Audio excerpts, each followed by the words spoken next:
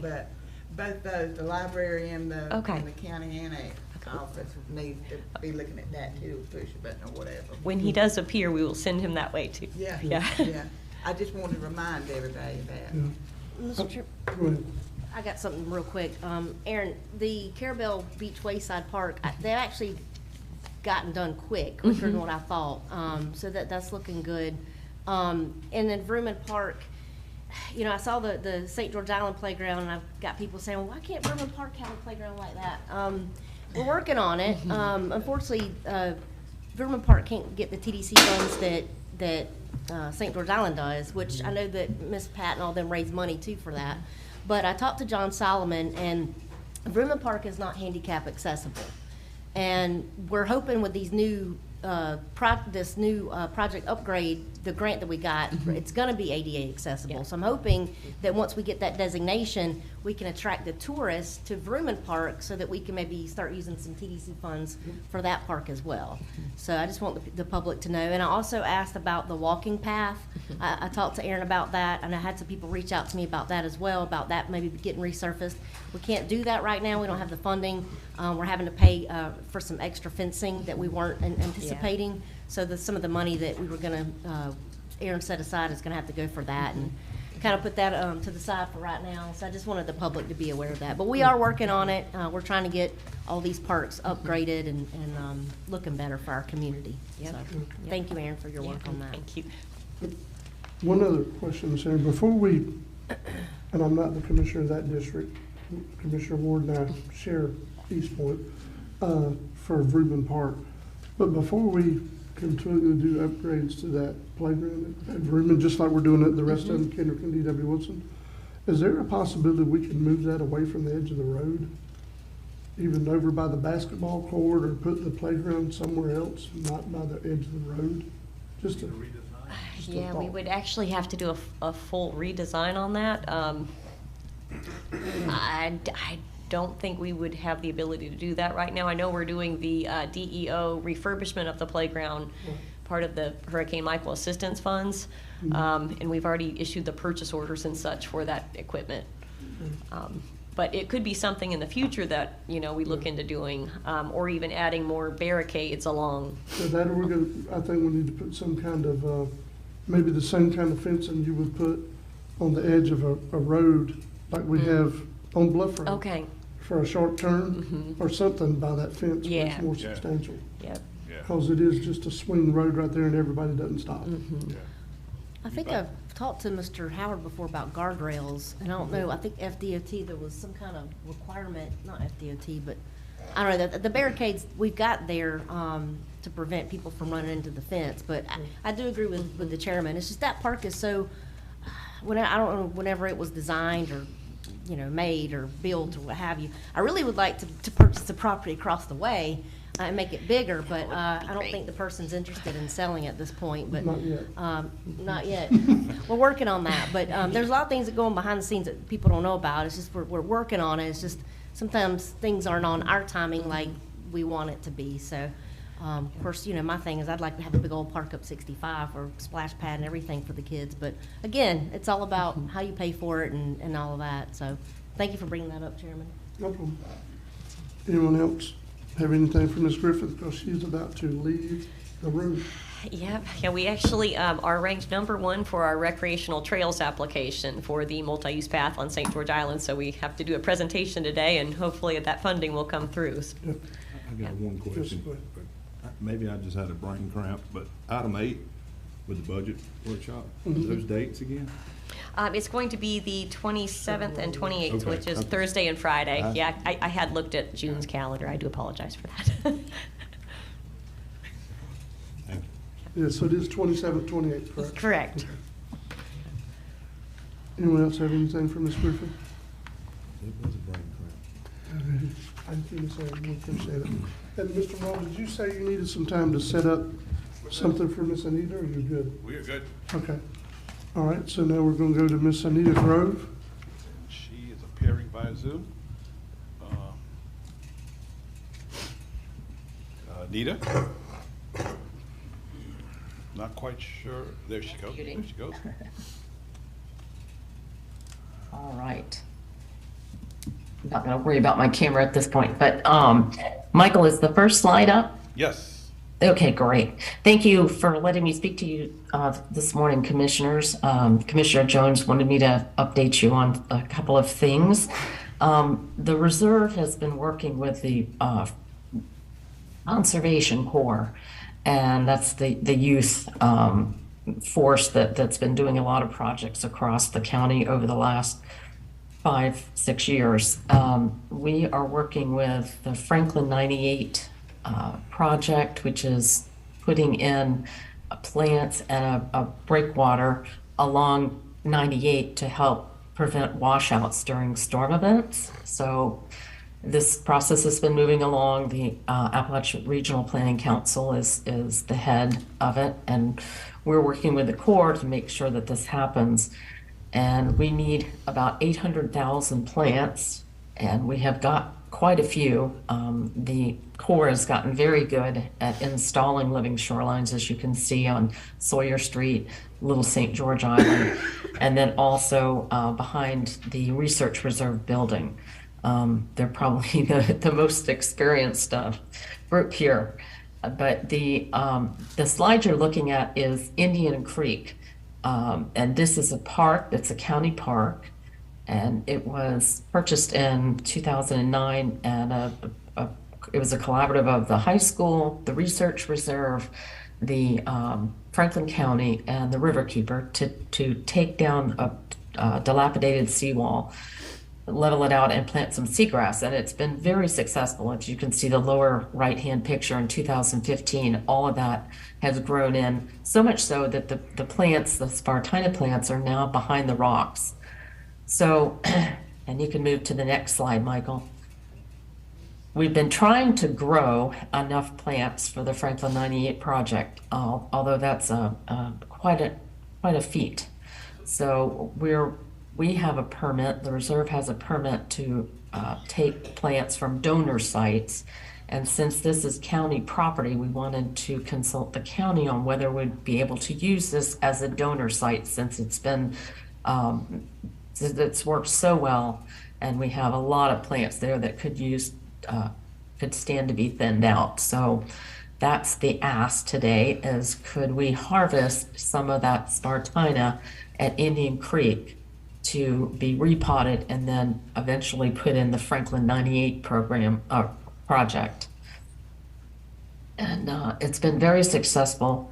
We have great hopes. Nature-based solutions have been working really well along this coastline, and we had a number of examples after Hurricane Michael of natural shorelines that survived. Ms. Grove, so what you're asking from the county is the ability to be able to not really take all of them, but just kind of thin them out some, and so you can use some for the other project? Correct. We have a DEP permit to do it, but since it's a county piece of property, we wanted to consult the county and see if that was okay to do, and we'd be, yes, thinning out some of those plants. It's quite thick in there. Yeah, I think it's a great idea. It's a good use of resources. Anything else, Ms. Anita, that you want to present to the board before we discuss it? That's all. Okay. What's the Thank pleasure you. of the board? Make a motion to allow them to transplant whatever they need out there. Okay. So we have a motion to approve this request from Commissioner Amison. Second. Excuse me, second. We have a second by Commissioner Ward. Any discussion, commissioners, before we vote? Yeah.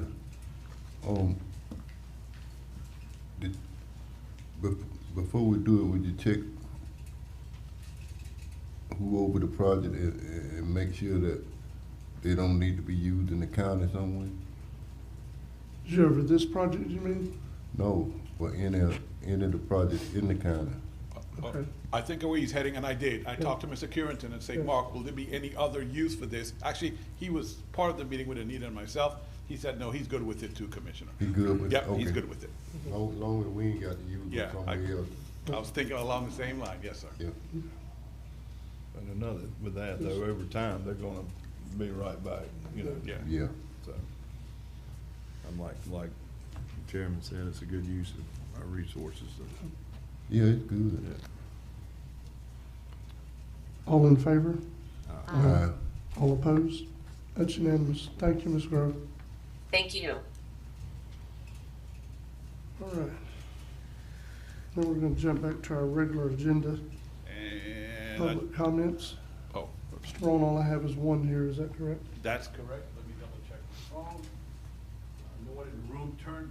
Any public comments in? No, sir. That's the only one we got. Okay, Ms. Wanda Rose, please come forward, state your name for the record. You have 3 minutes. I'm sorry, 5 minutes.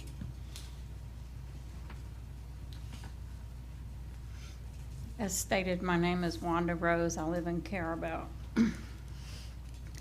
At the RV ordinance workshop that we had, we discussed an issue that we found about the Duke was giving electric to people without permits. I just want to make sure we're progressing on finding out Oh, about yes, that. ma'am. Oh, yes, ma'am. Okay. Yeah. That brought to light another concern. If you want city water on the east side of Carabel, we get it from the city of Carabel. City of Carabel will give water service without a building permit. Not just in the city, in the county too. Is that a conflict of interest? The county is supposed to be zoning and giving permits for property and services in the county, but the city's given it without building permits. Does that make sense, what It does, but I don't know what the answer to that is, because the county doesn't have utilities. We don't have any utilities. So I don't know how that would normally The go. billing official will be up later to discuss another matter. We can ask him. I do believe that as part of an application for a building, to do a building, I believe you have to bring proof of water, I'm sorry, a proof of water and sewer to the building department to get your building permit, I believe. But I said the building official will be here in a few minutes, and we can ask him then. Okay, I'm just Back there, confused about that. It's, You back there? Finish Steve is? public comments. Oh, he is. I'm sorry, Steve. I thought you were still next door. Yes, so I'll have the billing official talk to you then, since he's right there. He can sit and talk to you about that. okay, and I see on the agenda we'll Thank be you, Commissioner. discussing about a golf cart ordinance for Lanark area. We've got one for St. George Island. We have one for Alligator Point, and now we're getting one for Lanark. My concern is consistency, like Commissioner Ward is always talking about, we need consistency. If each one of these ordinances is separate, is there consistency so everybody knows what we're supposed to be doing, except for certain issues, like where it extends to in the county, et cetera. And we also have one for City Apalachicola and the City of Carabel. It's just my concern, consistency. Yes, ma'am. Just my thoughts, Okay, okay? thank you. All right. Is someone from the sheriff's office here? No, the sheriff gave me a call right before the meeting started. So he has been in discussions with the clerk about this whole putting boots in cars and collecting the money. They haven't resolved that issue, so he would prefer that you give him the opportunity to resolve it with the clerk of courts, Mrs. Maxwell, and then he will then come back to the county and they'll basically have a discussion. It just, he thought it was resolved, and then the more they dug into it, he realized that it's not. So it's not as easy as everybody thought it was initially. So if we have it on a future agenda, it'll be noticed properly and we'll Yes. talk about it then. Yes, Okay. sir. All right, so Mr. Howard Neighbors, Superintendent of Roads and Bridges. Come on down, sir. Morning, Commissioners. How y'all doing? Doing good. I hope all y'all doing well. I got one item I especially want to talk about, which a couple. One is the signage at Alligator Point about the golf carts. We do got some signage up. We got some ordered, so They should be in hopefully in the next week or so. And another one, I had some calls from Alligator Drive, which I think that I'm right on that, is from Pine Drive to the marina, all side roads is golf carts too, correct? So, which is Ball Point, is basically what they was talking about. Because we took some of the signage down that said no golf carts that was on that road, and I got called about it, so you want to make sure I'm correct on it. Ma'am, Yes. yes, all the side roads, Okay. subdivisions that connect to Alligator Drive. Correct. Beginning at the northern intersection of Pine Pine Street Drive. and Alligator Drive, all the way down to the marina, and all of the connecting subdivisions in that area. Okay. Including, oh, help me, Michelle, it's Gulf Drive, Gulf Beach. Gulf Shore, Gulf Beach. Gulf Shore Boulevard. Right, Gulf Beach. including Gulf Shore Boulevard. Okay. Are authorized for golf carts, and they're Okay. all 35 miles an hour along Alligator Drive. Then the side streets or whatever the speed limits were before, the side street speed limits were not changed by the board. Okay. But they're Correct. all 35 miles an hour or less on the side streets. Okay. And also got, the calls in about the boat ramp at Alligator Drive on the S curve, which got calls was, some people wanting more parking, which is no more property there that the county owns for any more parking there. And also a safety issue that they said for that boat ramp, which we looked at it, and it does need to be, it needs to be fixed. And the only way to fix it is dig it up and redo it, so. Howard, thank you for bringing that up, Mr. Yeah, go Chairman.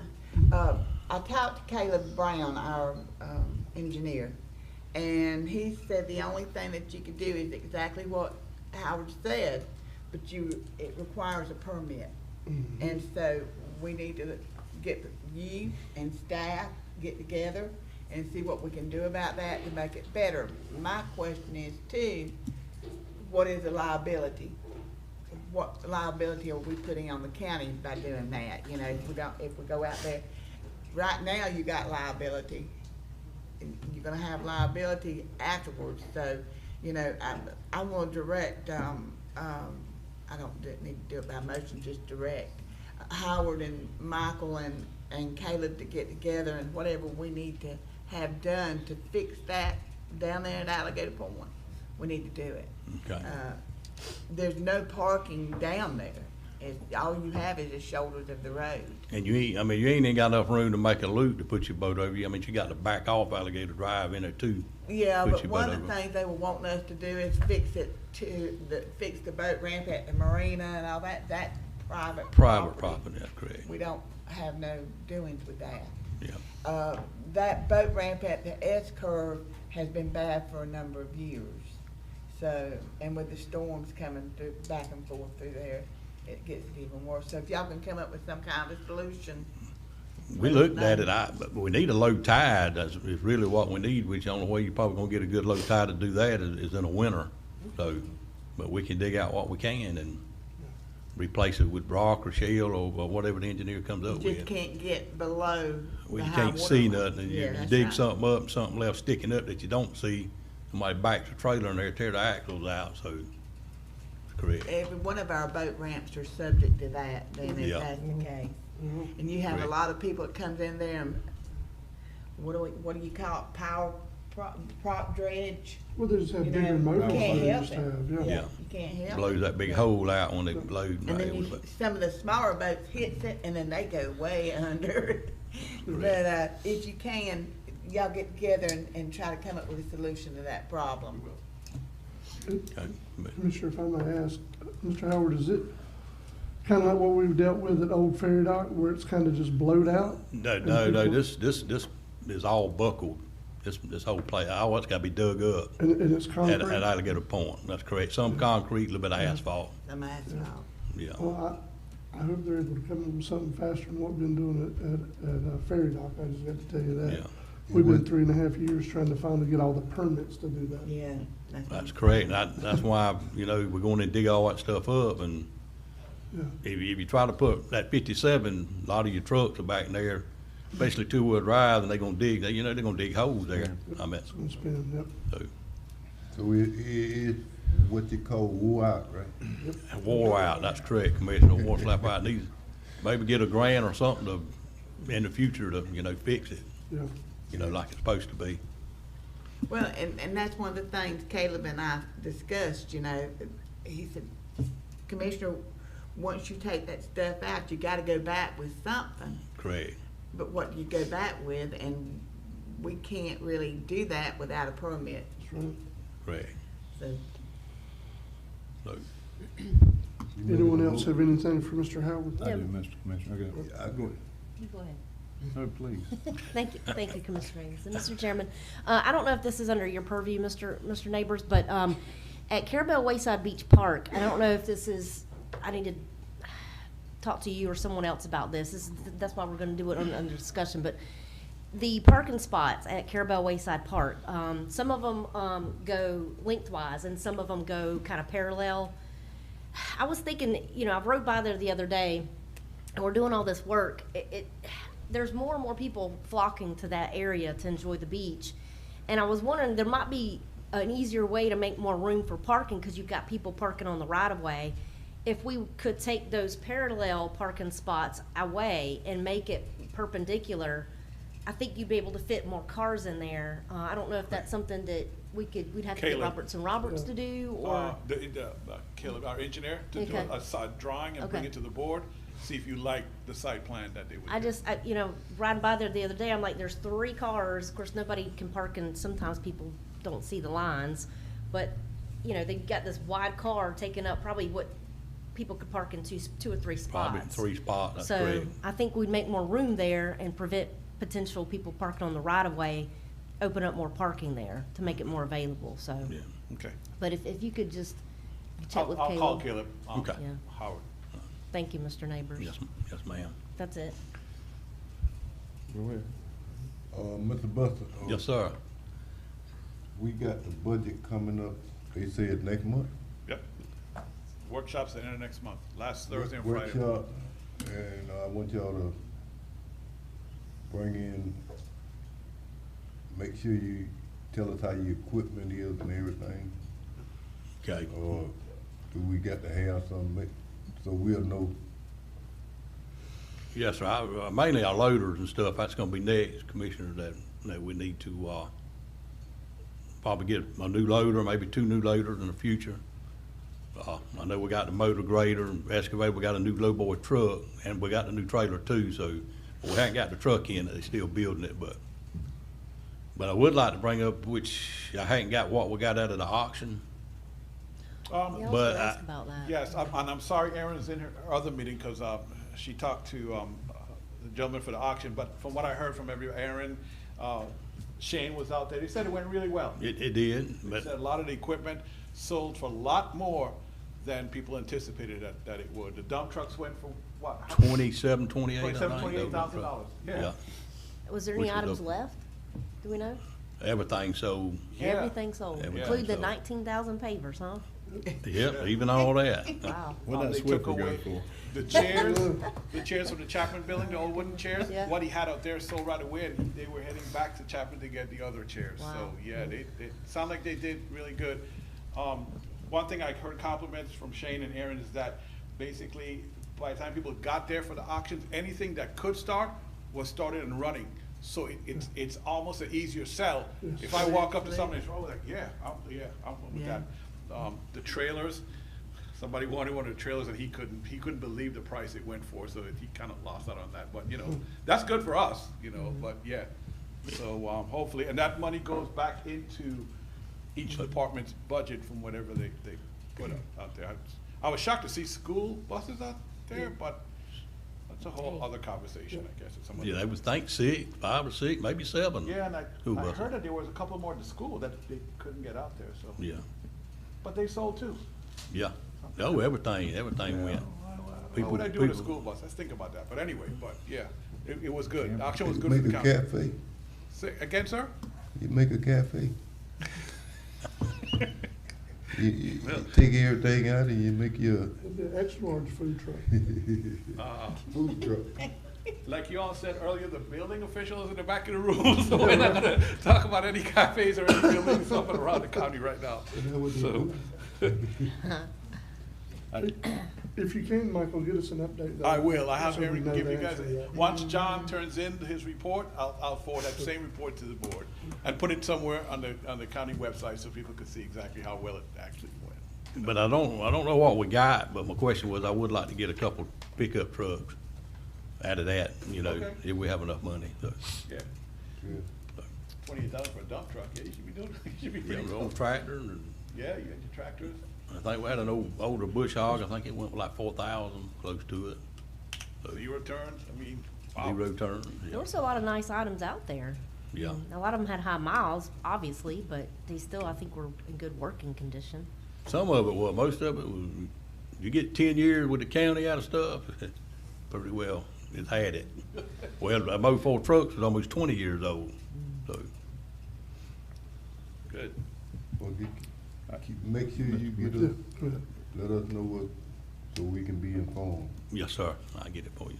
and we'll know what we gotta do budget time. Yes, sir. Okay. Buster, quick question for you.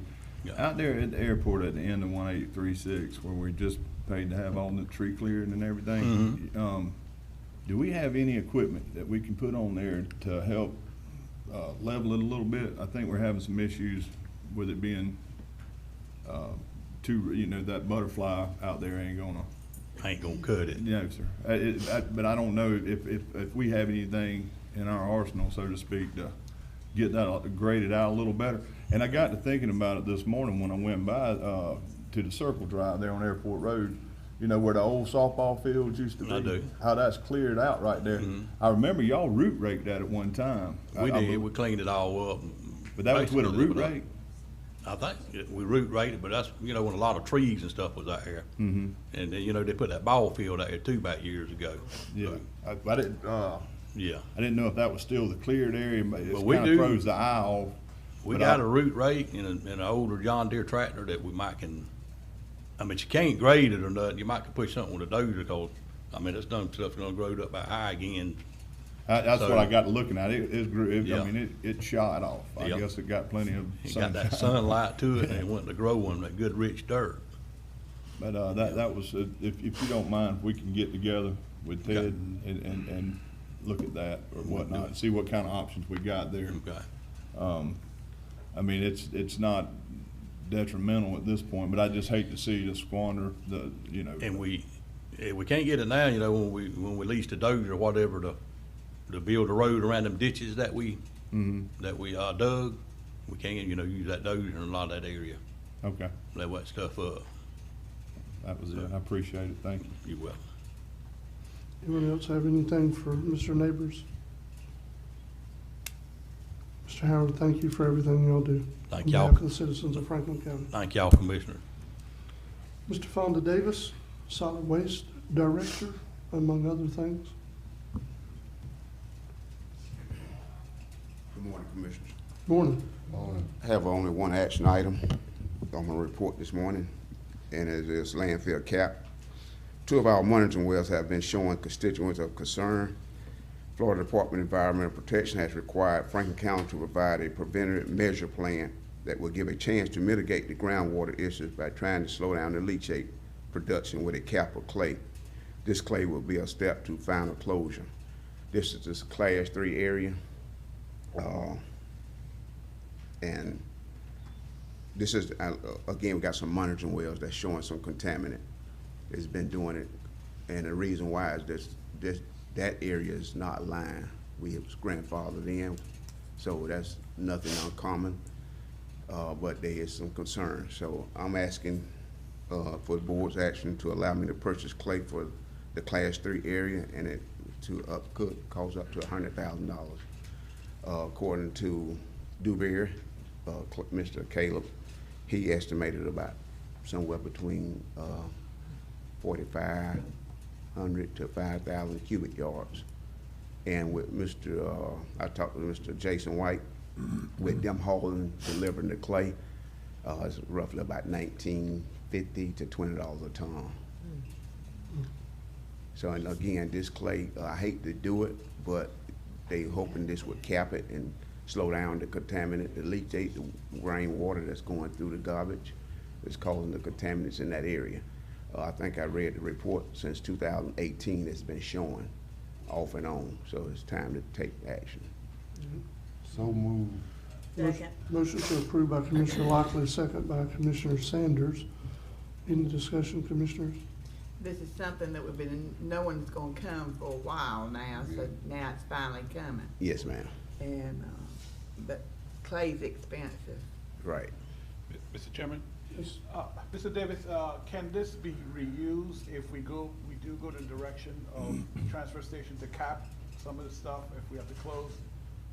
Not reused, it will be, like I say, a step towards final closure. So Okay, we, so it'll be we part gonna of- have to, okay. yeah, what we doing now would be, it's a step to, Towards that? Okay. Yes. Cool, just wanted to make sure I understood. Thank the you. only way they was thinking if we had a 5-to-1 slope now, Uh-huh. if we could get permitted for a 3-to-1 slope, then we could actually pull that clay off and go higher. Okay. But I don't Yeah. think that's gonna happen.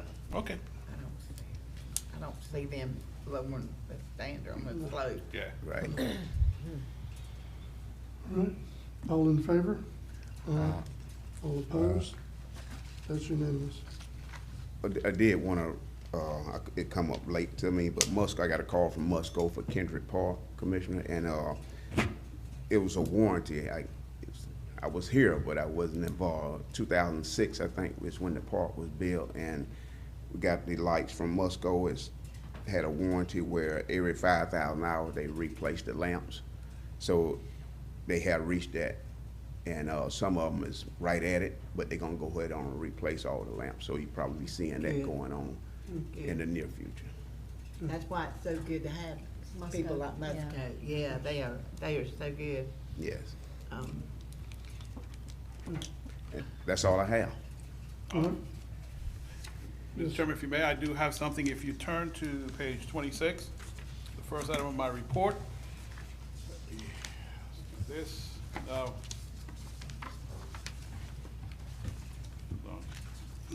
So, hate to sound like one of those announcers on TV station, but some of the pictures that you see here shortly may offend in some way, so just be aware of that. I'll read from my item first. Attached to your report is a collection of pictures sent to me from Commissioner Ward of incidents of vandalism to the county park restrooms, all county parks. Commissioner Ward would like to discuss options on preventing further incidents of vandalism and damage to our restrooms, bathrooms, along with additional compensation to county employees that must deal with the cleanup of this and other similar situations. Now, Commissioner Ward, I will stand by and let you talk, and you tell me when I could start forwarding the pictures on here. Yeah. If you'd like me to do that now, I will. Mr. Chairman, like I said, I get pictures of this and it infuriates me. I know we had a big holiday weekend, I understand that, but there is no excuse for some of the things that you're about to see. This first picture, I believe that is at a local restaurant. And so my question is, and I talked to Mr. Davis about this, so everything I'm telling you guys, I've already previously discussed with Mr. Davis. I don't know why we're paying or having county employees pick up garbage from a local restaurant. Would that be the responsibility of the restaurant owner to have garbage cans and make sure it gets taken out properly, or? Well, I think what we have going on St. George Island, which is what it is, any walkover that goes to the beach, the county's put, I mean, wherever this is, that restaurant didn't put that trash can there, the county did. That's why we empty them. Yeah. But is that something that the owner of the restaurant should put out his own garbage and haul it off, or He didn't place it there, the county did. should we move it so that the, So, I mean, it may seem like it's the restaurant, and again, it's Blue Parrot where it's at. But, if I'm looking at it right, if we move that garbage can, 9 times out of 10, the garbage is gonna be Right there. still right there? Still right So it's there. not gonna, it's gonna potentially cause a bigger problem? right. So it ain't like we got it there for Blue Parrot, but just unfortunately, Blue Parrot, the restaurant, and then people that comes with their coolers or whatever, they do, and thank God they use the garbage can. So again, if we remove it and put it further to the east, we're gonna have 2 locations then. Okay. All right, thank you for clarifying that. Mr. Mull, if you just want to scroll, so that's just toilet paper strewn about there. And I asked, you guys don't store, because I'm like, why in the world is this much toilet paper? I know that those rolls are big, but almost looked like there was a box of toilet paper there. Is it, you guys have the items locked away where nobody can just, like, there's no boxes of extra toilet paper laying around, right? Yes, from my understanding, and again, I think what you have here, Commissioner, you have maybe a disgruntled employee, but what we got is, that's on our department itself. If the storeroom had been locked, it wouldn't have happened. Okay. I ain't saying this because it was unlocked, Yeah. somebody should go in and destroy it, but that's the purpose of the law. Yeah. That's on us. And all these, just so you know, these are different parks. There's St. George Island bathroom, Vrooman is in here, Kendrick is in here, multiple parks. So if you would keep scrolling, please. And I know most of these bathrooms, do they have the hand dryers or paper towel dispensers? No, we have both, mostly like the new one, bathroom on St. George Island, it has the roll. We went to the blow hand dryer in the old restroom and on Carabel Beach. Okay, because the hand dryers obviously will, for one, prevent the waste, two, prevent vandalism with paper towels everywhere. So go up, I want to show, there's a picture on here, and just bear with me. It's pretty disgusting, There so we go. hold your eyes. Now keep on going. That one's bad too. That's cigarette butts in that toilet. That's, I think, Vrooman, where somebody busted the top of the toilet. That one there, and it's kind of hard to see, and it's disgusting. But someone has taken feces and rubbed it all on the toilet and on the floor. I don't know exactly where this was. I don't reckon, it looks like maybe Carabel.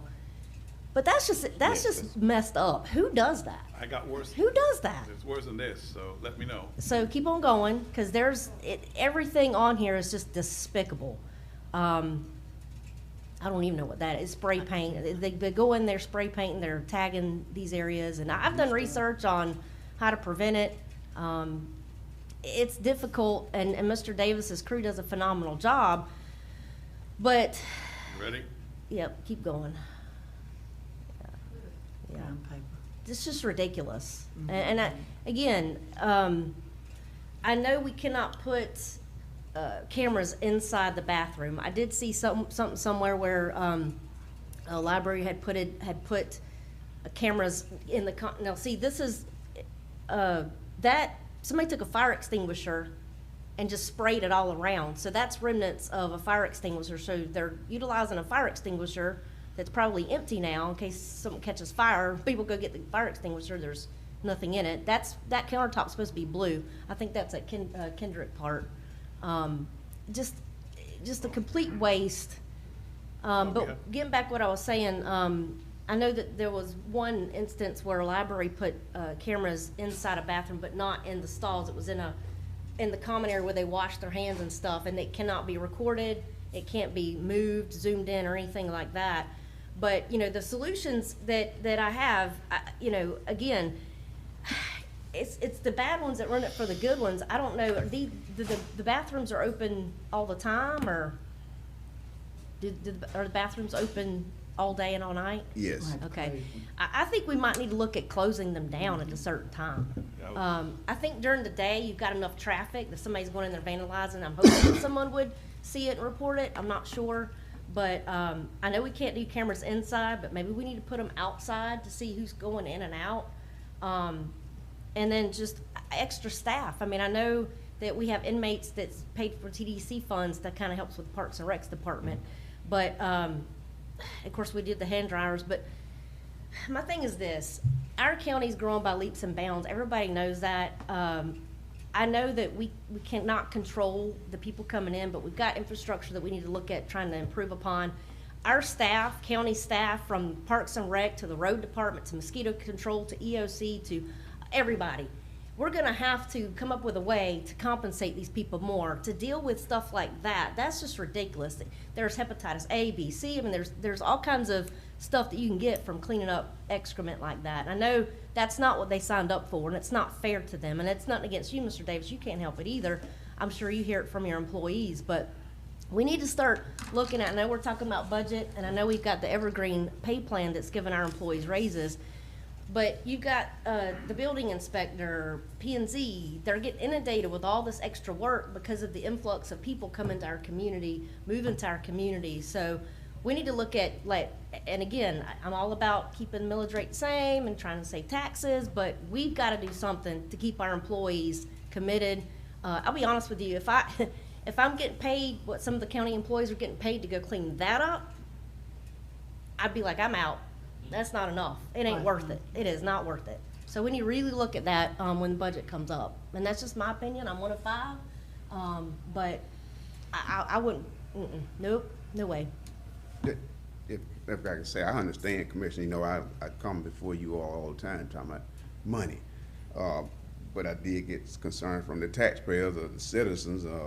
They want to know what your employee is doing, taking pictures and doing working out. So I have to hear from both sides. You know, it's just, I'm caught in the middle. Well, I And understand it ain't like I that. don't try to, you know, look out for the employees the best of my ability. So And I think any taxpayer in their right mind wouldn't clean that up for Yeah. the money they're getting paid. The ones that complain about the budget and the taxes, I don't see them out there getting paid what they get paid to clean that up. That's unacceptable.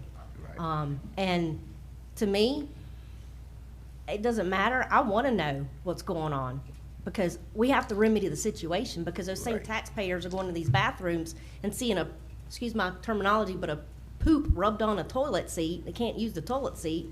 That's just unacceptable. So these same people that are complaining to you about posting these pictures, you know, I want to know. I want to know what's going on because we as a board have to fix the problem. Because we're going to get those same calls with somebody saying, hey, I went to the Carabelle bathroom today and I couldn't use the toilet because there was poop all over it. Can you have one of your workers come out and clean it? Because I know they all over the county. So those are just some of the solutions. I'm not looking for a motion, but we may need to start looking at closing some of these bathroom facilities and maybe potentially put some cameras out there. And then extra staff, again, budget. Maybe we need somebody strictly devoted to a certain area, parks, because I know they cover, it's a pretty big job. Maybe they need to go periodically throughout the day to each park back and forth to make sure that everything's copacetic. But those are just some of the suggestions I have, and I appreciate y'all letting me take the time to talk about it. But I'm done with that now. And I agree with you, Commissioner Ward. I sure do, because if that is the state of it, and I've seen it pretty bad out there, then we need to do something about it. Because that could be a dangerment to anybody that's using it. And I have no problem closing those bathrooms at night. Just gonna have to figure out a way when we have ball games or something at night that somebody's responsible for locking the bathroom doors. But I'm like you also, I think we still need to have security security measures out there at the park. We got a lot of money invested in those things. No, we do. And without, this is the public's money, this is our money, and the people deserve better than that. And the people that deserve better that work for us than that too. Mr. Chairman? Yes, sir. Well, my thing on it is, I'm with you, but the only way you gonna get a handle on this, you got to have somebody there 24/7. I mean, you just got to have somebody sitting there, and they gonna try them. But if that'll slow it down, if they see somebody there at all day and all night.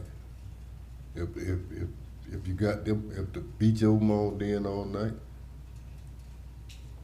you got to have somebody there all day, all night. Cause you got people just do vandalize stuff and just for it don't make sense. They do it, and they think it's funny. That's not funny. That's too nasty.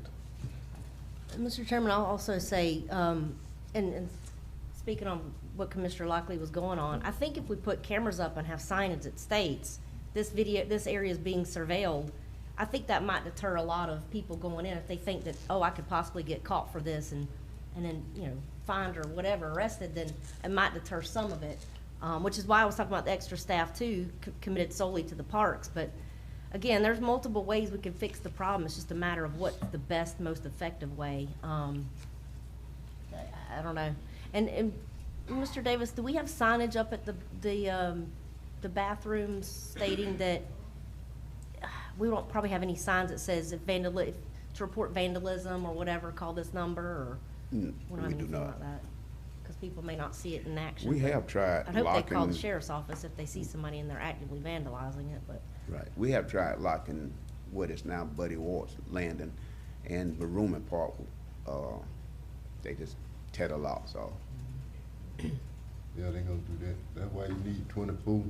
You put up a camera, they gonna tear the camera up. And we're gonna get a picture of them before they do. Yeah. Yep. But they gonna tear it up. So I have a quick question. Mr. Davis, you said that you were having, somebody was complaining about the employees taking pictures of that damage? But I got kind of confused there. You said some. Yeah, all the pictures, and most of the garbage problem, it was taken, I guess, and posted on Facebook during working hours. So that was a complaint. It was That was just I don't think it was- Facebook drama. maybe not a complaint, concern. I don't think it was about the pictures, Commissioner. I think it's more so that they posted it during working hours on social media. Yeah. Without Okay. going through, they should have gone through. I got That it. employee should have gone through their director, their supervisor, hey, I want to do this, what do you think? Because if you're on working hours, you represent the county. Yeah, I understand now. That's why I wanted Yeah, clarification. that's- Because at first I'm sitting there thinking, who would complain about somebody documenting this? But if it's the Facebook drama, I understand completely. the one who's doing So, yeah, we definitely have a lot to consider before budget time. I know we've already talked about trying to do something with rollback this year. We have to do whatever we have to do, though, with situations like this. So one of the issues we face is twofold. Number one, I think we're about, I'm not 100%, and our brain is not in the building. Miss Erin is next door. But I think we've about got the St. Georgiana restrooms paid off for the beach park facilities funded. So maybe we can use TDC funds to hire more staff or even attendants at some of the more well-used restrooms and see if we can't slow some of this down. That's one thing. The other thing is if the commission's wanting to possibly do something for county staff, we are in the middle of, this would be year 3 of a pay plan that we've got coming up. Yes, I We think. might do 2 years at one time. But understand and let the employees know that that's gonna cut it shorter by another year. It's gonna make it in effect, make it a 4-year plan instead of a 5-year plan. Right. So, You know, so that- instead of going to year 3 and plan, we go to year 4. Yes. Which basically, Possible. yes. Good idea. I'm just saying for discussion purposes, because I don't see any other way to, even though most of this stuff that's been dealt with here is Parks and Recreation, I think it'd be a very difficult lift for all of us, I might be wrong, to single out one county department and give them money and not give the rest of them, what's due them on the pay plan anyway. You know what I mean? So, that's just a thought. Yeah, because, the different departments that have to go through, there are different departments underfunded that Yes. have to deal with stuff too that Yes. we might not, it might not, Yeah, we might not we see not talk those about it, pictures, but that yes. doesn't mean it's not there, it's not happening. Road department the same way. Okay, Yes. so, if I may, commissioners, can I go ahead? Okay, so a few things from this conversation. One, for consideration, if you want me to put it in my next report, we basically start off a little project here. Let's start closing the bathrooms from sunset to sunrise, basically. Now, what that does, it puts a strain on Mr. Davis, because now we have to reschedule his employees to have one available at sunrise, one available at sunset to secure the bathrooms. That's one. Two, I agree. I think we could put cameras outside, Commissioner Ward. And I agree with Commissioner Amison. Him and I are dealing with a similar situation right now, where the cameras upload to the cloud instantaneously. So basically, Commissioner Lockley, the person that's coming to tear it up, you'll see them approaching the camera, and there's nothing they can do about that. So I can get quotes for all our bathrooms. I can't promise I can get them all by the next meeting, because Stone has to come down, and do that, so that might take a bit. We either one of us could call Vector Security this afternoon after the meeting and kind of say, hey, how quickly can you get here to get me these quotes? I'll let you guys know. And then the third thing, what I'll do, I'll talk to Aaron, our finance brains, and say, hey, the commission is considering doing 2 years at one time, basically, increase for this upcoming budget. What will it cost? Because what's going to happen, you're going to get your numbers from Rhonda, and you got to look at those numbers and compare it to how much you have to spend, and then you can make a decision if that's the way you want to go, you know. And that's the 3 things that I will have on my list. If the board is good with that, no motion needed. That's just basically your directives right now. And Mr. Chairman, if you would add lighting, I don't know how Okay. well, I don't know how well lit all these areas are.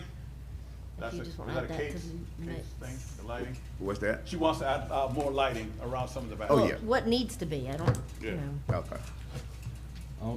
Mr. Chairman, if you don't mind, also, we need to talk with the sheriff's department. I mean, you know, if we get these cameras up on the outside, just bear with me a moment, but then you have a deputy that goes by periodically and checks, you know, they can set up a time frame. That was not like that when I went by there at 8 PM. True. And now we got a video footage of It helps with the somebody cameras, coming yeah. through, and now the next shift rotation with the sheriff's department, if they go by and check it and say, well, it's vandalized, well, now it narrows it down to the suspects and we can prosecute.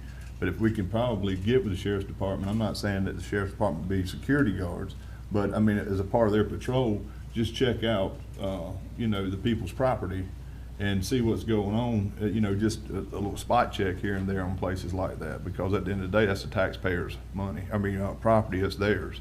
And sheriff's department is to protect and serve. So, Write it down, yep, sheriff, reports. So after discussing and seeing all the pictures, is there any way you can add hazardous pay to that? Have what Say now? again, sir? he wants hazardous pay after. Well, hey, yeah, We can invest in some mop gear. You can go in like mop. Tyvek suits. Right along with the transfer station at the landfill, but anyway, this. See? Uh, Fondo costs us money every time he stands up at the microphone. I'm just We kidding. go on and on, I'm you know, just I don't, kidding. I'm just it's kidding. my opportunity. He's into the money discussion, that's all good. Oh. Maybe to help address what Commissioner Ward brought up about lights, I know that some of the security stuff we have, where I work, when the security, it's motion, and when it's motion, the lights come on and the cameras start, you know what I mean? So you might could do that as all in one deal, and some of that signage, I think, is actually a very good idea. Sign it. You could have signage that would simply say, please report vandalism, Yep, to scan this sheriff's QR office. code. And also you could put something on the sign, it doesn't have to read real big, on the sign that, you know, please report if this needs to be attended to. You know what I mean? Like, just same kind of thing you'd see at Walmart or anywhere else. They say, hey, let somebody know if the bathroom's out of order, kind of deal. And then I we'll think get, that'd go a long way. And not just in one, but all our parks Yeah.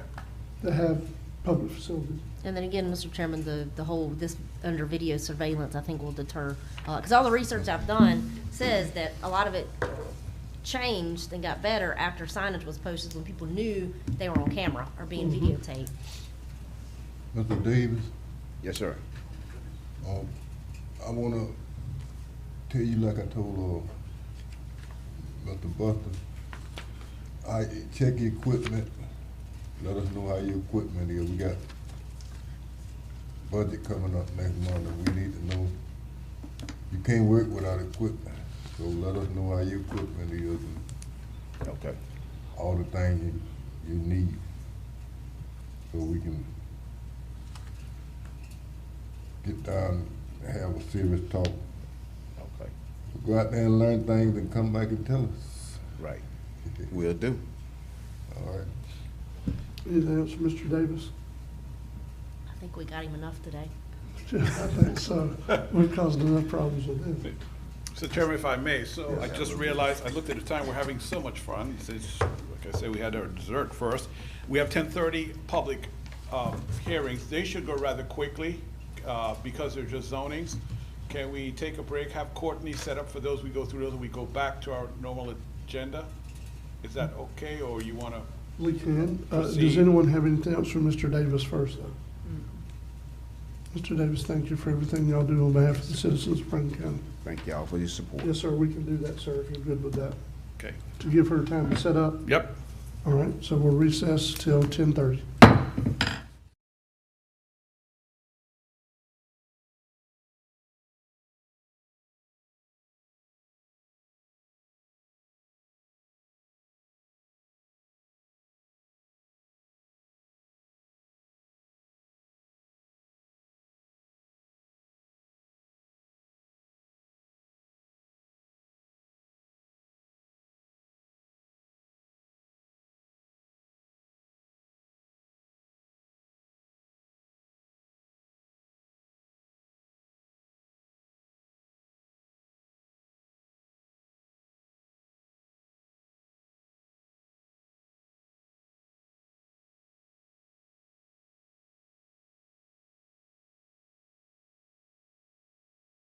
Managing diabetes can be challenging, but getting help is easy with health education at no cost to you.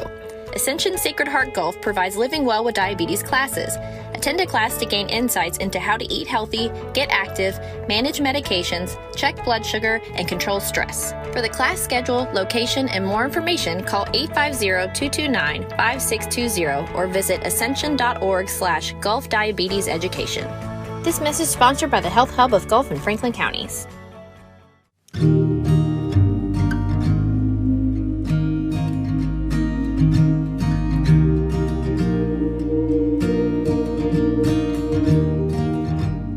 Embrace the pace on Florida's Forgotten Coast.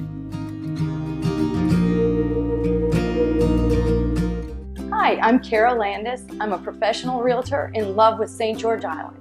When my husband and I and our dogs moved here in 2002, it was the beginning of an adventure that has never grown old in a community that is amazing. If you're thinking about moving to St. George Island or investing in our world-class real estate, then this community will be as important to you as the sand and surf.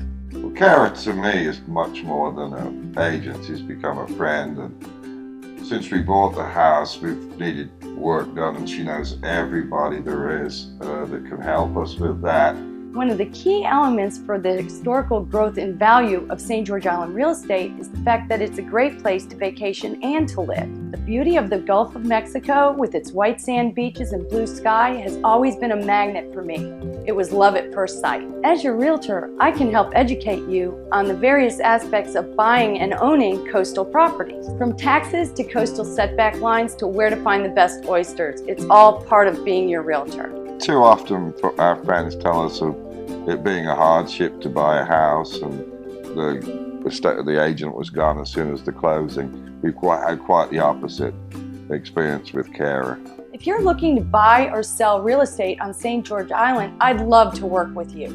Please call or text me at 850-653-7753.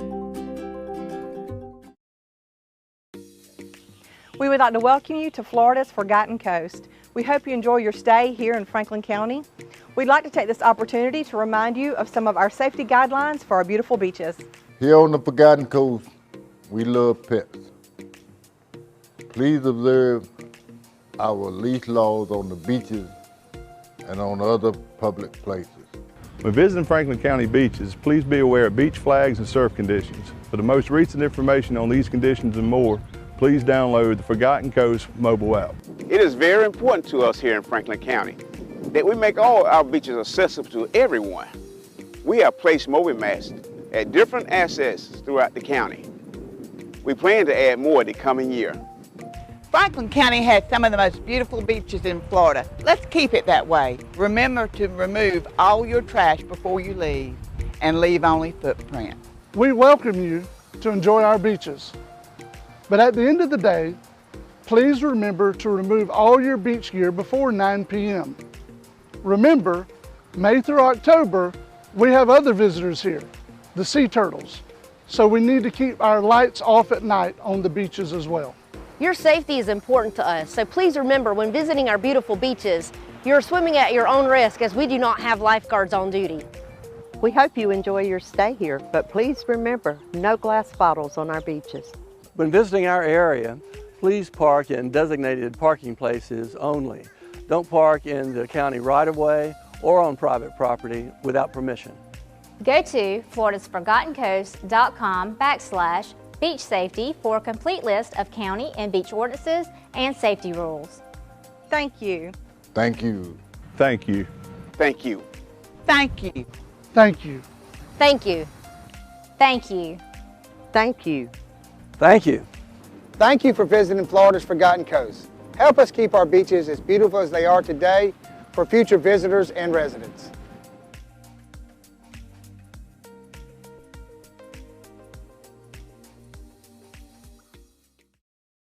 We understand that managing a healthy lifestyle while balancing life's other demands can be challenging at times. So the Florida Department of Health in Franklin County is dedicated to supporting you as you take care of your health. We offer many resources and services including, but not limited to, COVID-19 vaccines, breast and cervical cancer screenings, tobacco prevention and cessation education, and information on heart health, nutrition, and physical activity.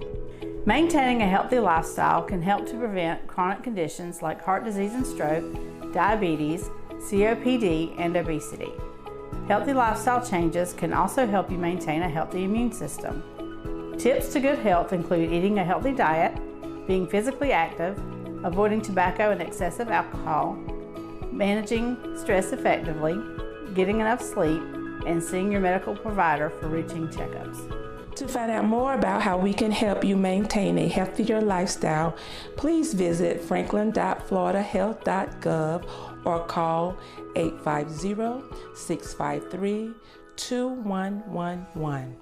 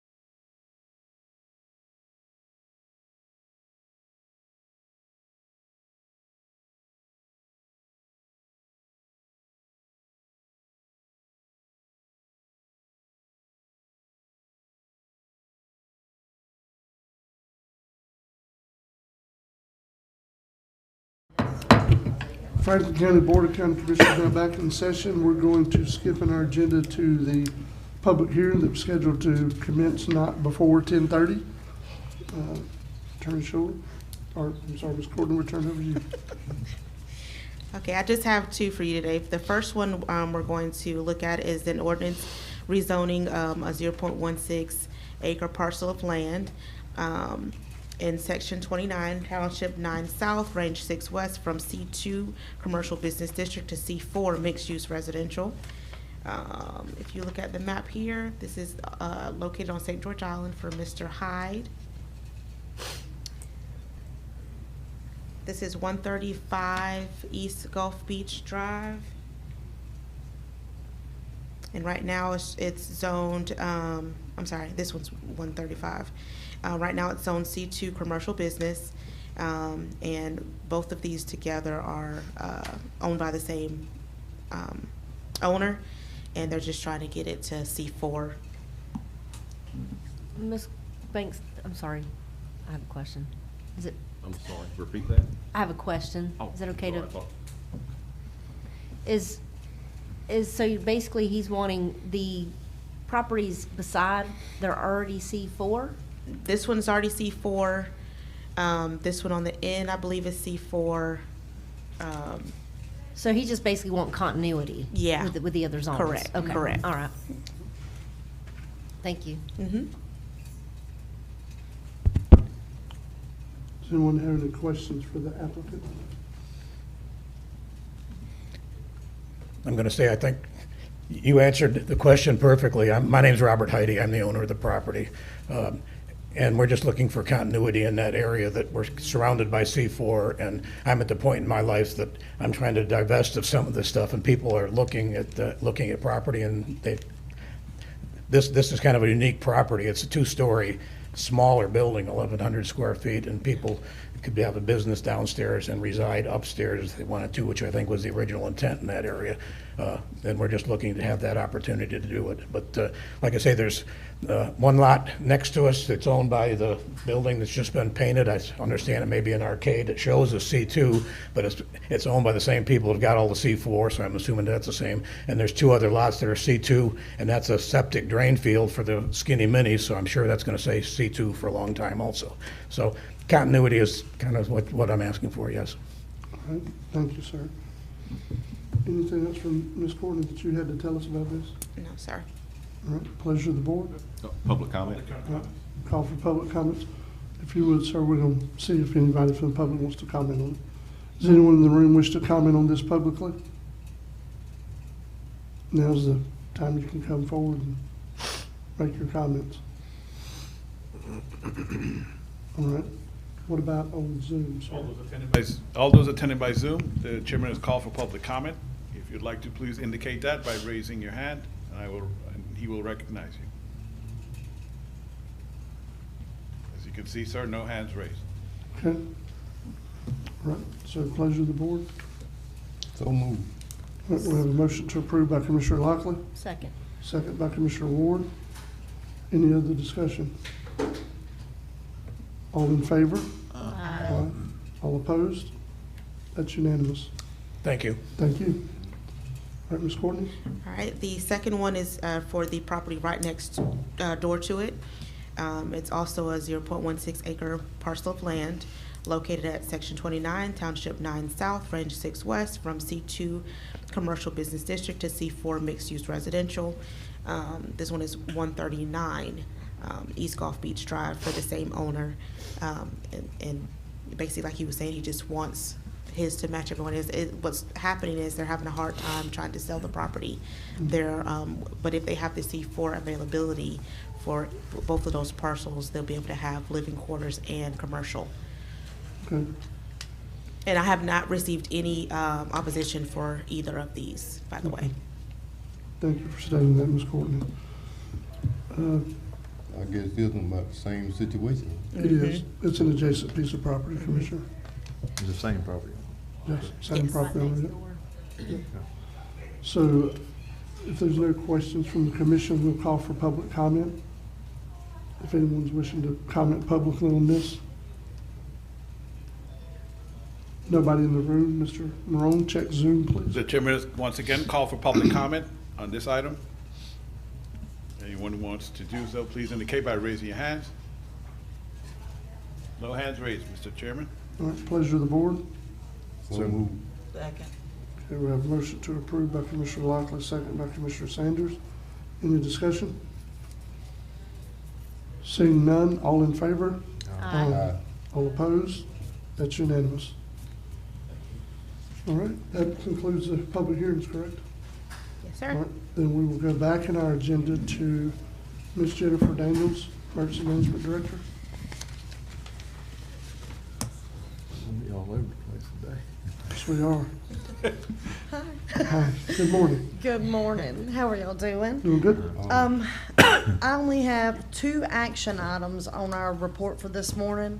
The first one is I'm requesting the board to retroact and approve the signature of Chairman Jones for the FEMA Integrated Public Alert and Warning System, which is IPAWS. The program MOA, it was electronically signed on 5/20 of 2023. This is a regular MOU that we normally do every year. So move. Second. We have a motion to approve by Commissioner Ward, second by Commissioner Lockley. Any discussion?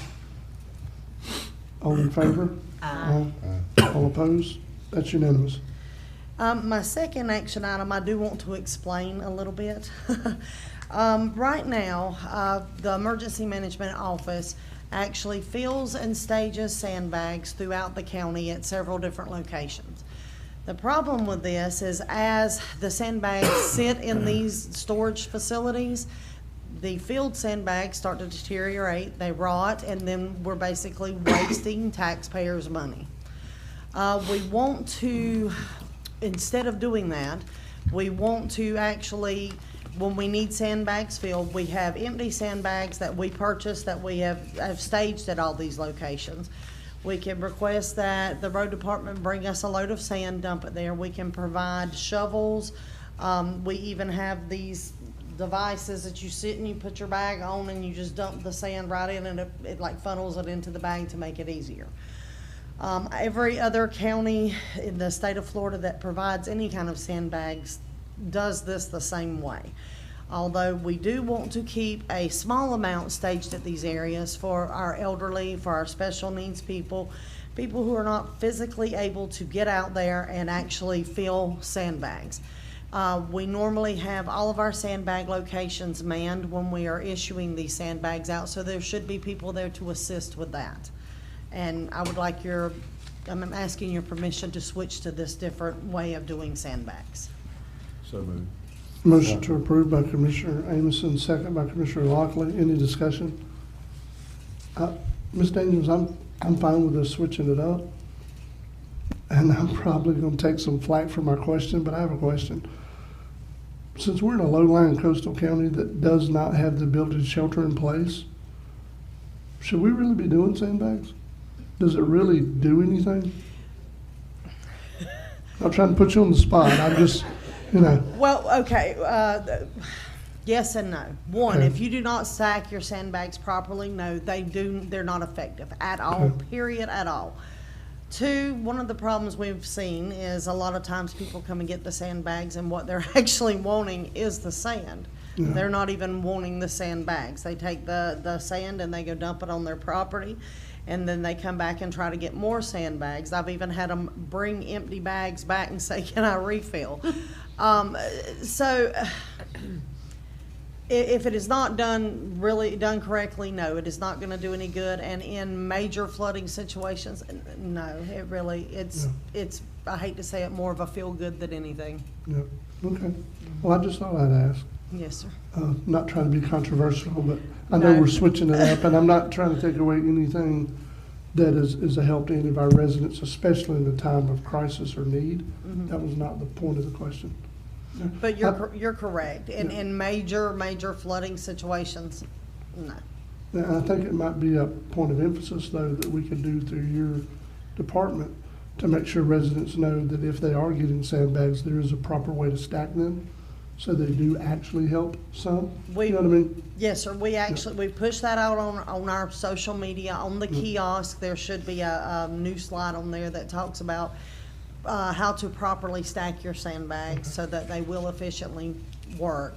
And we have ordered new sandbags. I know I went ahead and after we had talked about a month or so ago, I went ahead and had a meeting with our fire departments, and we had several of them show up, but not all of them. So it took me a little extra time to get in touch with the others.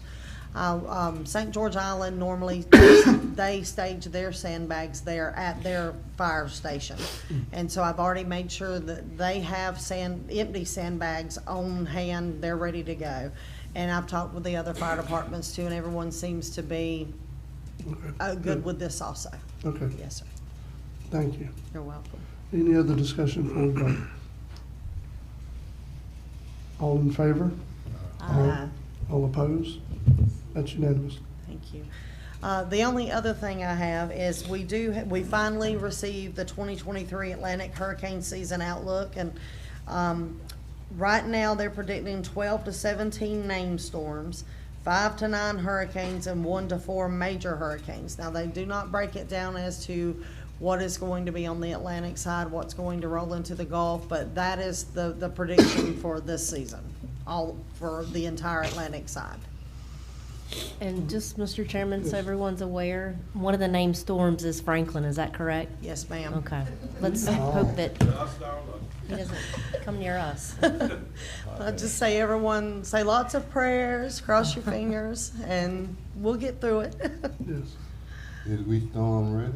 Absolutely, yes, sir. As storm ready as we can possibly be. We've been updating our plans for, during the entire off season, and getting all of our MOUs up to date and making sure we're ready to roll as ready as we can possibly be, Commissioner. Yes, sir.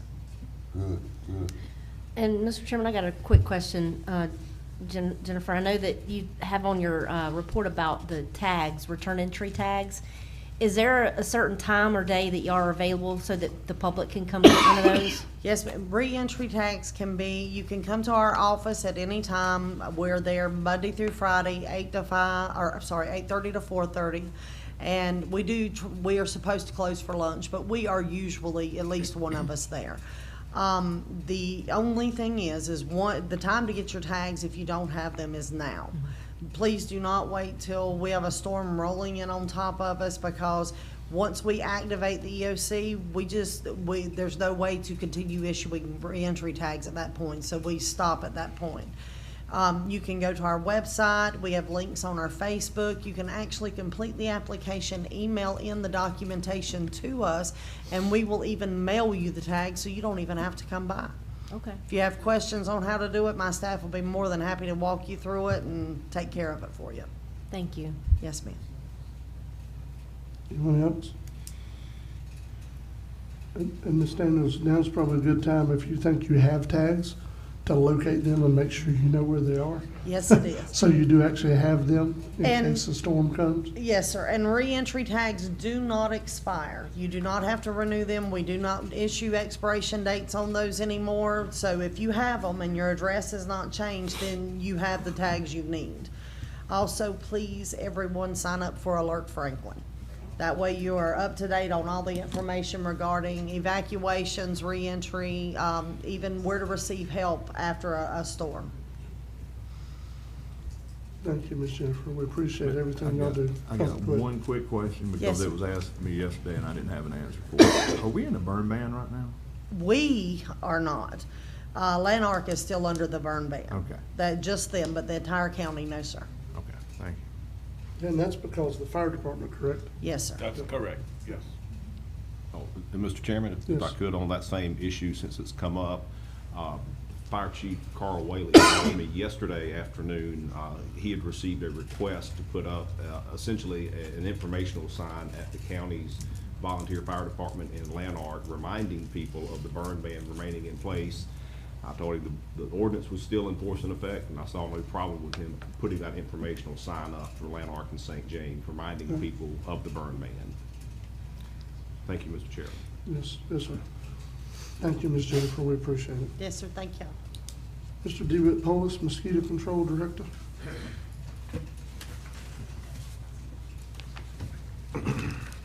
Good morning, Commissioners. Morning. Don't have any action items, just a report. We completed the ditch over at Grab U, and I'm very satisfied, pleased with the results so far. Yeah. We have drained a tremendous amount of water out there.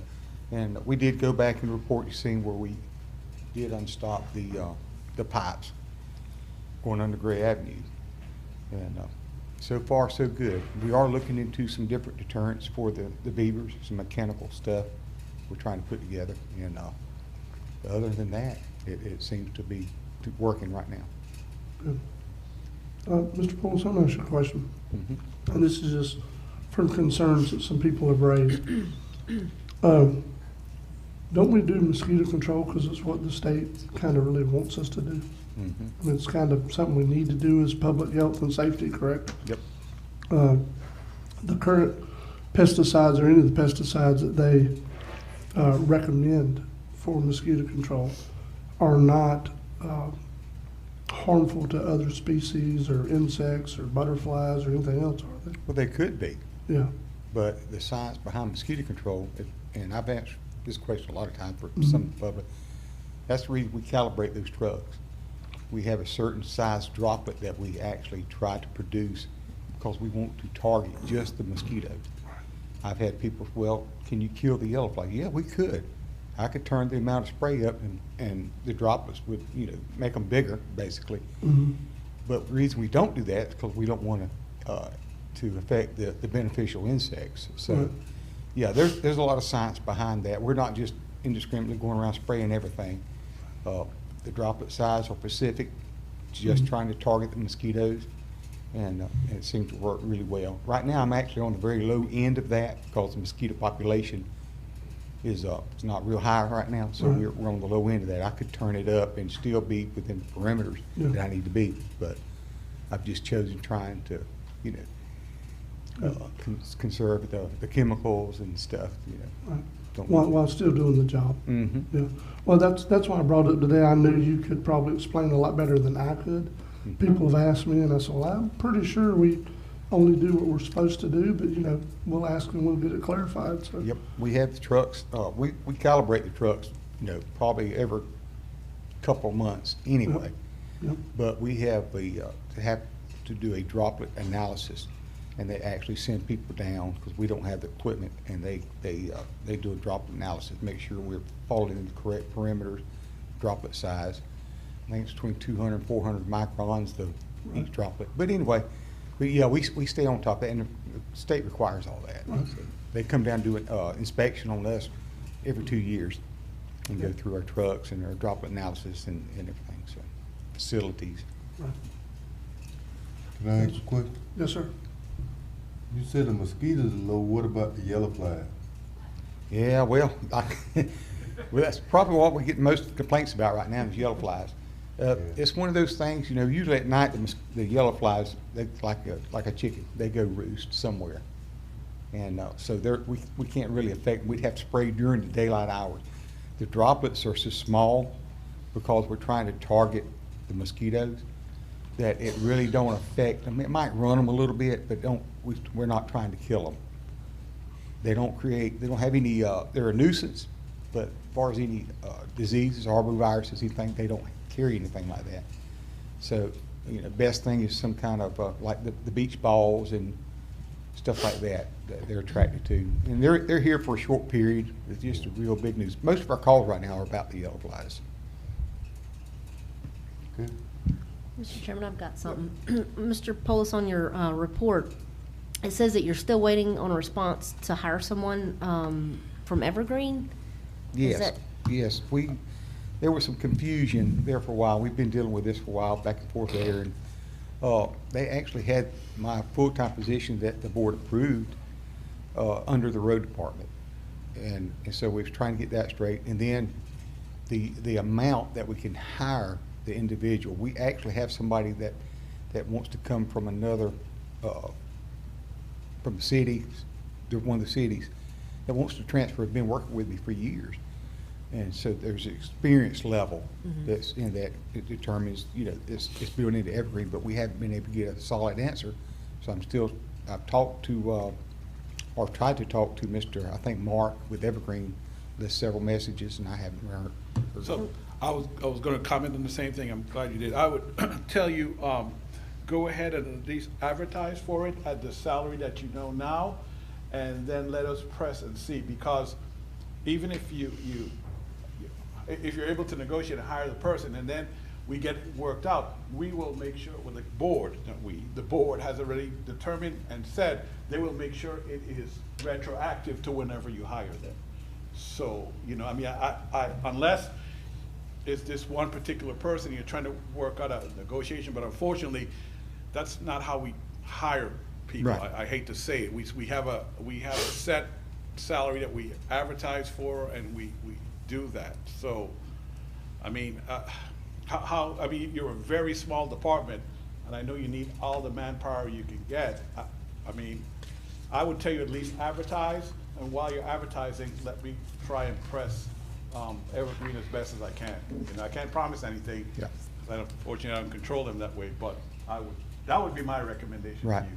It was actually built in there that, you know, years of experience could determine, I mean, it actually was in the wording, but I just haven't got a solid answer, so I didn't know what to do. Yeah, Commissioners, if you don't mind, I'd like to talk to them about it one-on-one, because we usually don't advertise with years of experience. That's not how the county does it, so let me get a better grip.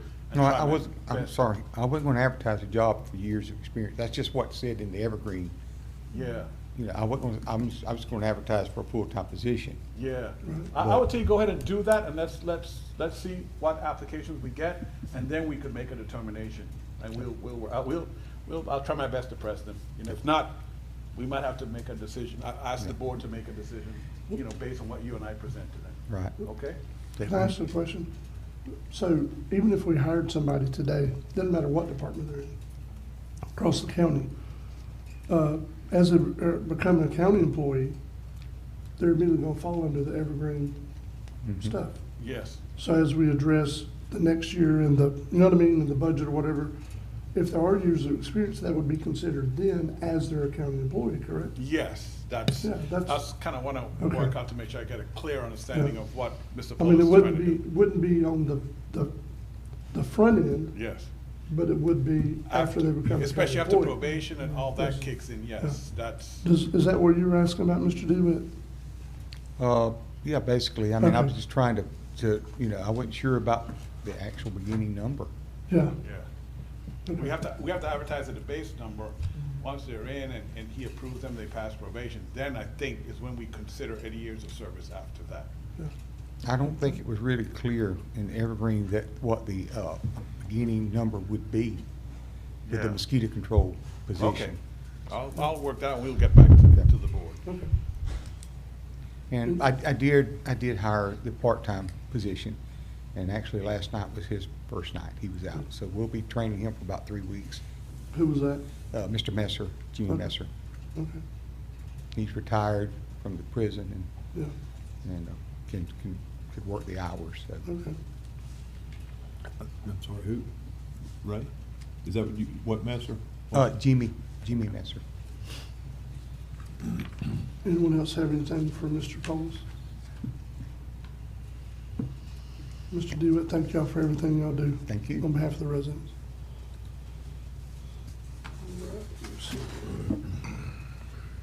Mr. Eric Lovestrand, Extension Office Director for IFAS. Good morning, Commissioners. Morning. Don't have any action items for you guys this morning. Okay. Anyone have any questions for Mr. Lovestrand? Mr. Eric, thank you for being here today, and thank you for what y'all do in Franklin County. We appreciate it. Thank you. We appreciate you guys. Yes, sir. Ms. Whitney Roundtree, Library Director. Good morning, Commissioners. Good morning. I'm glad we were discussing accessibility this morning, and thank you to Commissioner Sanders for mentioning the library. We do have, an accessibility door with the button that patrons can push. It's worked on and off throughout the years. We've had it worked on several times. I was actually discussing it with Shane recently, so it definitely needs to be reevaluated and possibly replaced. We want to make sure our libraries are compliant and accessible to all our patrons. I also wanted to mention, we've been having issues with mowing at the Carabel Library.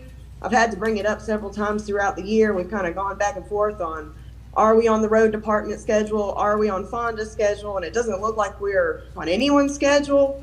So Michael, if you could continue to work with me and follow up after this to make sure that we get on someone's schedule and we're getting the grounds mowed regularly, that'd be great. I will. Thank you. This is one of the most exciting times at the library. As many of you probably already know, it's time for summer reading. Our summer reading is an annual program that brings children, teens, and families into local public libraries for reading and activities. The benefits to readers in a summer reading program include encouragement that reading becomes a lifelong habit. Reluctant readers can be drawn in by activities. Reading over the summer helps children keep their skills up. Programs can generate interest in the library and books. The slogan for this year is All Together Now. What a perfect slogan to bring us all together, no matter what our age, socioeconomic status, political affiliation, or location. We can all find a book to fit our interests and maybe make some friends in the process. Centered on kindness, friendship, and unity, this year's theme comes with endless opportunities to enjoy your library's resources and connect with your community. The Franklin County's Public Library Summer Reading Program will begin June 19th and end June 28th. There was a typo in our report. It says July 18th, but it's July 28th. It's a 6-week program, and each week will feature a sub-theme under the umbrella theme of All Together Now. We have at least one program at both library branches every weekday for 6 weeks. We were very ambitious this year. And I'd like to remind everyone that all library programs are free and open to the public. And I'd also like to just take a moment to thank everyone who helped our summer reading program happen. Thank you to our staff and our volunteers. Thank you to our Friends of the Franklin County Public Libraries organization. They sponsor our staff-led events and they pay for our performers. Thank you to our community partners, Franklin EOC, Franklin Extension's Office, the Franklin County Sheriff's Office, the Property Appraiser's Office, Master Gardener Ted Ruffner, and the Florida Public Archaeology Network for hosting free events. Last month, we had the One Blood donation bus parked outside the Carabel Library. It was such a success. The goal was 10 donations, and we were able to exceed that goal by 5, so 15 total. They actually reached back out to me and want to make regular stops in the county, so we'll be alternating each month, one stop at East Point, one stop in Carabel, all the way up through September. One of our staff members actually donated, and they followed up with her and said her blood was a match. Participants, donors get a free health and wellness checkup. You get a gift card and a t-shirt. So we encourage the public to get out and donate. And the Florida Archaeology Network reached out to me about doing a hurricane preparedness for local museums. The presentation will be held at the Carabel Library on June 24th at 11 a.m. We have a lot of local museums and historic societies in our county, so I hope they'll all come out and attend. And lastly, the library will be closed July 4th in observance of the Independence holiday. And that's all I have for you. Sounds good, and I know, Ms. Whitney, you just hit the highlights because that is a very long report. You're right, that is a full schedule, but it is, yeah. You know, this is the time that the kids are out of school, so they have, you know, it's good to have something for them to be involved in that is not only educational, but a lot of it's cultural and different things. It's good, it looks like a good schedule. Thank you. Anyone have anything for Ms. Roundtree this morning? Ms. Whitney, thank you for everything you do on behalf of Franklin County's citizens. Thank you. Appreciate it. Mr. Marone, since that it concludes the director's reports, I know we have on Attorney Schuler's report a discussion that involves Mr. Fuentes from Eastmore Water and Sewer District. Can we go ahead and skip to that so Mr. Fuentes can get back to his job as administrator of that district? That, and on my report, is after you do Attorney Schuler, to clarify some of what was discussed at that housing workshop, because I think there was some confusion about the 20%, blah, blah, blah, that I think you and Mr. Fuentes can clear up, sir. Yes. yes, No problem. so. Is that okay? Is that okay with the board? You guys are the boss. Mr. Fuentes? So I will say as he's coming, yes, one of the things that was discussed at that workshop was from one of the companies that's trying to help with the funding side of it, because this is Eastport Water and Sewer District trying to partner with a group that's gonna get private funding to do all the vertical infrastructure. There was a discussion, and their recommendation to the district was to go after 500,000 from, that's available through the Florida Housing Finance Corporation. But that's the part of the money that has the stipulations. So I don't want to misspeak, but Mr. Fuentes and I have spoke about it. I think the district's going to try to find another source of funds for that 500,000 for doing all the permitting and all the different things that's involved. Because we don't want to tie this whole project, which is about a $20 million project, to those kind of stipulations over $500,000. Is that correct? Yes, sir. We feel that the district can find other sources to provide that $500,000 that does not require that 20% stipulation and locks the whole project in for that, for just that little bit of money. Over the course of a $20 million project, it's just, you know, it's not a lot of money, and it's not worth it to lock it in for that. Yes, and so what was heard by some basically was, oh, here we go again, another Denton Cove bait and switch type of deal. You know, Yes, sir. No disrespect to Denton Cove. No, at all. and It's a wonderful project that they have there, but it's the way it all transpired, and so I just thought, I'm glad you came so we can clear that up, you know, for the public. You know, that is not the intention of this project, any means, by any way. And I don't know if any of the other commissioners have questions about that before you move on to Attorney Schuler's item, Mr. Chairman. Yeah, Commissioner, is there anything that was said during the workshop that you have a question about that you know of? I mean, that's another reason we have Mr. Fuentes here this morning, to try to help These answer gonna be those. workforce housing? Yes, sir. You sure? Yes, sir.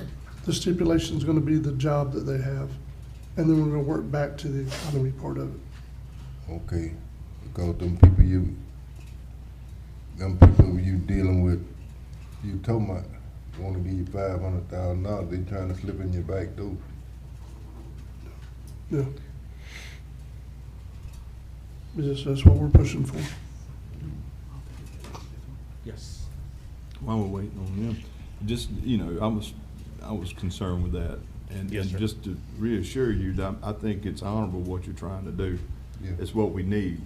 And the reason I was asking those questions is because I'm scared that, you know, that you guys doing something that you're perceiving as great, and then somebody like Commissioner Lockley said slips in the back, and then we've got stipulations there to where somebody that actually has a job can't even qualify. That was my only Yes, sir. intention with And that, within that that's workshop. the district's feelings as well. Okay. You know, we've had a lot of potential development in East Point that was never followed through for one reason or another. And my board is very, they're very strong in the sense that they know what they want, and they're not gonna accept any compromises. I just want to make sure that, the feeling you know, I is support you 100%. Yes, sir, I just- yeah. The reason I asked those questions is out of concern, and whatnot. I just wanted to clarify that while we were waiting. Yes, sir. And like I said, you know, the money that they were offering, you know, it's just not worth it. So, in the scheme of things, there are other avenues, there's other funding sources, particularly the way we do with our contributions that we're planning on putting in, that gives us a leg up as well. And the bottom line is, the land belongs to East Point Water and Sewer. If we don't find the project correct the way we want to do it, we can always go somewhere else. Thank you. Anything else before we go on to Attorney Schuler's report? Or the item on his report? Go ahead, sir. I do have a question. Yes. Are they using federal tax credits to fund any of the construction on your property? I believe that's part of it, because we're an economic opportunity zone. Okay. Yes, sir. Okay, cool. All right, with that, I'm ready to proceed if you are, Mr. Chairman. Yes, sir. All right, item number 1 on my report is the possible purchase of 3 acres of land by Franklin County from the East Point Water and Sewer District. On the screen is a map. The shaded sort of light blue area is the location of the 45 acres more or less that is owned by East Point Water and Sewer. Abutting that on the east is Highway 65, and abutting that 45 acre parcel more or less is Teresa Avenue to the south.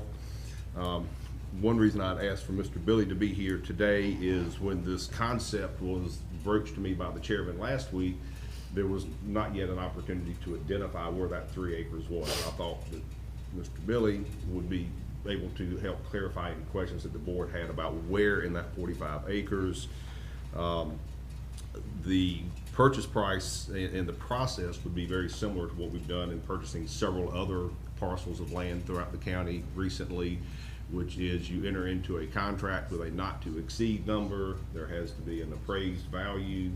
My understanding here, and although I didn't say it very clearly in my report, is not to exceed $75,000, but I think the East Point Water and Sewer wanted to set a floor of $50,000 on the purchase price. I failed to admit the floor, but the ceiling would be a not to exceed $75,000 total for the 3 acres. It's not $75,000 per acre. It's just a total of $75,000 for the 3 acres.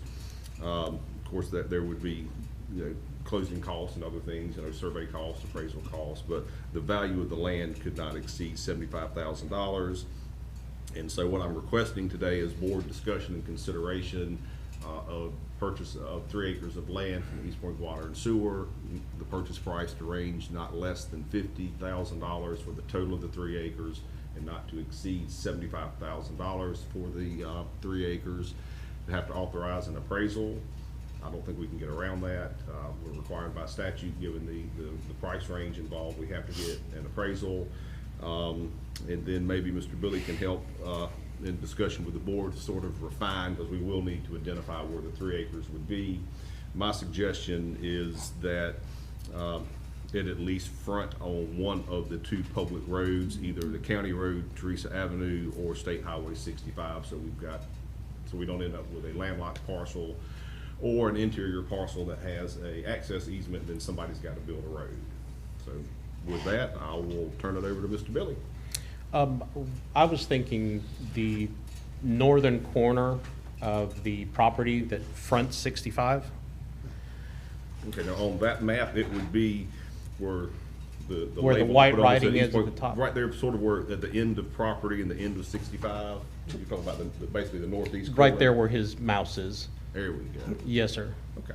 I think that gives you a good ingress and egress point to go directly in from the highway. Mm-hmm. You're not really, for whatever purpose, you're not going to be obstructing any kind of residential traffic, because the lower corner is butt up to Teresa, which is a residential road.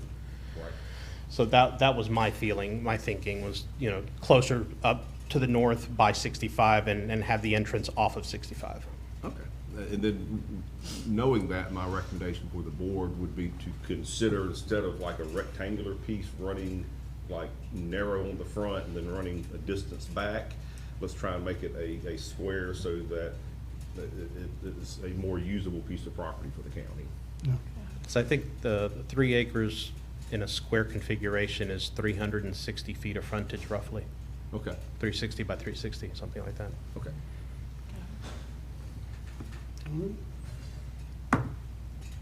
Question, Yes, sir.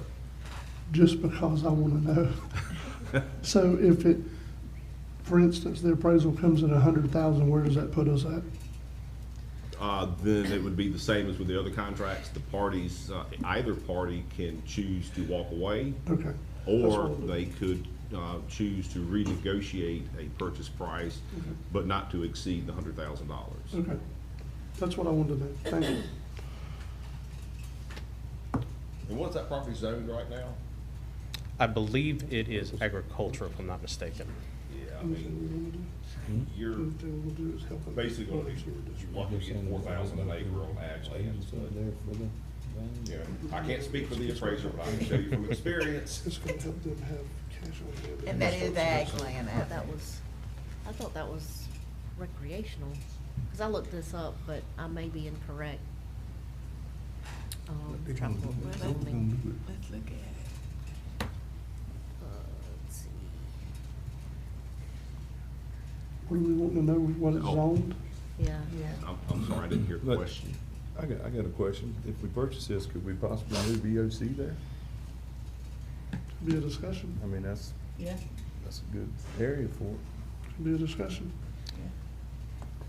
According to the property appraiser's website, it's actually zoned for water management purposes. Oh, So- like a public utility? Yes, sir. Well, that actually would be consistent with your planning and zoning staff had recently come to the board and started a policy of rezoning various county properties. For example, I think the old highway patrol station on 65 where the TDC office is located was rezoned to basically a public utility or public facilities zoning category. But to follow up on the chairman's point, if the floor, the minimum price is $50,000 and the appraisal comes in less than 50, it would be the same process. Either party could walk away from the transaction, or they could renegotiate a purchase price below $50,000. Any questions for me, commissioners? I have a question for you, Yes, sir.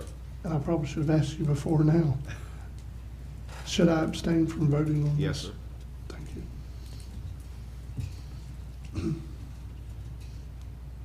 I just want to make, I want to make sure everybody knew that, since I serve Correct. on No, I both was going to boards. wait for the vote and then do it, I got a but you question. brought it up We're ahead of making a time. motion on Oh, getting the appraisal? Yes. The motion would be to authorize in this case, the vice chairman, Commissioner Jones, Commissioner Ward, to execute a purchase and sale contract for the 3 acres as we've described here in this meeting, to authorize a appraisal of the property, and then the terms of the contract are what I have already discussed with the board during this meeting and what you've seen in the other contracts recently.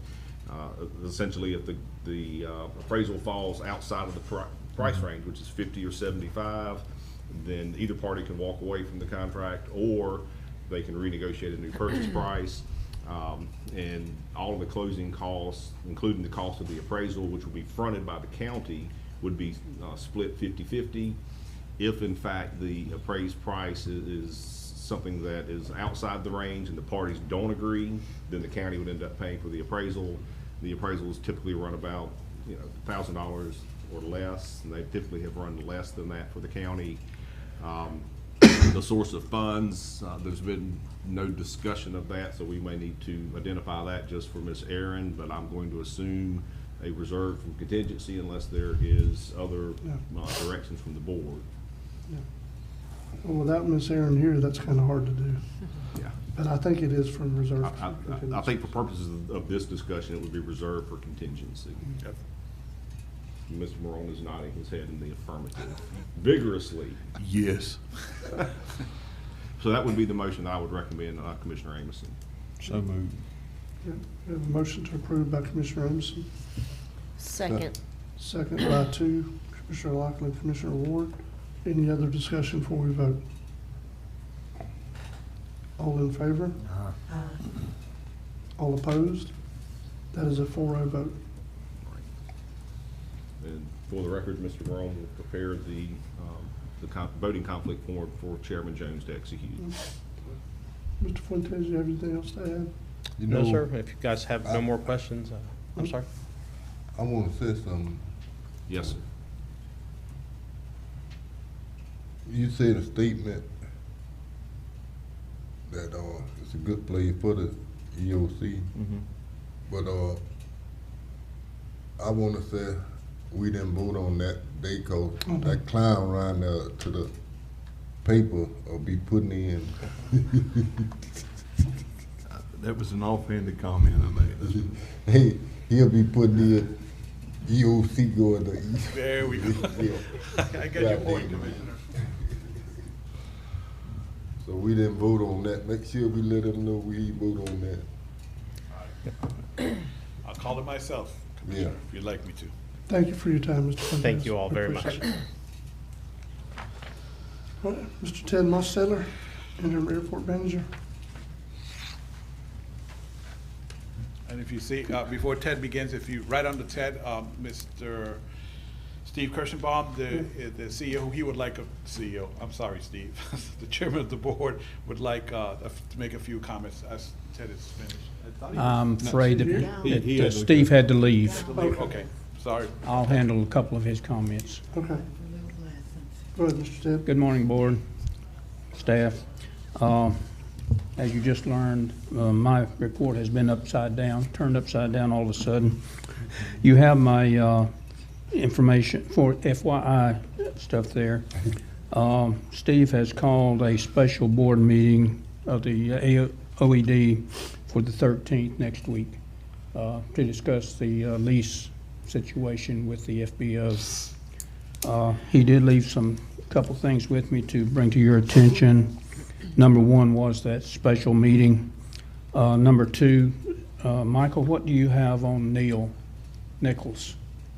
He has resigned from the AOED, and we will need a replacement for him as an alternate. Okay, I'll put that in my report for next meeting. Who was that? Sorry, Mr. Dibble? I'm sorry, one of the EOE, the Delta pilot? Yeah. I'm sorry. Yeah. If you want me to fill in the blanks for that, Mr. Nichols is the one that I appointed as a substitute. And I even made the statement during the meeting that he was still an active pilot with Delta. They have a shortage of pilots, and they have a very busy schedule with what's going on, and he's just not going to be able to fulfill the obligation at this time. So he stepped down. Yes. As an alternate. Okay, that was my next question. Yeah. He's the alternate. Okay, Yes. okay. Yeah, I didn't know that either. Okay. We still have 5 to fill in, so without him, so the board is operational as it is, and they're doing fine. Yeah, they're doing pretty good. So, he had a couple other things here for lighting that we'll be discussing. It's already in the mail, so I don't know what else I can say that he brought up.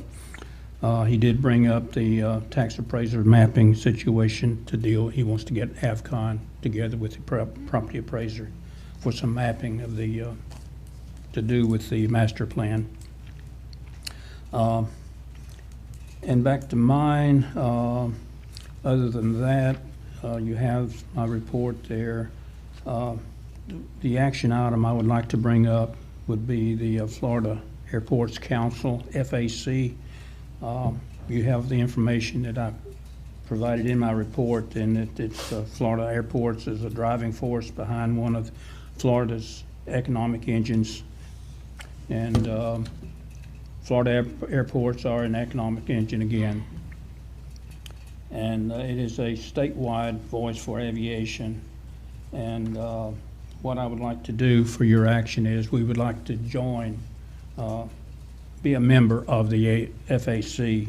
Most all the airports are members already. So our cost would be $330 for the size of our airport. I think it would be a good thing for us to join. Carabelle's already a member, Costin Field and St. Joe is a member. And of course, all the big airports are members. And we have a motion to approve by Commissioner Lockton. Second by Commissioner Amison. Any discussion, Commissioners? You wanted it, didn't you? Oh, yeah, definitely. Okay. All in favor? Aye. All opposed? That's unanimous. Thank you, Commissioners. And that about does it, unless you have some questions from me. There will be a lot coming up in this lease situation, but we don't have that settled yet as far as our comments from me as the airport manager and from the AOEC. I got a question. Yes, sir. When you join this FAC or whatever, I'm you sorry. think they can help us find some jobs? The That FAC, it stands for Florida Airports Council, and it's a big word behind. They have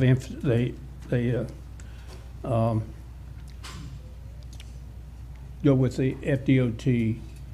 They're a force behind that, and a lot of the stuff that I've been writing, I mentioned the security plan that I'm dealing with right now. Michael and I have been dealing with it, and it's they actually wrote the plan for the FDOT. So I'm trying to bring that up to date, which has been a real headache recently.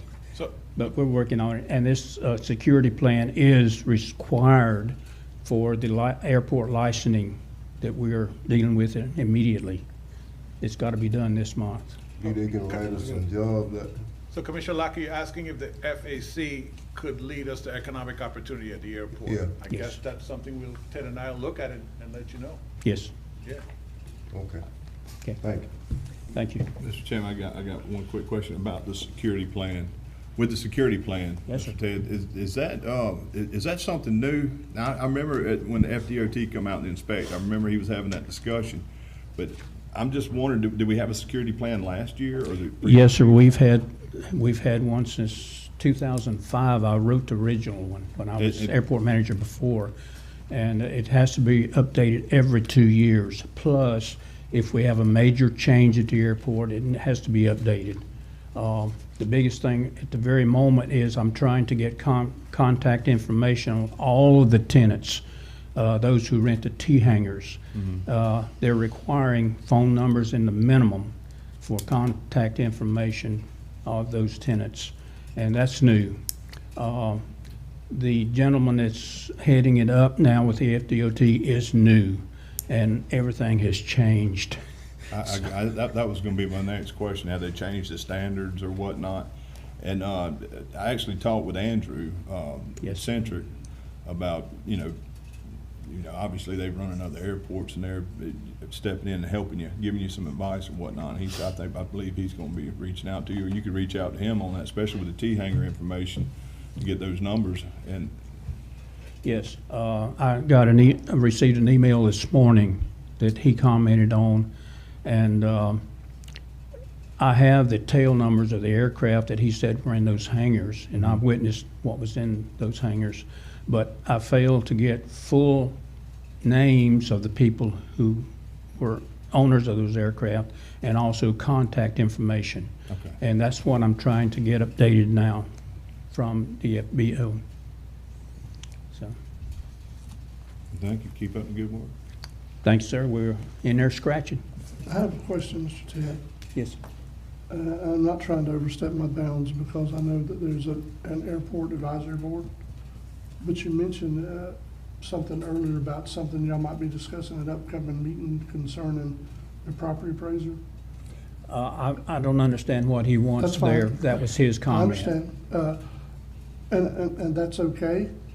However, I would like to remind, and it's not meant to be any way.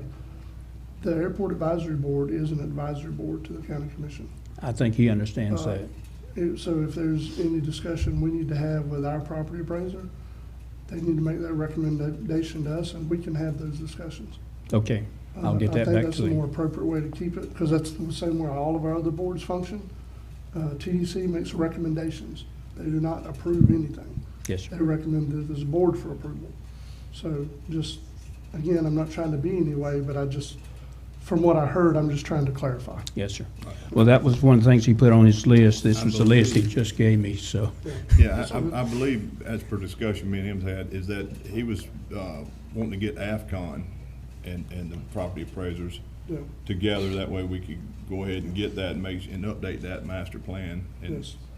and whatnot. I don't believe that he was trying to circumvent the board or anything Well, like that. I didn't say it was. Yeah, But it was just, I just wanted to clarify while we're there. Yeah. It's the only time we can talk is publicly. Very good. Thank you. Yes, sir. Anyone else have anything for Mr. Ted? Mr. Ted, thank you. Mr. Steve Patterson, building official, Franklin County, Florida.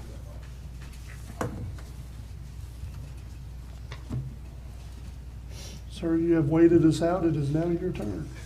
Good morning. How y'all doing? Doing good. I have a couple of items for you.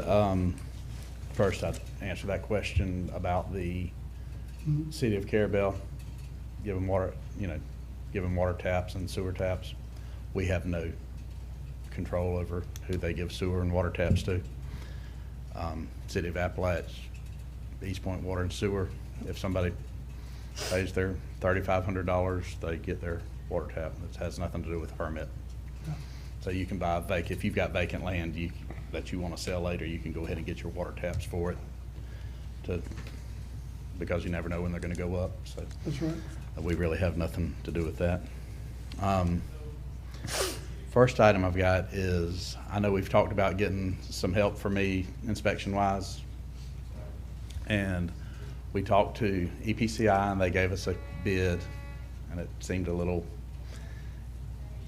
wasn't real comfortable with it. And I talked to Gary Millender, he gave us a bid. His was much more in line with what we were thinking.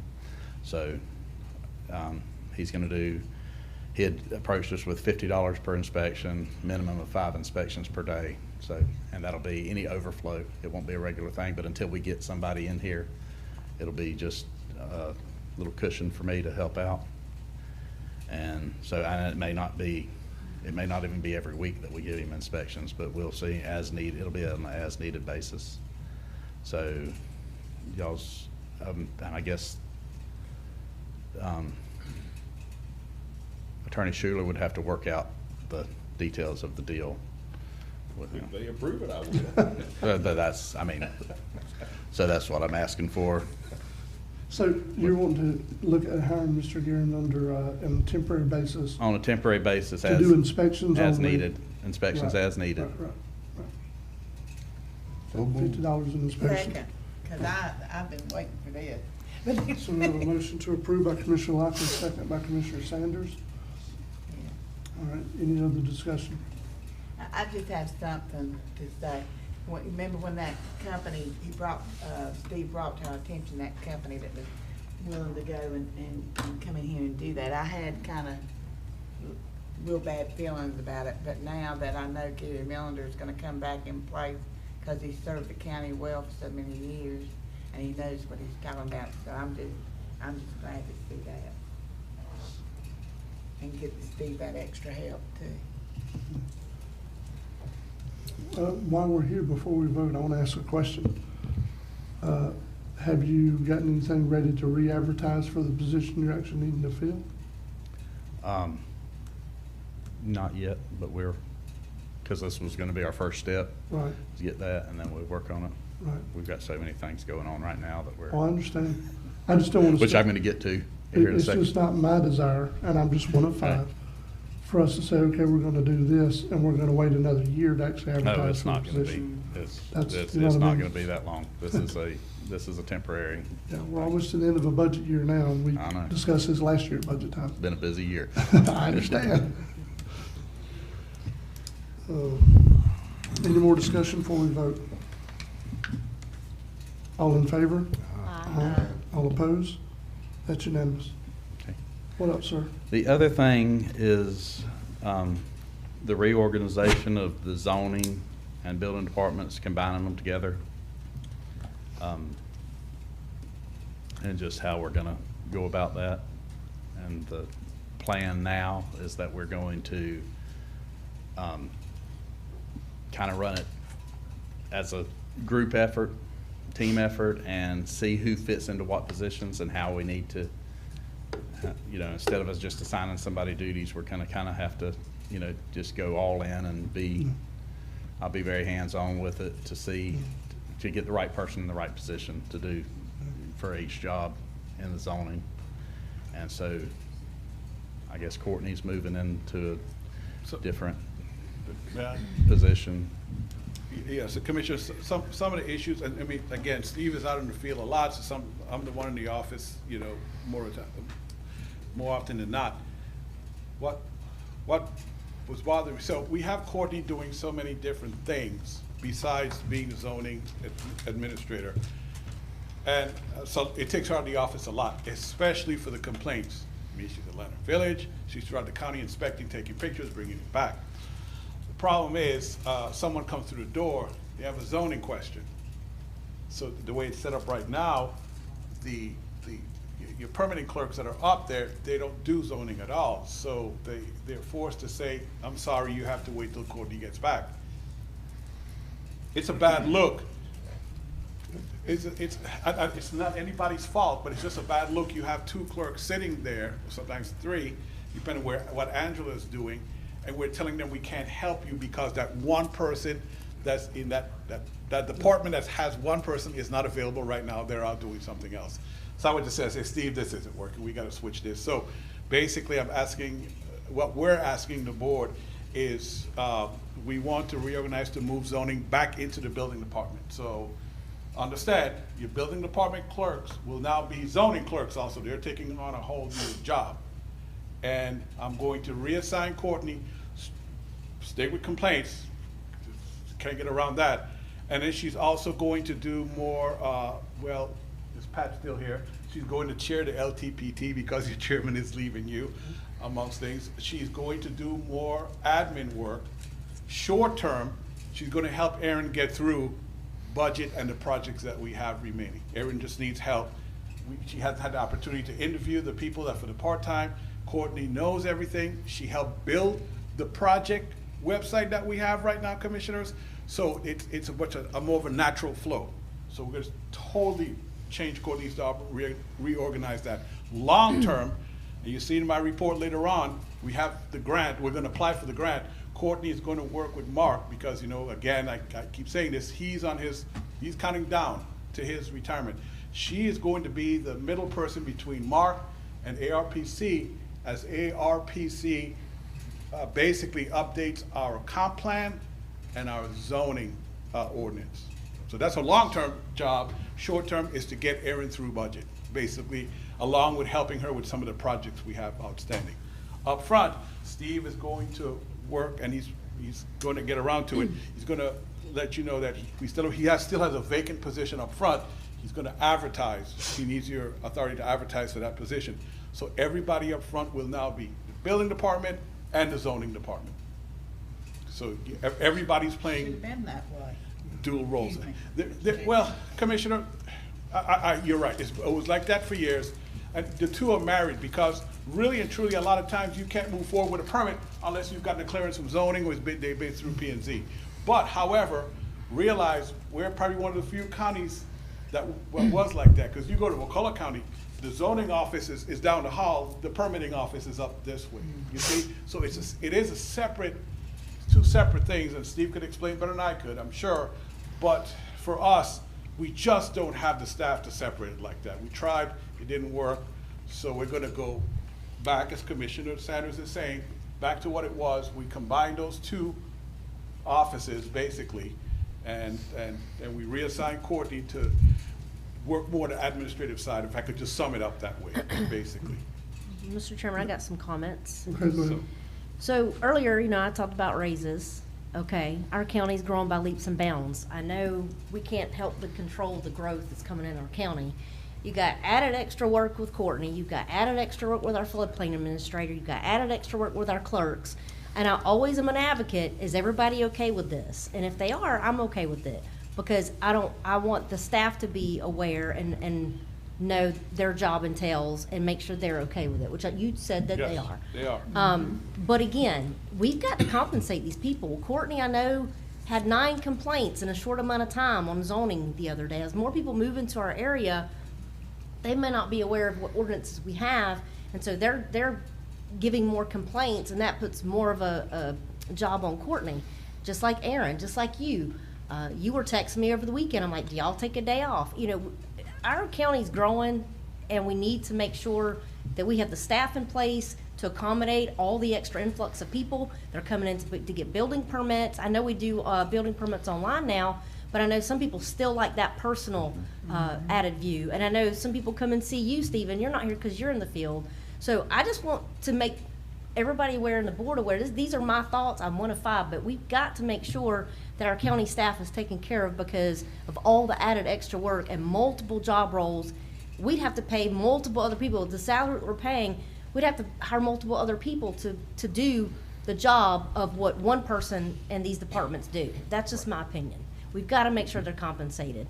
I know our floodplain administrator answers questions that's not part of her job, as does everybody else. Again, we've got to make sure that these people are compensated. And I know when you're talking about building and zoning, I know Steve with his department and giving raises, there's a Florida statute that states you could only give the building department staff raises based on from what we get from the fees, right? They're fee-based, that's okay. correct. So I don't want to give a raise from that and then 2 years down the line, the employee not get the raise. So, but Stephen, you and I have talked about this before. You don't think there's an issue with that? I don't think that's an issue. I've got some numbers here that I've put together. What are your numbers? You care well, sharing them?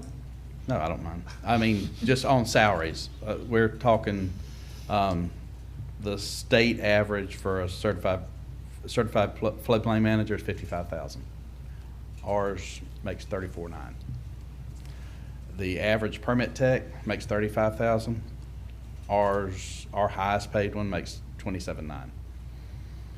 So, I've got proposed raises here for my staff. My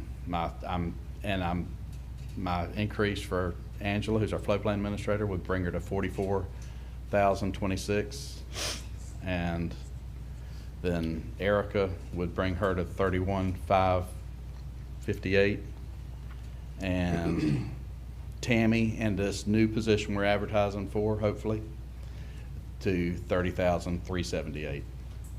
Which is still well below the state average. We have the money in our budget, you know, to cover these. I don't think that's gonna be a problem.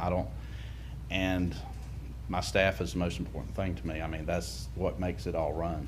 And we can, if we get to a point where permits drop and we're having to tighten our belt, we'll tighten our belt in other places, but we'll.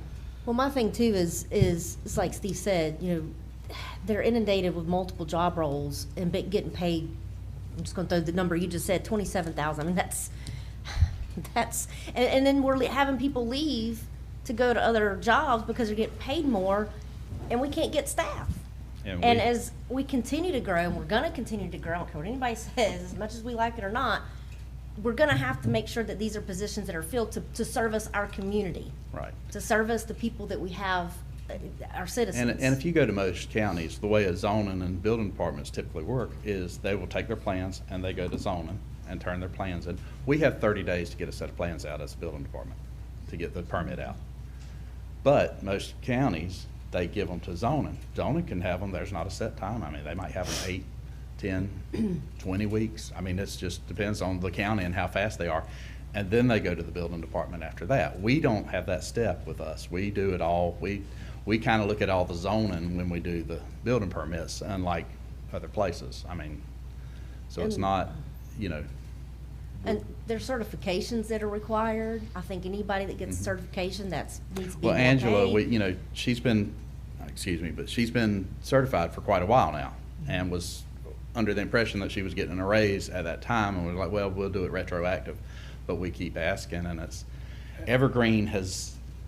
I don't know where they got their numbers from, because they don't match what we see for building departments. And this is, Mr. Chairman, this is what I was saying about extra staff.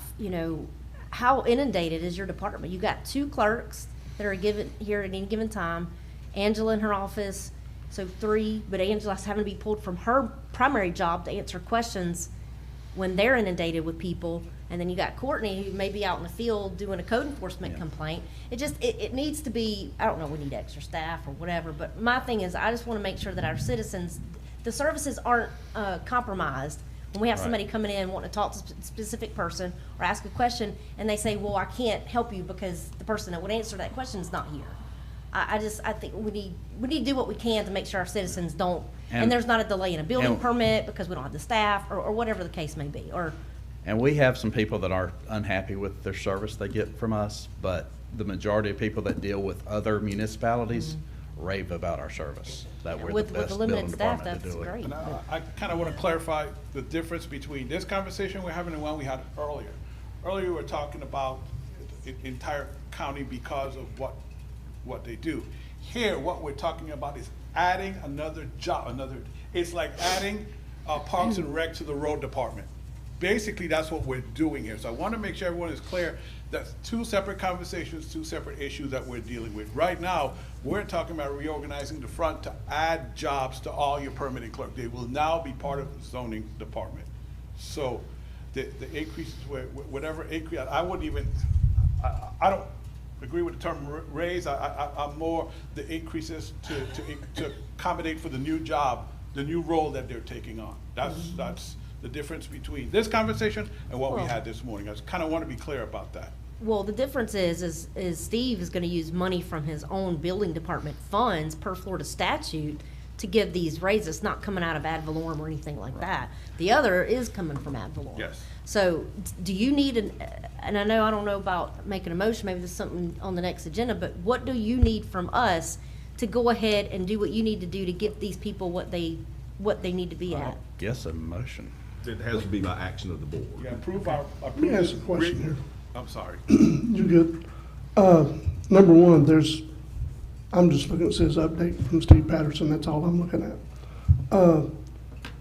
If you're wanting us to approve hiring somebody else or whatever else is great, but I think any discussion, and I'm not opposed to it, but I think, and I could be wrong, and I could be outvoted, I think no motion should be taken today on moving employees up.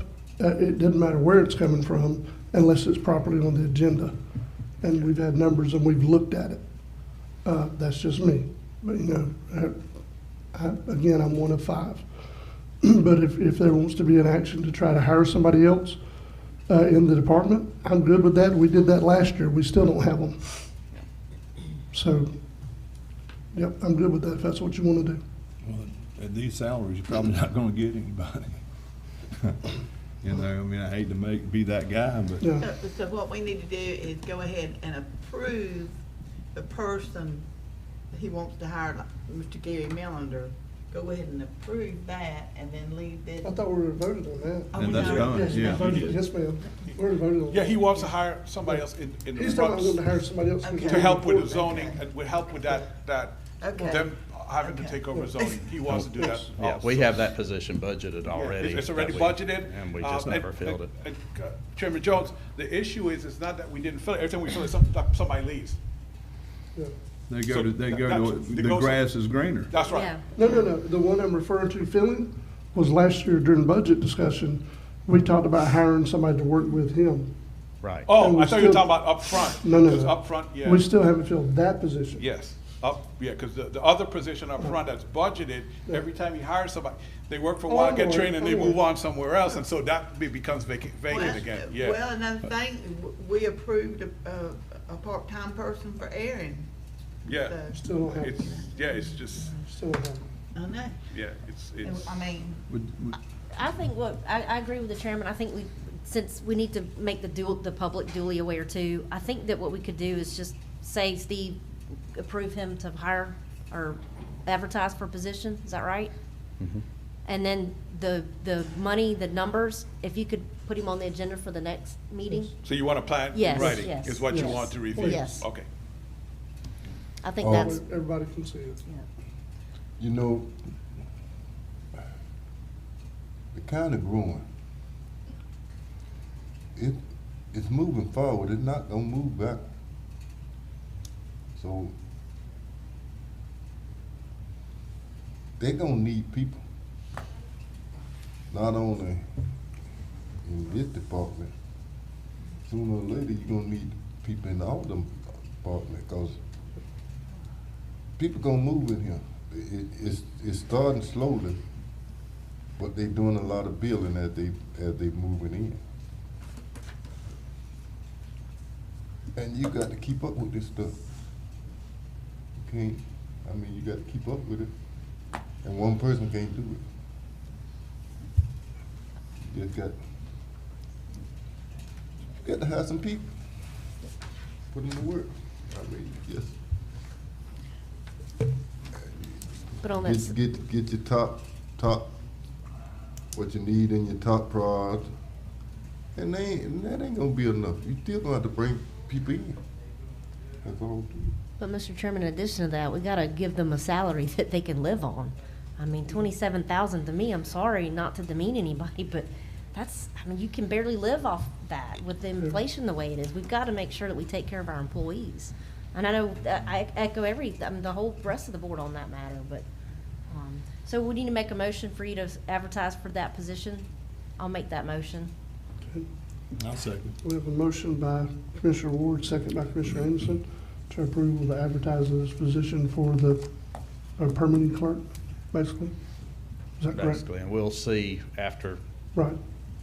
they're hired, how everybody works out, but we're gonna hire with zoning in mind. Okay. Any other discussion before we vote? Yeah, so you're gonna do what you asked for. We're doing what you asked for today, right? As far as the new hire? Yes. Not for the 3 people? Oh, for the 3 people? As far as the increase. The increase. The increase? That'll be separate from this. That's separate from. Okay. The increase will be in writing, well, the entire plan will be in writing and presented to you as part of the agenda for the next meeting, and then you can approve that then. The reorganization and the new salaries based on the reorganization. Any other discussion on this motion? They'll be getting paid from the date? From today, that would be up to the board at the next meeting if you want to make it retroactive. That's your decision. All in favor? Aye. All opposed? That's unanimous. What, I'm sorry? The camper. Oh, can we discuss, Kim, I'm sorry, we're almost there. Can we discuss on my report? Thank you, Steve. That's been one of those days. Let me grab Angela real Telling quick. me. Yeah, she just walked by too. Go ahead, I'll start. Okay, where am I? Okay, item 8, 27 of your report, the very bottom. Commissioners, you recently had a workshop to discuss updates to the travel trailer, motorhome, and mobile camper ordinance, 82.6. Public comments during the workshop ranged from asking the county to simply enforce the ordinance as it was, but also to allow for hardship situations so the county homeless situation isn't worsened by simply enforcing the ordinance. Is the board ready to give Attorney Schuler some direction on amending 82.6 to include some type of hardship waiver, perhaps a permit process, and present that draft for another public workshop discussion? In addition to that, the sheriff has asked for stiffer penalties on 82.06 or any amendments to it that would allow him to enforce this ordinance as a law enforcement officer rather than depending on code enforcement to do that. Will the board direct Attorney Schuler to make those changes as part of the updates to the ordinance? So, I mean, I heard the board, you want this to get done. So if you want it to get done, you gotta give us, especially Attorney Schuler, some kind of direction as to how you wanna create this draft ordinance. Are we gonna go straight to public hearing or have another workshop before you go to a public hearing to get the public's feeling on it like you did at the last workshop? If you do decide to go with the hardship, myself, Steve, Angela, we've discussed some criteria to add in there too, I think to be fair about the hardship. One of the things I'm gonna tell you guys, there's a line in there that allows people to live in there for a week. I'm like, strike that altogether. Get rid of that. And if I'm wrong, you guys tell me, I think that causes more confusion. I guess Courtney would be the one that causes more confusion than anything else. If somebody needs to live in a camper for whatever reason, and you guys agree to a hardship or a permit process, let them come apply and let us review the criteria and determine at that time. Also, commissioners, now I'm gonna get it for this, but St. George Island, I'll get all your Barrier Islands, to me, it's a no. Unless you allow for a construction, a temporary construction one, which I think also should be a separate permit. So in other words, just because they come and they fill out a building permit, a request a permit for building permit, they automatically right now can get a camper home to live there while the construction is going on. Well, we have quite a few people that pull a permit but never do anything. So to me, that permit for that camper on construction should be a separate process and should be shorter, so that the billing official could go out and look and say, oh, there's no progress here for the last 3 months. No, they're not getting, don't renew that permit. That's some of the things I think we should consider as we move on. I'll step away now. Doesn't it say in our current ordinance, though, the only time it applies to being able to live in an RV on your property is if you're the owner builder? I don't think it applies if I'm hiring America's Home Place to build my home, that I can pull my RV up there and live there. I don't think it's in our current ordinance. So I'm good with all that discussion, everything you mentioned. However, we have an ordinance right now that we're not enforcing at all. So at what point do we think we're gonna flip the switch and start enforcing them? The reason we're not, and if I'm wrong, you guys tell me, you guys too, we're not, because the term is, if we enforce it as it is, we're gonna increase our homeless issue. That's the feeling I got from the board and from the workshop and conversations I've had. If we, because the issue is, and I said this at the last meeting, the way it's written out, you can't tell a sheriff enforce it here, but not here. Yeah. That's the problem with the current ordinance. There is no leeway, there's no hardship, there's no way for people that basically are doing the best as they can in certain areas. So That's me. It That's how I sounds feel. like another workshop is in order, because we're gonna have to define the word hardship. Yeah. Yes. It can't be arbitrary. No, that's right. I think we need yes, sir, we need hard rules and criteria, and again, Steve and Angela, they got a pretty good grip of what they think should be in there, you know? But which way does the board want to go? Because I don't want to give the impression to anybody, the board nor the public, that we're kicking the can down the road. No, we need to deal with this and move on and get it done. The sheriff feels if we get this accomplished, a bigger percentage of the complaints that the county gets will go away. His feeling.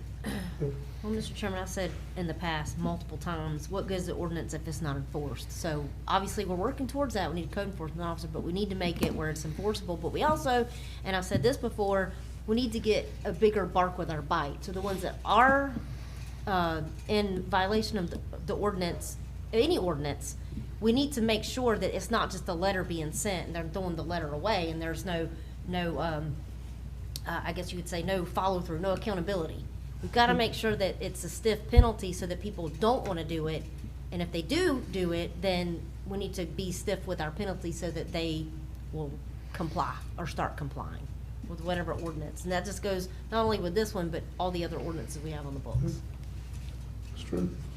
Yeah, because we've had recently, we sent somebody a letter and they said they didn't think it was from us. So, Yes, sir. Go ahead, I mean, it's funny, but You it's know, true. It's like this, if a person got a real hardship, they go do right. Yes. They gonna go in there and they gonna hook up to the sewage, they gonna hook up the lights. The other people, they just gonna go in there and sleep and party. Hate to say it, but they ain't gonna hook up to nothing.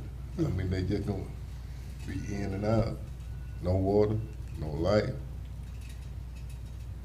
And that's where your problem come in. But- I don't. So what, how would we go about it then?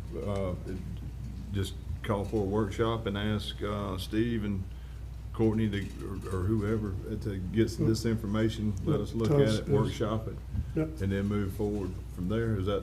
Yes, that works for me. I was being a little extreme about giving Attorney Schuler directions now, but really, to be proper, it would be for Steve and Angela and Courtney to come and present what they consider fair criteria would be to get a hardship. We discuss it with the public, and you guys say, okay, I'm good with this, but not with that. We work it out. Then you give your attorney, say, okay, attorney, we're ready for a public hearing. You know, it's always good to do the workshops, because that way you vet the public. Yes, and they know that was what's going on. And this is something that's been laying around for a long, long time, and it needs to be. 40 years. Yes. I mean, if you look at it, the ordinance was made in 1982. Yeah. Never has been looked at since then, or, you know, modified or anything. And Commissioners, I'd like. That's a good Things job. change in 40 years.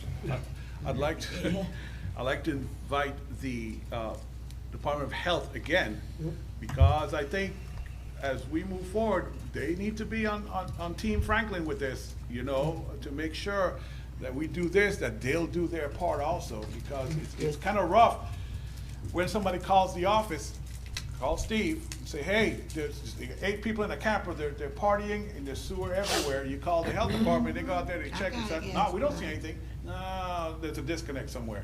We gotta figure this out. Well, it's like yesterday, same thing that I mentioned back when we had the meeting with the health department. And he said, there's nothing we can do. There's nothing, it's y'all. I said, who? He said, the county. I said, for what?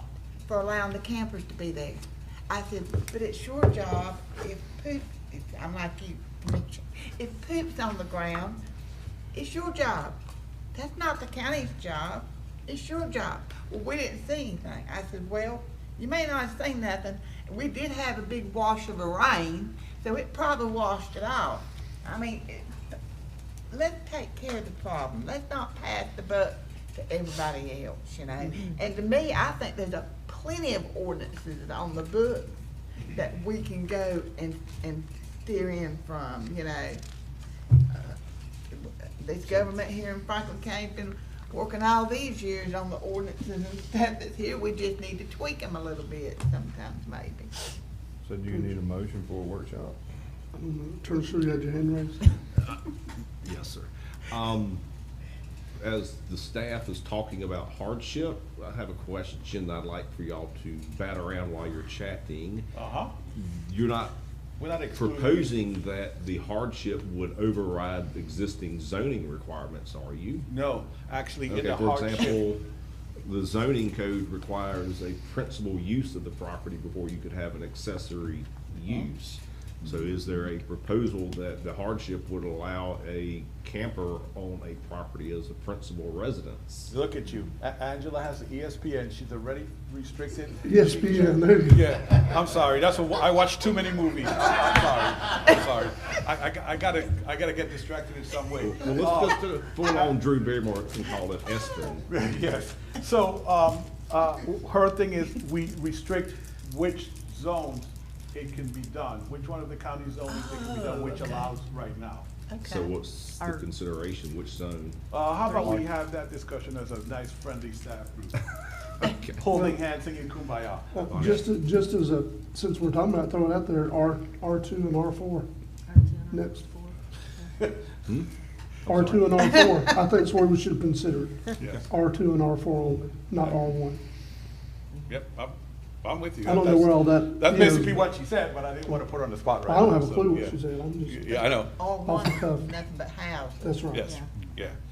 And that's where you get most of the complaints. God, we have people holding for us. That's where we get most of the complaints, because in R1, when it's done, and then, you know, and we have that, It's anyway. not supposed to be there. Yes, yes. I think we have a good chance of cleaning this up and moving forward. And, you know, again, we have the sheriff buy in to say, look, if you do this in a way that I can enforce it as law enforcement officer, I will.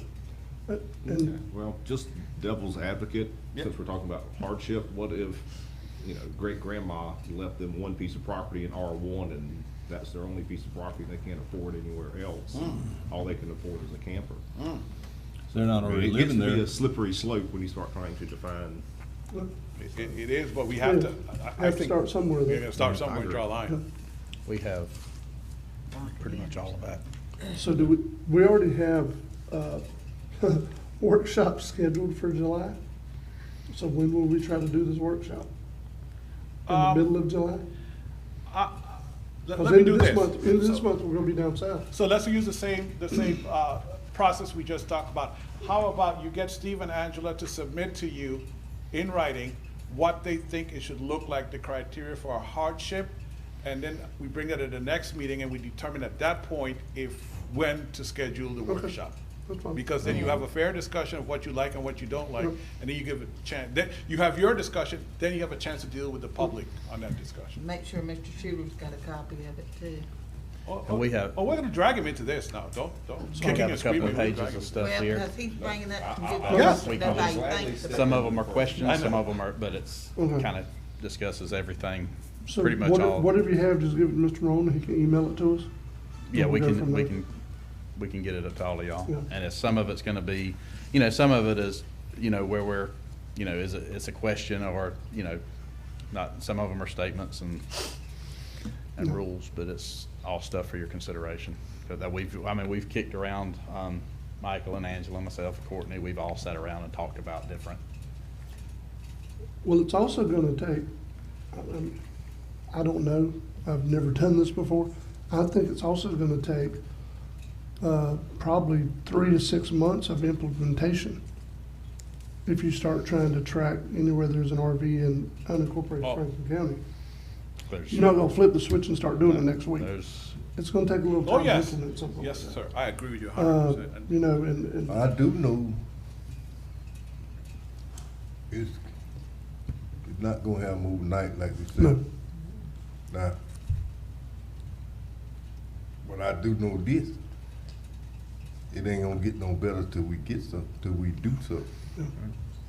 Talking about it, Ain't getting it. ain't getting it. No, actually, it's You getting got to worse. move something. and I think if we have a fair way of coming into compliance for people, that they will, the majority of people will come into compliance voluntarily. I mean, it's not gonna be a, you know, everything's, and it's, you know, I think this is all pretty fair, the way we've approached it, and the people that truly are having hardships, not people that have a fish camper down here, they don't meet any of our criteria. No.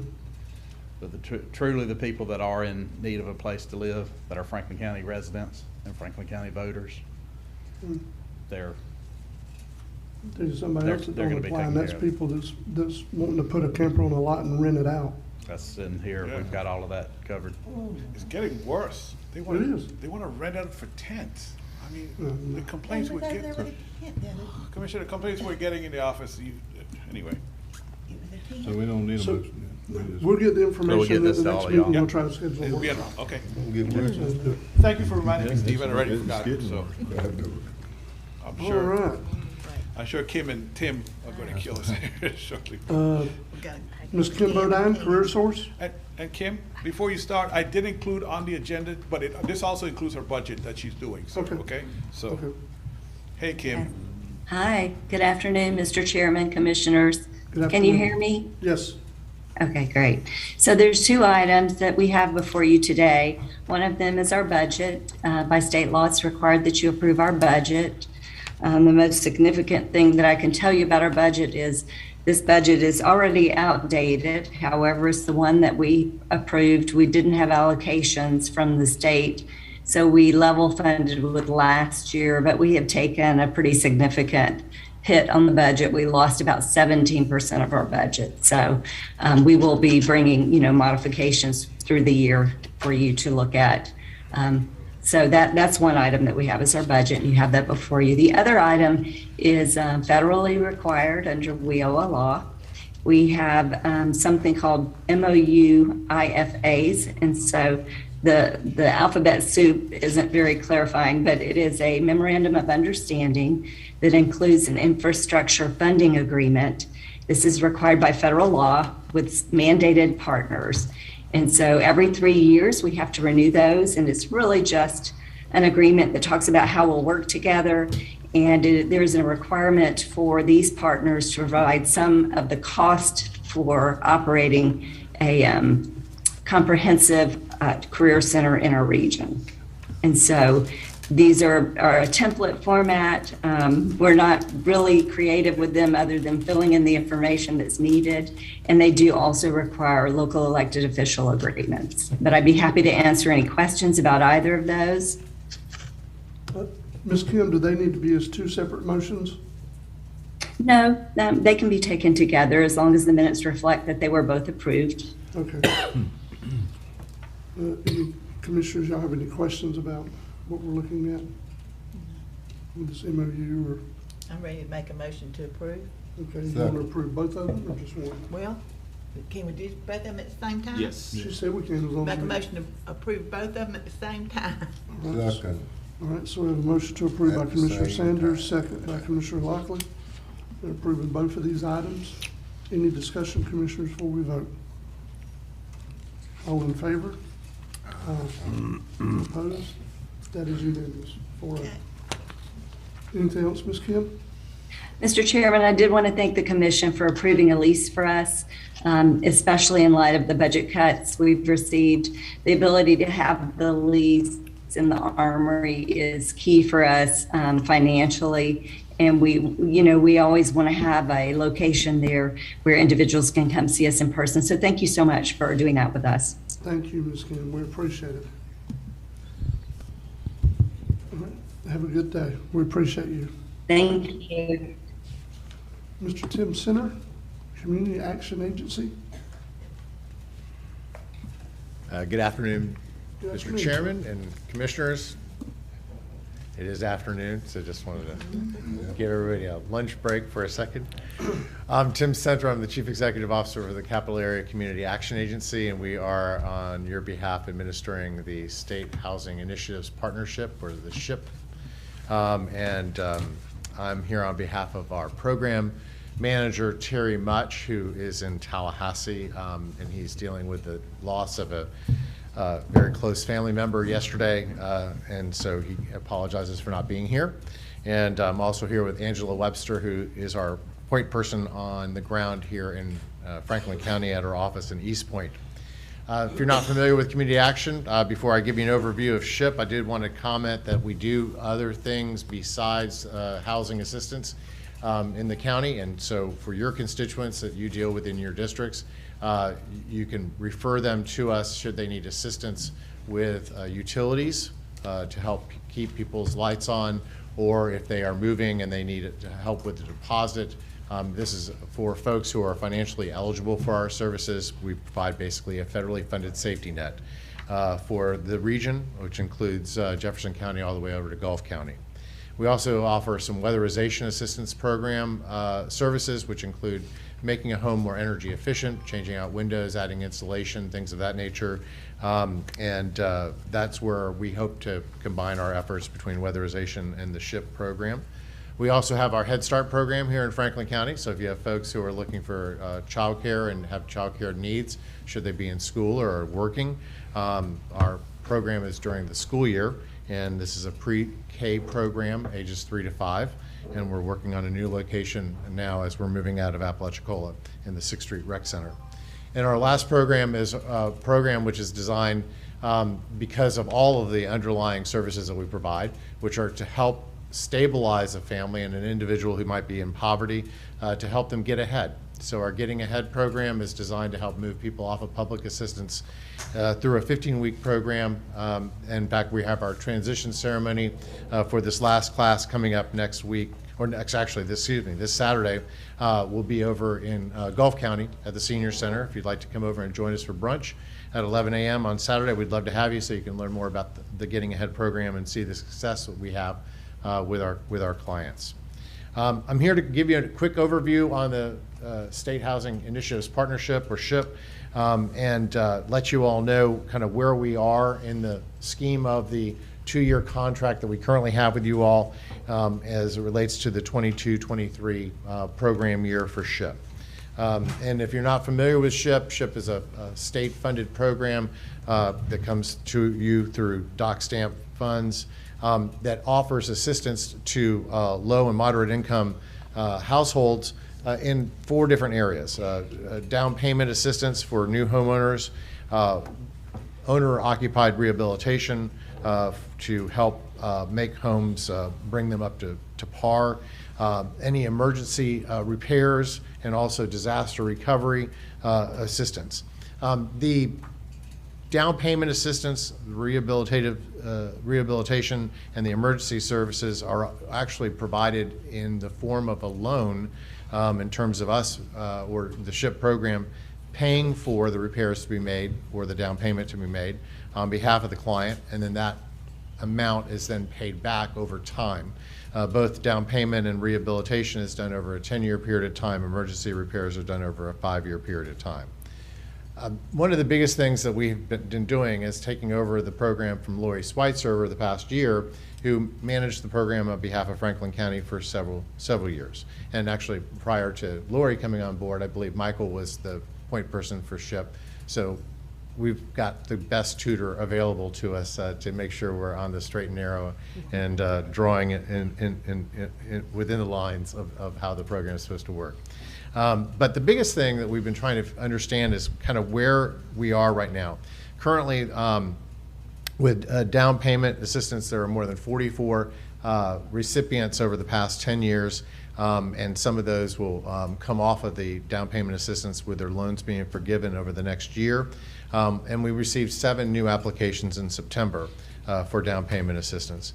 For rehabilitation, owner-occupied rehabilitation of homes, we have about 70 homes that have been rehabilitated through the SHIP program in Franklin County. We had 23 new applications that we received in September, and that will be slowly working their way off of the 10-year cycle as well.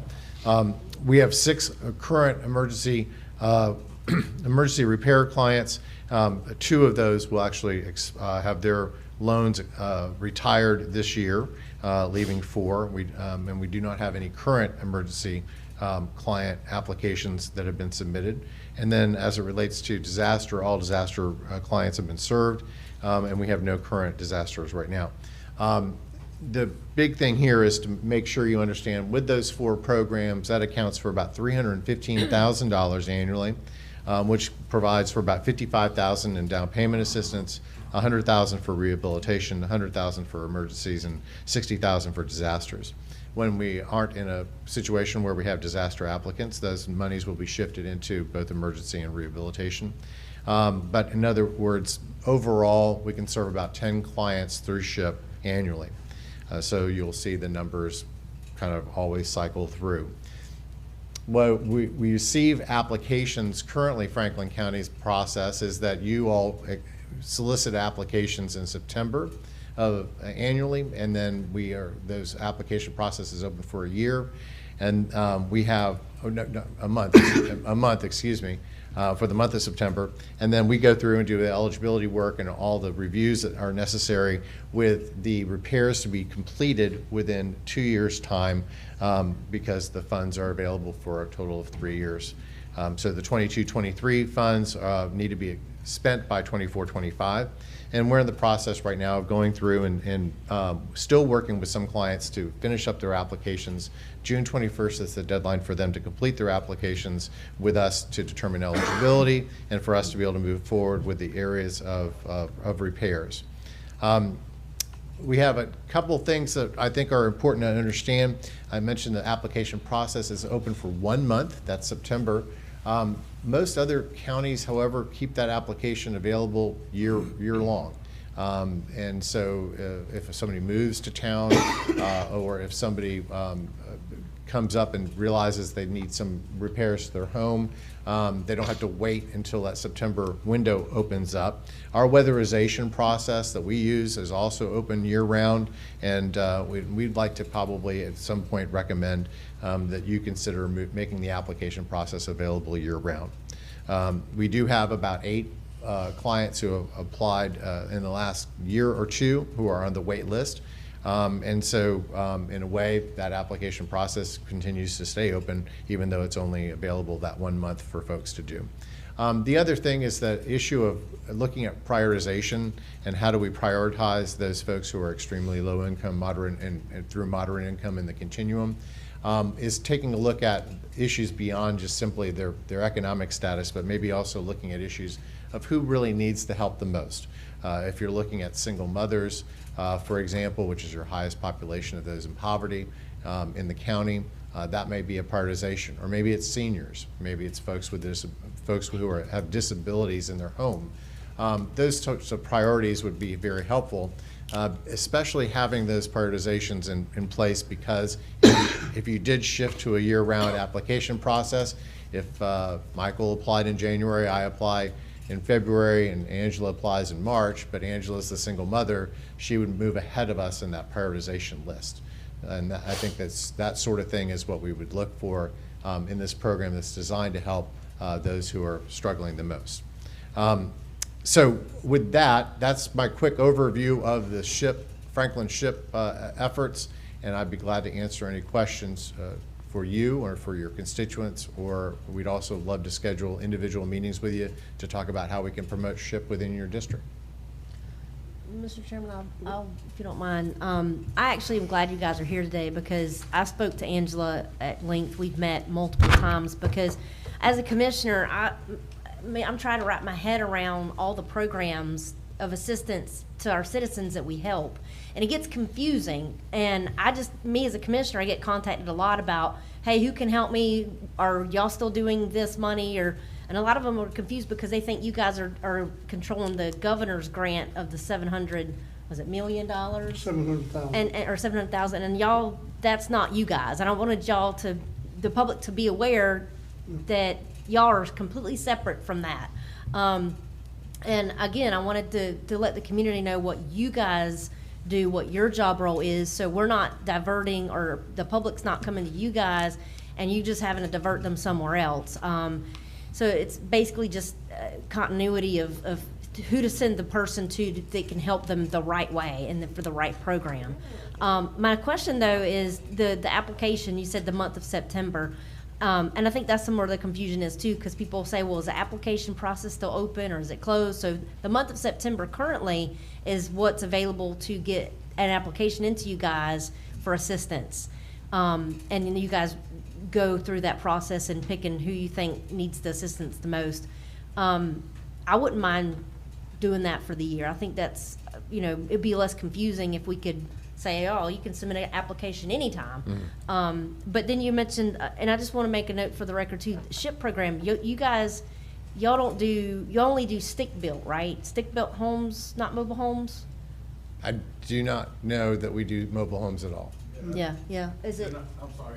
Yeah, as far as I know, SHIP program isn't authorized to do any homes at all? mobile homes. Mobile Right. homes. Weatherization can do modular and mobile homes, Okay. which is a separate program, but Yeah, see, that was one of the things I was asking. I got good confused. Is it SHIP? One does stick-built, one does mobile home. So I wanted to clarify that too. And I know I've talked to Angela about the process in terms of things. And I wouldn't mind sitting down with you. I know, Angela, you and I have met. I wouldn't mind sitting down with Mr. Much. Yeah. So that we could, all come together and continue to work to serve the people of our community. that'd be great. We have a lot of confidence in Angela, and that's why she's our boots on the ground here. Yeah, I mean, the whole space of social services can be very, very cluttering when you get into it. And as community action was designed back and created by Congress in 1964, we were the very first federally funded government-approved safety net for low-income families. Before that, churches and charities took care of poor people. And so our role has been really specifically as it relates to utilities and making homes more energy efficient to reduce their energy burden in a home. And now with Head Start, which came a little bit later, to help let parents go to work and go to school and take care of their kids, getting them ready for kindergarten. But all of that really is just to stabilize a family. It's really our Getting Ahead program, which is very effective in helping get people off of public assistance. And that's that's where we're limited to. That said, we get lots of folks who call us about lots of things. Rent assistance, I need transportation, I've got senior issues that I need help with. And we're gonna make referrals to other community partners. So you are safe in sending them to us. And whether it's gonna be Jennifer Brown or Angela Webster, who are in our current office in East Point, we'll be glad to help those folks out to the best of our ability and get them to the people who might do a better job of that. Thank you. You're welcome. Y'all done start working on the SHIP program with the hammer and nails yet? So that's a great question. So we went through a little bit of staffing hiccup over the past 9 months, and we've gone through a lot of training with Michael Cheney with the Florida Housing Coalition, which has been very helpful. So the applications will be completed by June 21st of this month, after we've been working with all the clients to kind of shore up what they had submitted back in September. And then we have a vendor list, and we'll cycle through the vendor list and begin doing some of the work. We hope to have that completed basically before the end of this calendar year for those clients. And then as it relates to how we amend the application process, we'll have to talk to the folks at the Florida Housing Coalition and the Florida Housing Finance Corporation, just kind of discuss how do we amend the state plan and open up that application process so that we can get ready for the 22-23 or 23-24 year. Y'all got your contractors? We've got some, and we've got some that we come from outside of the county as well. And we continue to look for good folks who do quality work. That's the key. What the criteria for being a contractor? That would, I would let Terry answer that question directly, because I don't do that sort of area, that's beyond my pay grade as it relates to Terry's work. Thank you. You're welcome. So, Mr. Tim, thank you for the presentation. It is good. I agree with what Commissioner Ward was saying. It's sometimes good just to get out so the public can be aware, you know, they're watching the meeting or they're watching it later. They can see kind of what your organization is really able to do. Yeah. And kind of what your metes and bounds are. But, you know, so I guess, I don't know why the county went with the 1 month application process. I don't know if that's something that Florida Housing kind of regulated us to, but if there's any amendments, yeah, I mean, I think both of that were mentioned today are definitely valid things that we should consider. I Yep. personally think that. So if there's a way you can get it and kind of bring it back to us for an approval, for an amendment to our, whatever it is for SHIP, then maybe that's why we need to address it, you know what I mean? We'll work with Michael and we'll work with the Florida Housing Coalition on both those issues. And the other part to go along with that, Mr. Chairman, is that I think what we'll do is we'll also do some outreach in terms of going into Carabel, going into Franklin, going to East Point, and kind of doing a workshop on what does SHIP offer, and maybe That would be great. even beyond what SHIP does, but what else we can offer. And we'll see if some other community partners like Kim Bodine from Career Source, maybe we can have some others with us, so that all folks who are looking for some assistance can understand the roles that we play respectively. Yes, that would be good. That would be really good. I think that's one of the ways that the public, that are ones that are needing the assistance, Yep. could kind of find out, you know, who is actually the best fit and how it kind of all goes together. Who does what? Yes, You that's a great can't tell idea. the players without a program. And if there's anything we can do to help facilitate that, as far as like locations or that kind of deal, just please let us know. We'll Thanks. do what we can. Appreciate it. Appreciate that. Any other And thanks for the questions? confidence that you guys have placed in us to let us manage the program. We're looking forward to seeing some real differences being made real soon. The other big thing I forgot to mention is that I don't think this has happened over the course of time, is that for those who have received services through SHIP, they don't receive an annual notification as to kind of where they are in the, you know, it's how long ago was it that I got my my SHIP loan, and when is my payoff date, and all those sorts of things. And so we're going to implement a new process where we're actually corresponding with all of the SHIP clients over the course of the many years, and just give them an annual report, kind of a statement each year, so they know where they stand in the course of the retirement of their 10-year or 5-year loan. Sounds good. Anything else for Mr. Center, commissioners? Questions? Mr. Tim, thank you for Thank you. patiently waiting to get to this point. We appreciate the presentation today. You're welcome. Thank you. Thank you. Okay. So, Mr. Morone? Home stretch. Yeah, okay. So commissioners, are we good with the home stretch, or you want to break for lunch and come back? I'm good for the home stretch. I'm good with it too. I just want to make sure we're all together. All right. Let's take 5 minutes and we'll come back and go through it, Mr. Morone.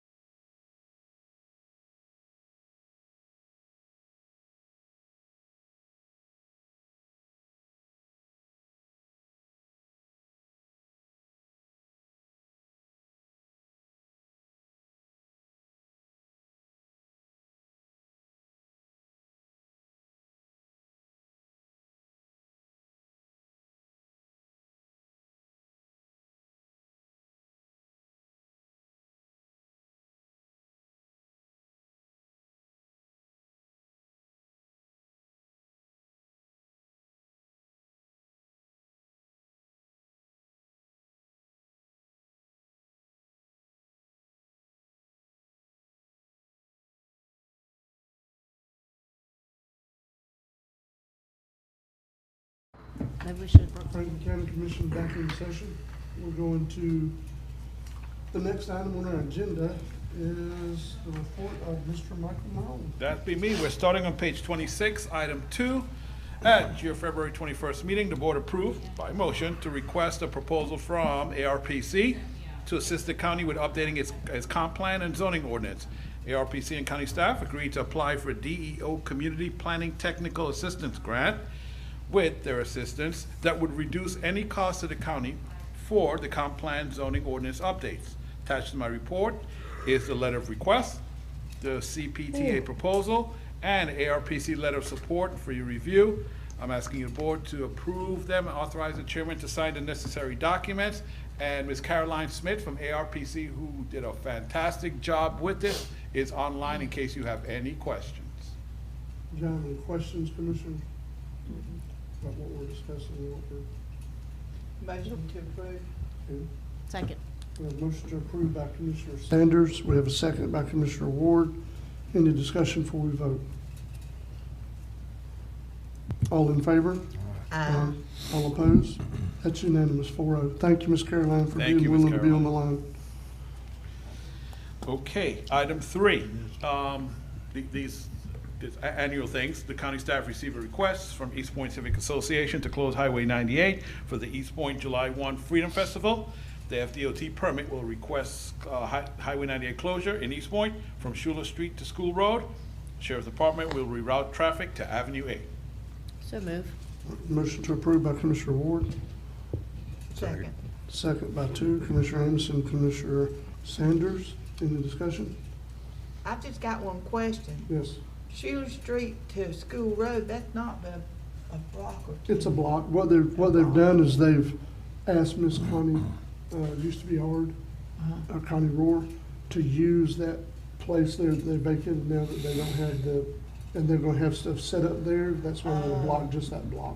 Oh, okay, Yeah. okay. Have like food trucks and different That stuff. makes sense. And it's safer for the kids, Yeah. trying to cross the street. Yeah, well, this didn't make no sense, but now he's saying that they're gonna have it stuff Yes. all at ours right there. Yes, ma'am. Yeah, it makes sense. All in favor? Aye. All opposed? That's unanimous. I'm sorry, sir. Item 4 is similar. Approval to close county roads on St. George Island for the St. George Island Wet and Wild July 4th Parade. The parade route, I don't know if it's the same or not. I put it up there because the chairman sent me an email. He got Yes, late yes, yesterday that evening, one. this morning. That's That will right. be the route that will Yep. close. It does not include any state, any highways, so it's all county roads. So with your approval, the sheriff will again redirect traffic during the parade. So moved. Second. We have a motion to approve by Commissioner Anderson, second by Commissioner Ward. Any discussion? All in favor? Aye. All opposed? That's a 4-0 vote. All right, page 27, item 5, Mr. Dusty May, if you guys remember, he was here back on May 2nd. You had a long discussion about what Bay Savers, that's his group, is doing about the water flow situation that he says is negatively affecting Apalachicola Bay amongst other bodies of water. But they needed the state cooperation in which to move on with their solution. Kind of pulling from my narrative there. At the May 2nd meeting, Mr. May asked the board to hold off on a letter of support until he was able to meet with state officials to discuss the problem and a plan with a proposed timeline that will hopefully rectify the situation. Mr. May contacted me last week. He is now ready for that letter of support. He's had all the meetings he needed to have, and that's what he's asking for now, commissioners, for you guys to sign, support the chairman's signature and letter of support. I have a draft copy added to your agenda packet in case you guys want me to edit it in any way. You could let me know, how, are you good with the general theme? Is there any tweaking you'd like me to do with the letter? Mr. Chairman, I noticed one thing in the letter. When he previously came and gave us the overview of it, he had St. Joe Bay and St. Andrews Bay, and this time the letter is including the Apalachicola Bay now, because he didn't, originally he was speaking on the St. Joe Bay okay. and the St. Andrews Bay, but now he's added after I was obeyed to the letter. Yeah. So, Well, let me ask you this. I'm not opposed to a letter of support. It's just a letter of support. However, some of those things we brought up in the meeting, we had questions on. I mean, it sounds like he's got the answers, but we don't know any of the Okay, answers. so you want him to come back? Well, I mean, I thought that was what we were looking for. Yeah. Yeah. Okay, the yeah, I You know what I didn't, mean? So we know what we're supporting, because there was some things he didn't know. He said he still had to have other conversations. And I mean, I'm going by your narrative. yeah, So yeah, he's talked with state officials, he's worked out some of the kinks, yeah. but he's asked to support something basically blind, because we don't Okay. know what they worked out. I apologize. I thought he was specific, more specific during his, and again, I wasn't in here totally for when he made his Yeah. presentation, but I thought he was more specific. But basically, I'll ask him to come back and kind of respond to some of the questions you guys had before doing the Well, we letter. just want to know what the outcome was. What the outcome of this meeting? We're fine with supporting Yeah. it, we just, Yeah, if he sends it in writing, you want That's to fine. have him send it sooner, before the 20th, you guys could decide if you need him back That's or fine. not. That works? That's fine.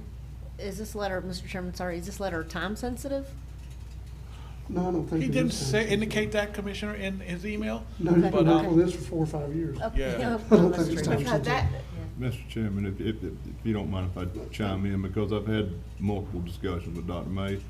He's been before ABSI. You know, we've had this, really, it's not time sensitive, but for the first time that I'm aware of, the Corps of Engineers sitting on go. So as soon as we can get, all they're waiting on is to get these letters of support to DEP so they can get the matching study fund. It's a $3 million fund to start this study. Corps of Engineers is going for 1.5, and they're trying to get the matching funds from the state, which they should, because it's a 3-year process. So you're going to have they're going to have to spend what, $500,000 over the next 3 years to get the study, to get it done. And they have some outside funding also as far as organizations that are donating and whatnot. It's not really, it's not so much that it's a time sensitive thing, it's just that the sooner we can get this, they can get, that support to DEP or get that information. And I also have I got him to email me an information sheet for individuals that can email the DEP. And I'd like to share that, especially with some of the commissioners that have Facebook or social media pages and whatnot. Because I'm gonna tell you, I've had, like I said, had a lot of discussions with this. This is the one thing that, and I've had this discussion with oyster dealers, oystermen, everybody. This is the one thing that's actually attainable, that would benefit our system.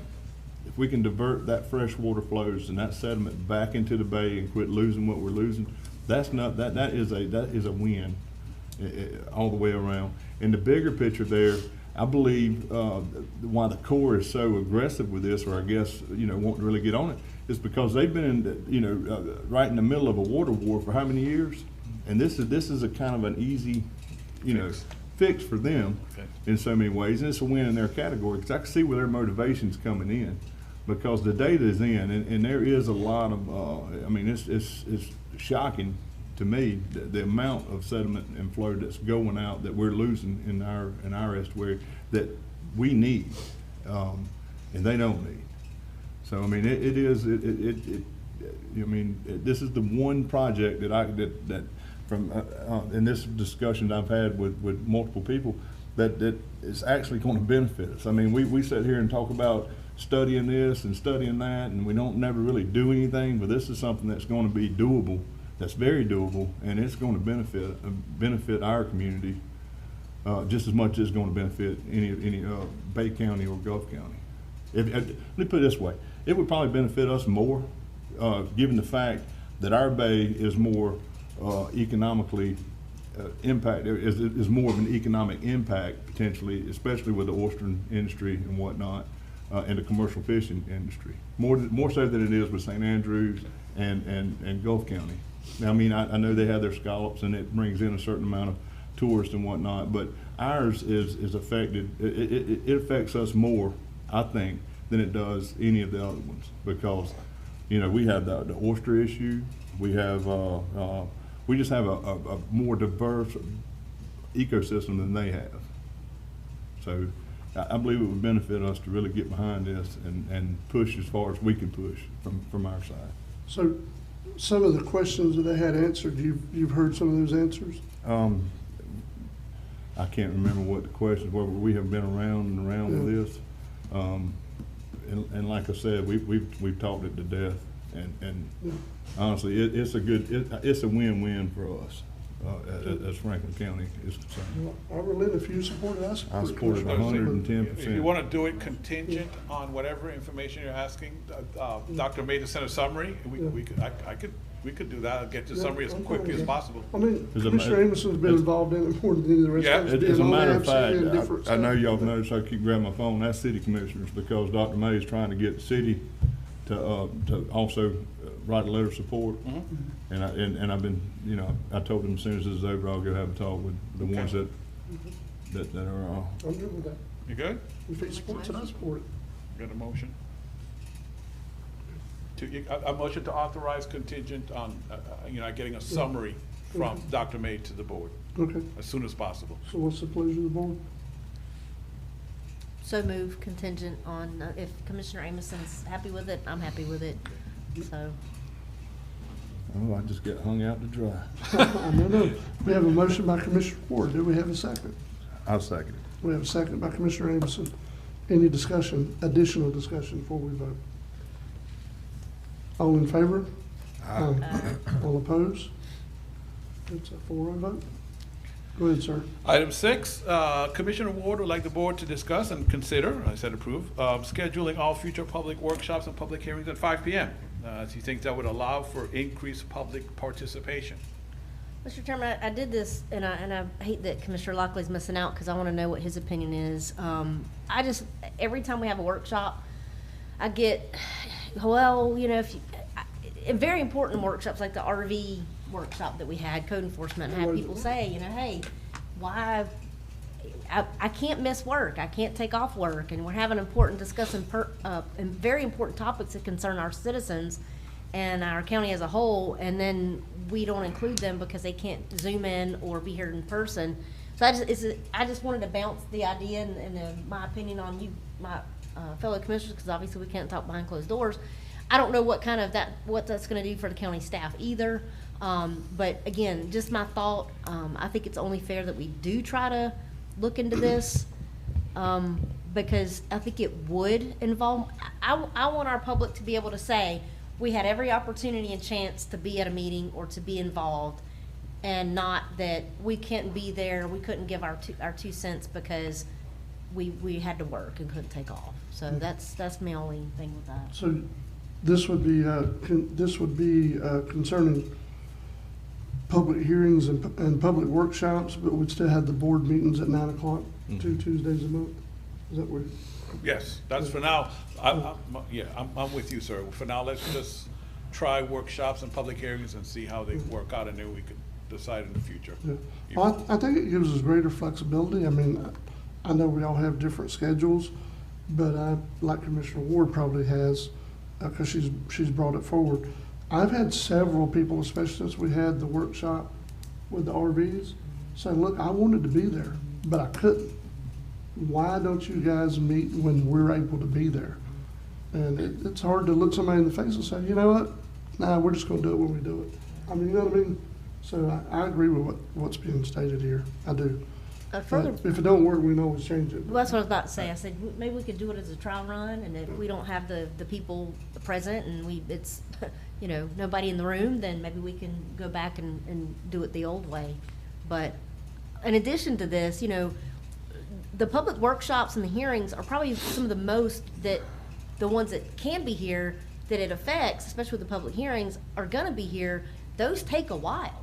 And all of our other agenda items, we zip right through that for the most part, but then those take the longest. So we're all talking about lunch and getting hangry. It might be better for everybody to come, be able to get done with our regular meeting, go and do what we need to do, maybe research what we're going to be talking about at the workshop, public hearing coming up, and then coming back at 5 and doing it. Again, I don't know what kind of that's going to entail on county staff, but I don't know if all the county staff that's involved would be able to accommodate that, but I'll go ahead and make that motion to do that. Go ahead and schedule all future public workshops and hearings at 5 PM? Or do you think we should wait till Commissioner Lockley can have his say? I'll let him know. We can ask him in the next meeting how he feels. We can go ahead and do it. Mr. Chairman, Yes, ma'am. did you make a motion? I did. I'll second her motion. Okay, so we have a motion to approve by Commissioner Ward, second by Commissioner Sanders. Just a question. Yes, ma'am. Or just a statement. I live on the other side of the county up here. I have no problem being here at 5 o'clock in the afternoon. It's just whenever you need it. And I truly agree with you because I believe the government needs to be more about the people and everything. So if you do that, if we get down the line somewhere and we're not getting a big attendance for the workshops or the thing like, you know, the public hearings like we should, we can always switch it back. Mr. Chairman? Yes. I'm not gonna lie, I have threw every one of y'all under the bus on this, because I'm that new guy. And you know, and the public's, this is their perception. Y'all had these meetings, it's not that, I wish I could have been there, it's, y'all had it set up where we can't be there. And like I said, jokingly, I threw y'all, I said, hey, they were doing that way before I got there. But, At least he's honest. hey, honesty is the best policy, but I agree wholeheartedly. I mean, especially with the workshops, that's the one time the public's really got, you know, just a wide open range to let us know how they feel about it and voice their opinions on it. And I'm all for it too as well, but anyway, that's the end of that discussion. Well, and it's like this, I think a good workshop, a good public hearing was Alligator Point on the golf course. You see how many people turned out? When the subject hits them, they really want to be here, but the majority of people work, you know, and I totally agree with you. Well, the great thing about Alligator Point is most of those folks are retired. That's right. So they could be here, but That's right. when we go back to like we were talking But I'm about earlier. I'm going back to it. When it's a public hearing or a workshop that affects you, you're gonna be here if you can. Exactly. No matter what time it is. You know, I'll give you a great example. I had this discussion going back to ABSI. They're wondering why, you know, the workforce won't get there and go to these 8-hour meetings. and I told them, I said, that these folks have a job. I mean, they can't just, you know, take off. And this job doesn't accrue time off and stuff like that. I mean, if they're not at work, they don't get paid. That's right. And you know, at the end of the day, it's the same thing with our workshops or these public discussions.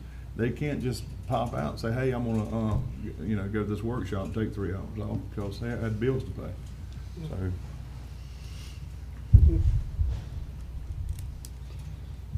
All right. Any other discussion before we vote? And I will say, I think it's a step in the right direction. I do too. They were doing it that way when I got here too, Commissioner, just so you know. We're just gonna kick that can right on down right there. I guess we're the ones that's been bad. That's right. Well, you know. Come on, guys. Well, you know, there is one commissioner that's been here a long. There you Ooh, I don't know. It was that way when she came on the board, back when my grandfather probably was on the board, 1979, so. Yeah. I mean, who's to say, I think that's when they. I think it's did time too. for a change. Decades, with few exceptions, but Commissioner Sanders is correct, because the board has done the 5 o'clock meeting thing before. I mean, I understand y'all have heard from constituents about the structural setup, and we can't be there, but honestly, it is issue-driven. In my experience, it's always been issue-driven. Yes. Yeah. But again, like I said, I think it's the subject of the workshop Correct. and the public, you know, hearings and stuff. That makes Answer it Commissioner Ward's question about staff, I'll be there whenever y'all tell me to be there. There you That's go. where I am. Well, the other thing too, I think this is gonna free us up for having workshops that aren't necessarily tied to, so currently we've been having several workshops. Yeah. But they've been like once a month. Well, if you're doing it at 5 o'clock in the afternoon, you can do them twice a month. You know what I mean? And get through an issue quicker and not be dragging it out longer, I guess, if that makes sense. We can Think we about can that, be sir. more efficient and Yes. get it done. Yeah. All in favor? Uh, All opposed? That's unanimous. Similar but different. Item 7, attached to my report is the most current version of your meeting and public comments policy and procedures for your review and adoption. We've been looking at this close to almost 2 years now, with a few updates, a couple of things we changed, but this is how we conduct our business. And if everybody's good with the language, we can go ahead and adopt that document today. Like I said at the last meeting, I demonstrated how the public is able to see, what they're able to see before the meeting and after the meeting. And I think everybody was pretty much satisfied with that. I've gotten comments from the public that they like that.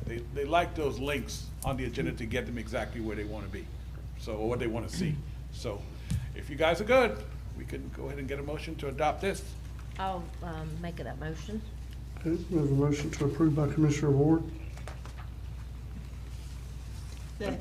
second by Commissioner Sanders. Any discussion? Not to interrupt, but Commissioner Sanders, this also addressed something you and Commissioner Emerson has talked about, extending the public comment time too from 3 to 5 minutes. If you notice, your chairman kind of jumped the gun today. He gave the Yes, I 5 did. minutes, but yes. I gave this Ms. is Rose exactly 5 what it minutes. does. Yes. She didn't take the 5 minutes. It's all good.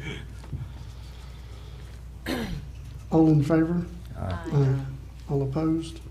That's unanimous. Commissioners, we already addressed item 8. Let's move on to item 9, which is pretty interesting, page 28.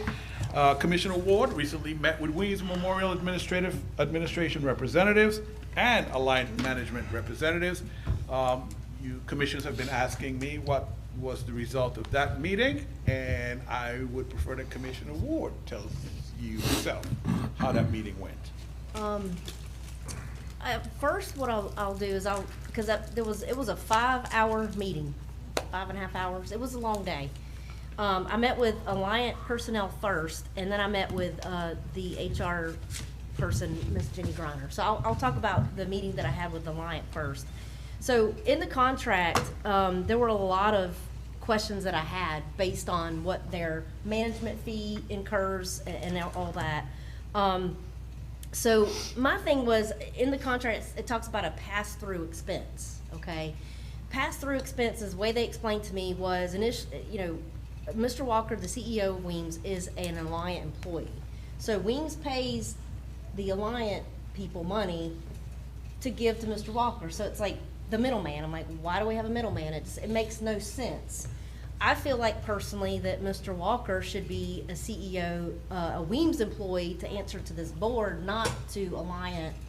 And that's just my opinion. And we discussed that. Everything I discussed here, we talked about. And then, let's see, they gave me, and I had Mr. Marone, I gave him copies of what I was given at the meeting.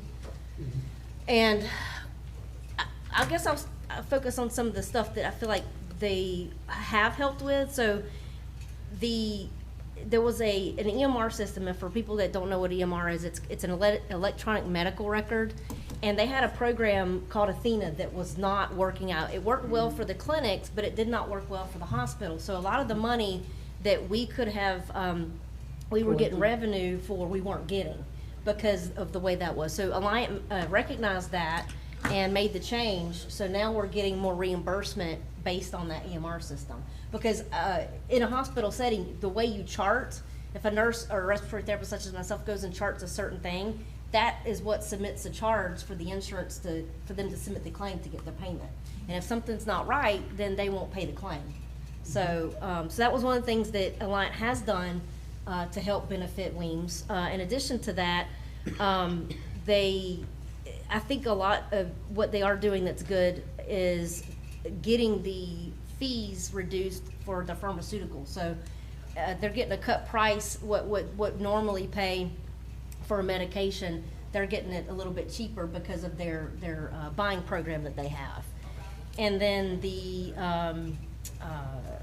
some of the other stuff, the supplies that we get, or that they get for like a IV kit or whatever, needles, whatever they need, supplies wise, they're able to also get that at a cut cost. So I feel like we're saving money, and they're benefiting Weems in that way. So on the other end of that, a lot of my questions and concerns were, what do you do for that management fee? And that was one of the things they said was that we were doing that, and then But my questions, some of their financial statements on a line item, they had I think the amount was $20,000. And it was under miscellaneous. And I explained to them, this is why people have concerns and questions, because $20,000 on the miscellaneous, that's a lot of money, big chunk of change. So why isn't that broken down or put it in the right line item? Well, it was explained that it was a miskey based on some software upgrades that they had to do. If they didn't put it under what line item they should have, they put it under that. And I said, well, that needs to be remedied. We can't have people looking at these balance sheets and have the same questions as I do, and that's a lot of money. I'm like, are you guys going to a steak dinner, in Tallahassee, or what's that miscellaneous about? So that needed to be broken down and clarified a little bit more better than what it was. I had a question about what was purchased with grant money and who has ownership of the equipment. So in other words, like all this COVID money that we've got, American Relief Rescue Act funds, does Alliant get that equipment if they say leave, or does Weems keep that equipment? And it is Weems equipment, so I just wanted to verify that. And then the Joint Commission, as we all know, Joint Commission is a hospital association that comes in and does inspections in the hospital. They actually help with getting funding. Alliant is helping with that, so that's part of their management fee, is to help with that. And then my other thing was, in the contract it says cost excluded from management fee, and one of those things was Alliant pays CEO and CFO, who is interim right now, by the way. However, if interim, CEO or CFO services are required, hospital will pay for the rates in addition to living expenses or anything for these positions. So my question to the CFO, I said, well, you're interim, so Weems is paying you. How is Alliant helping us out in that? So that was another question. I didn't really, he says he works at other facilities, and the way the contract's set up, it was an answer that I really couldn't really get on board with, I'm just gonna be honest. But he answered in a way that he felt like he needed to answer. So I also asked about the $200 fee that's included in the CEO salary for a car. I was like, that's silly, what's up with that? And the way it was explained to me was when Mr. Walker goes to meetings in Tallahassee or wherever, they pay for that and mileage, and if he actually wrote down the amount of mileage that he drove to do business for Alliant, then it would exceed that $200. So that was the answer I got from that. And then I met with Ms. Greiner, the HR person, and I don't know if I should pull up what. Let me see if I could pull up what, because I want to go verbatim what she had said, just to make sure everybody's on the same page and I'm not misquoting or misleading anybody. When did you send that, Michael? While you're looking, Commissioner, can I ask a question? Sure. And I'm looking for help from you, sir, and you, sir. I don't remember us ever voting to make Mr. Walker an employee of Alliant. It's in the contract. Not to make him their employee, it's not. It's not in the Alliant contract?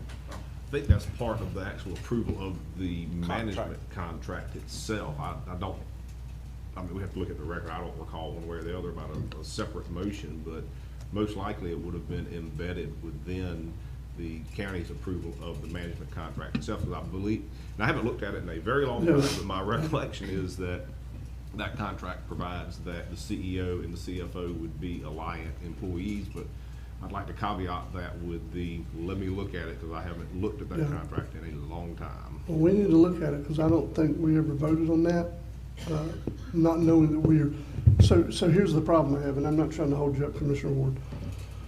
And I might be the one that has the problem, and that's fine. Who do we talk to? If he's not our employee, who are we talking to? Who are we talking to? Who is this board going to call to the carpet if he's not our employee? Alliant is a vendor. So who are we going to talk to? The DON? I mean, facilities manager, who are we gonna talk to? Anyway, I remember. I agree. So, and just to kind of finish up the alliance, I will say this, I looked at the contract, and I'm no lawyer by any means. I know our contract is coming up with them. I, in my good conscience, as it states right now, and I'm one of 5, cannot in good conscience re-up that contract the way it's currently written. I just can't do it. I can't see doing it. There's gonna have to be a lot of remedies, a lot of remediations to that. And one of the things was also brought up when I first walked in the room, and I just wanna put this to rest right now on the record. It was brought up that I work at another facility. I understand that. I get that.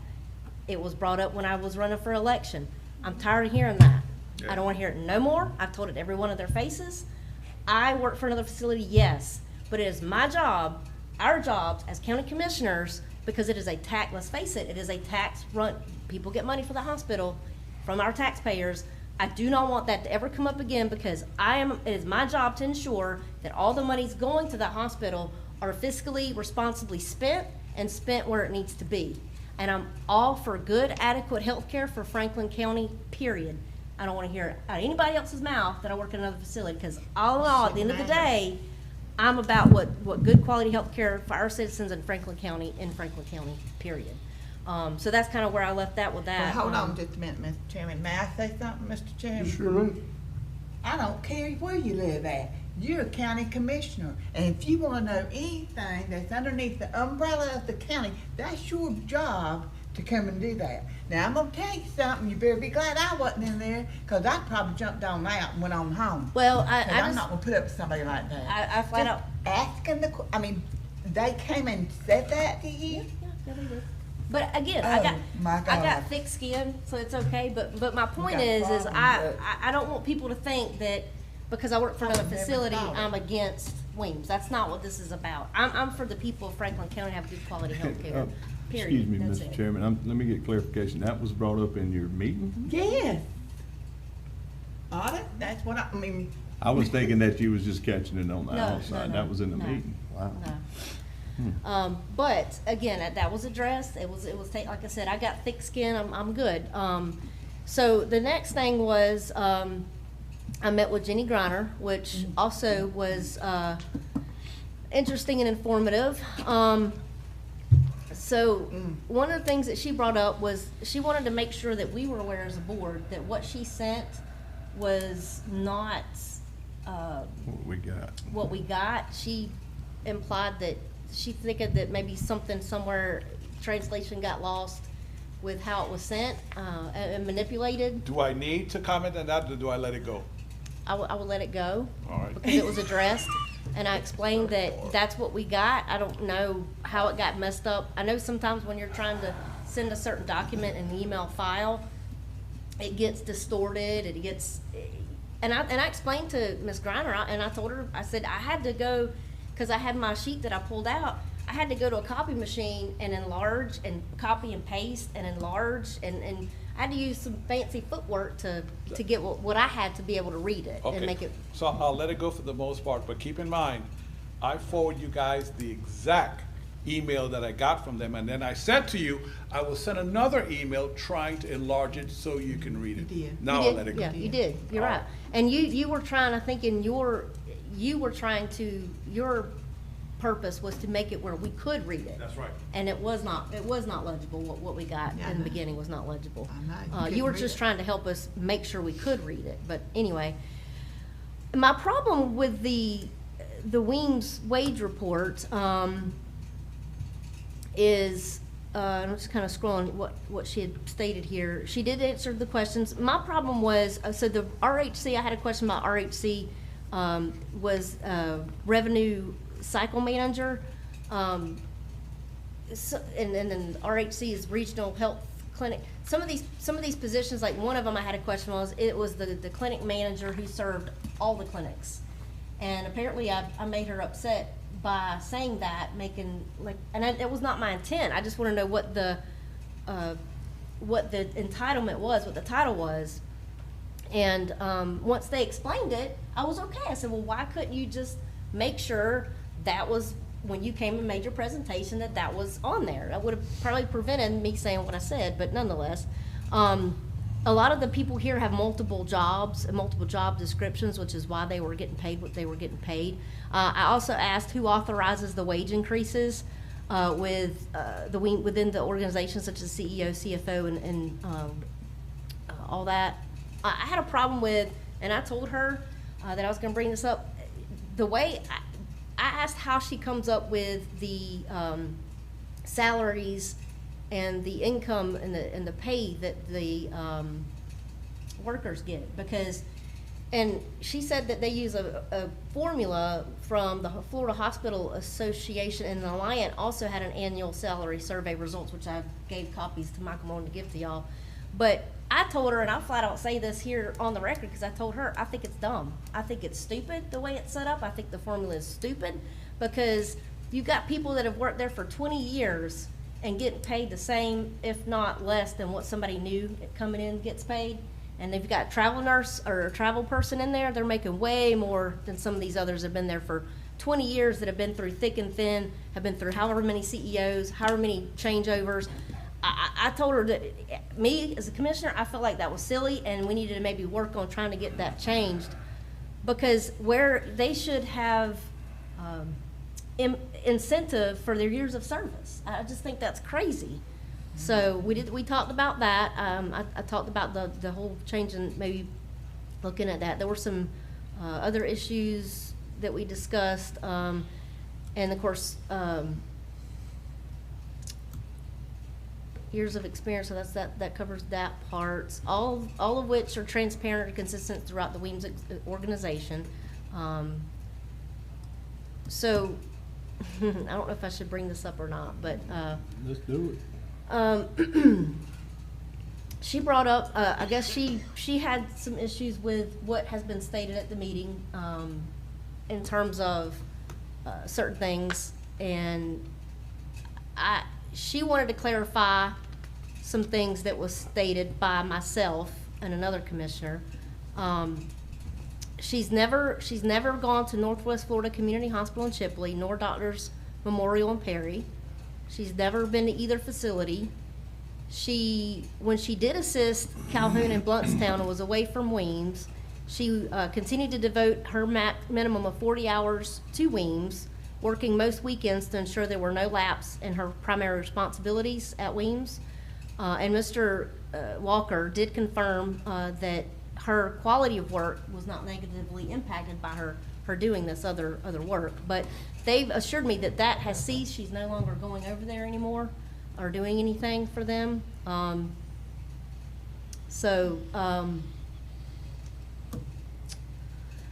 Let's see, what else? I won't cover that. That's kind of a moot point. But nonetheless, it was well time spent. I did get a lot of my questions answered that I had.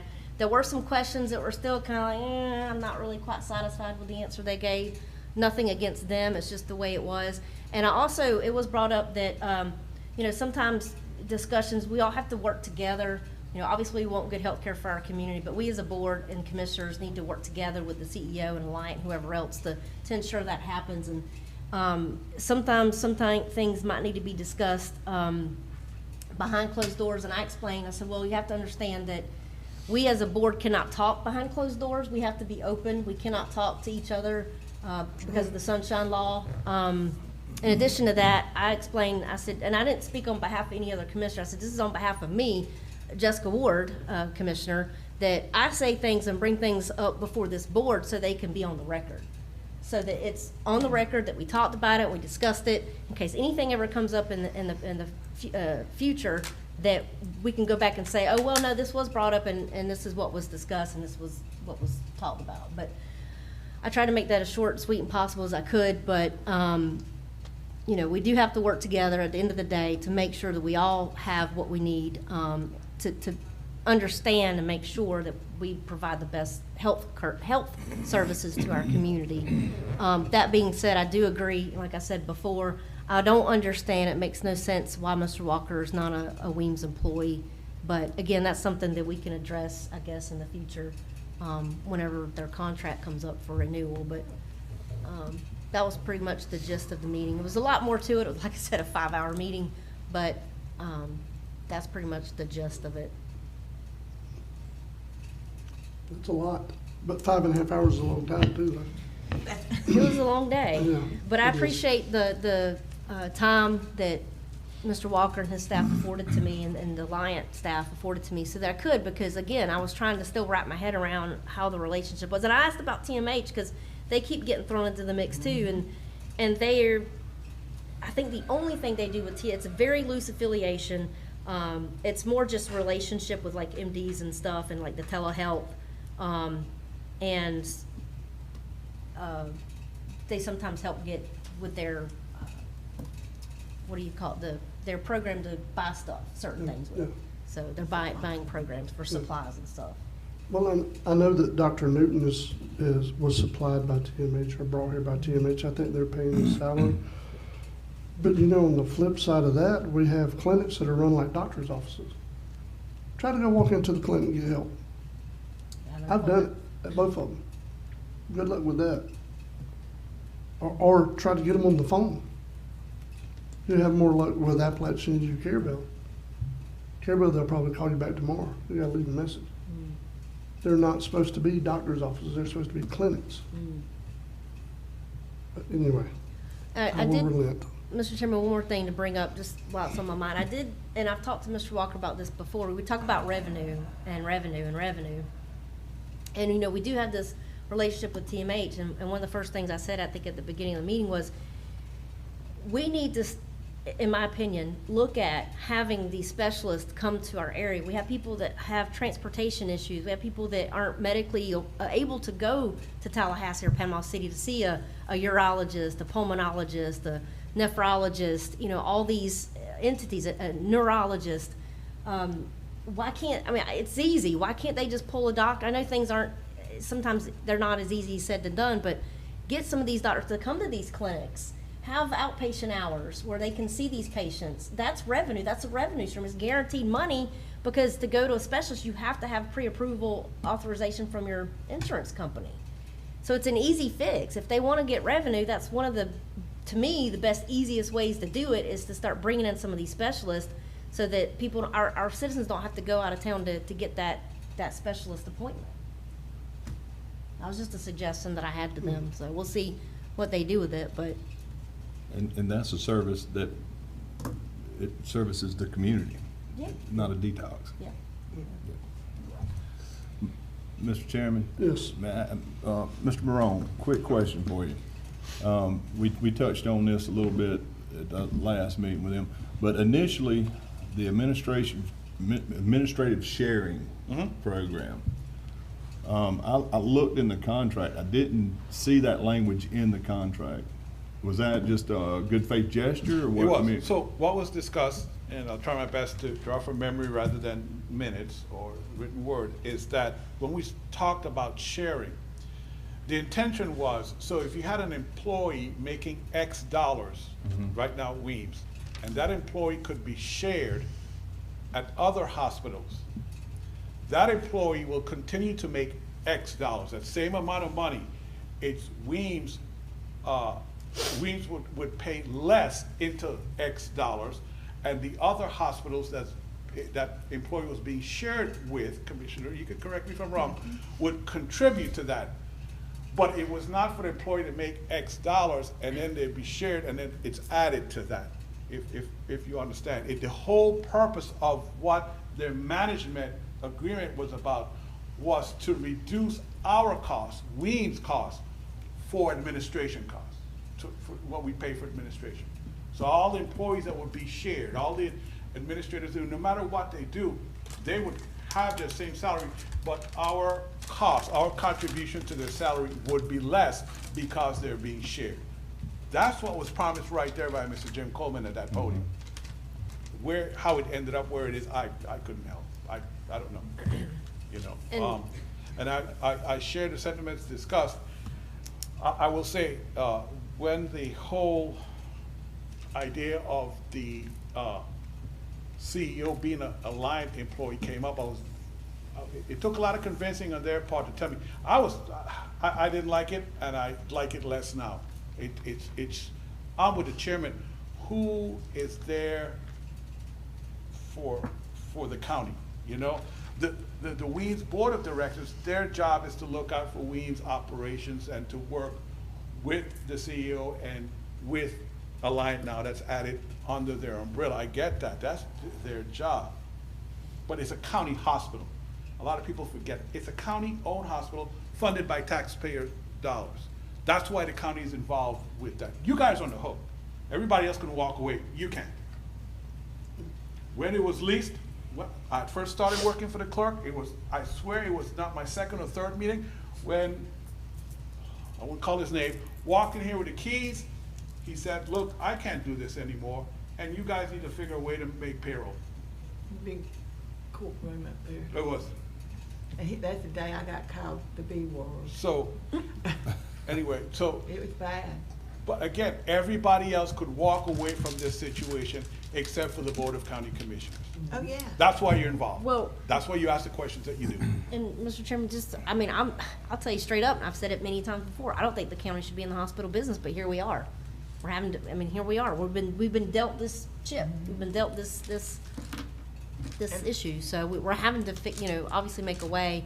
But I will say, in the management fee, really and truly, because that's what I asked them, what this 18,000, I think is what it is now, that we pay for the month, which I think is a little bit more than that, but is basically for what I said earlier about the helping us with certain fees and things and the revenue, and trying to get a new, make sure we're capturing all the revenue in addition to having the CFO and all these other, so. But going back to the reason I asked you to the microphone was my very first meeting that Mr. Kosar from Alliant came. The first time out, he presented. That was when we were doing the swing bed. It wasn't the Colby, it was the swing bed thing. And in that meeting, I'll go back and look at it again. But he is the one that was talking about our HR department and how they were sharing our HR department with other departments. That come from Alliant. I didn't make that up. Nobody gave me a rumor or anything as per se with the letter presented to the hospital board from HR or her report. That was stated right here publicly, because as soon as that meeting was over, I called the CEO, David Walker, myself, and we had this discussion. I remember specifically where I was. I was sitting outside Bayside Jiu-Jitsu while my kid Japanese wrestled, and I was on the phone with David for probably close to 30 or 40 minutes. And I told him at that time I didn't feel very comfortable about that, because I didn't even realize there was an agreement that we were going to get, that we were doing that to specifically, take the burden of the administration down as far as cost to Weems.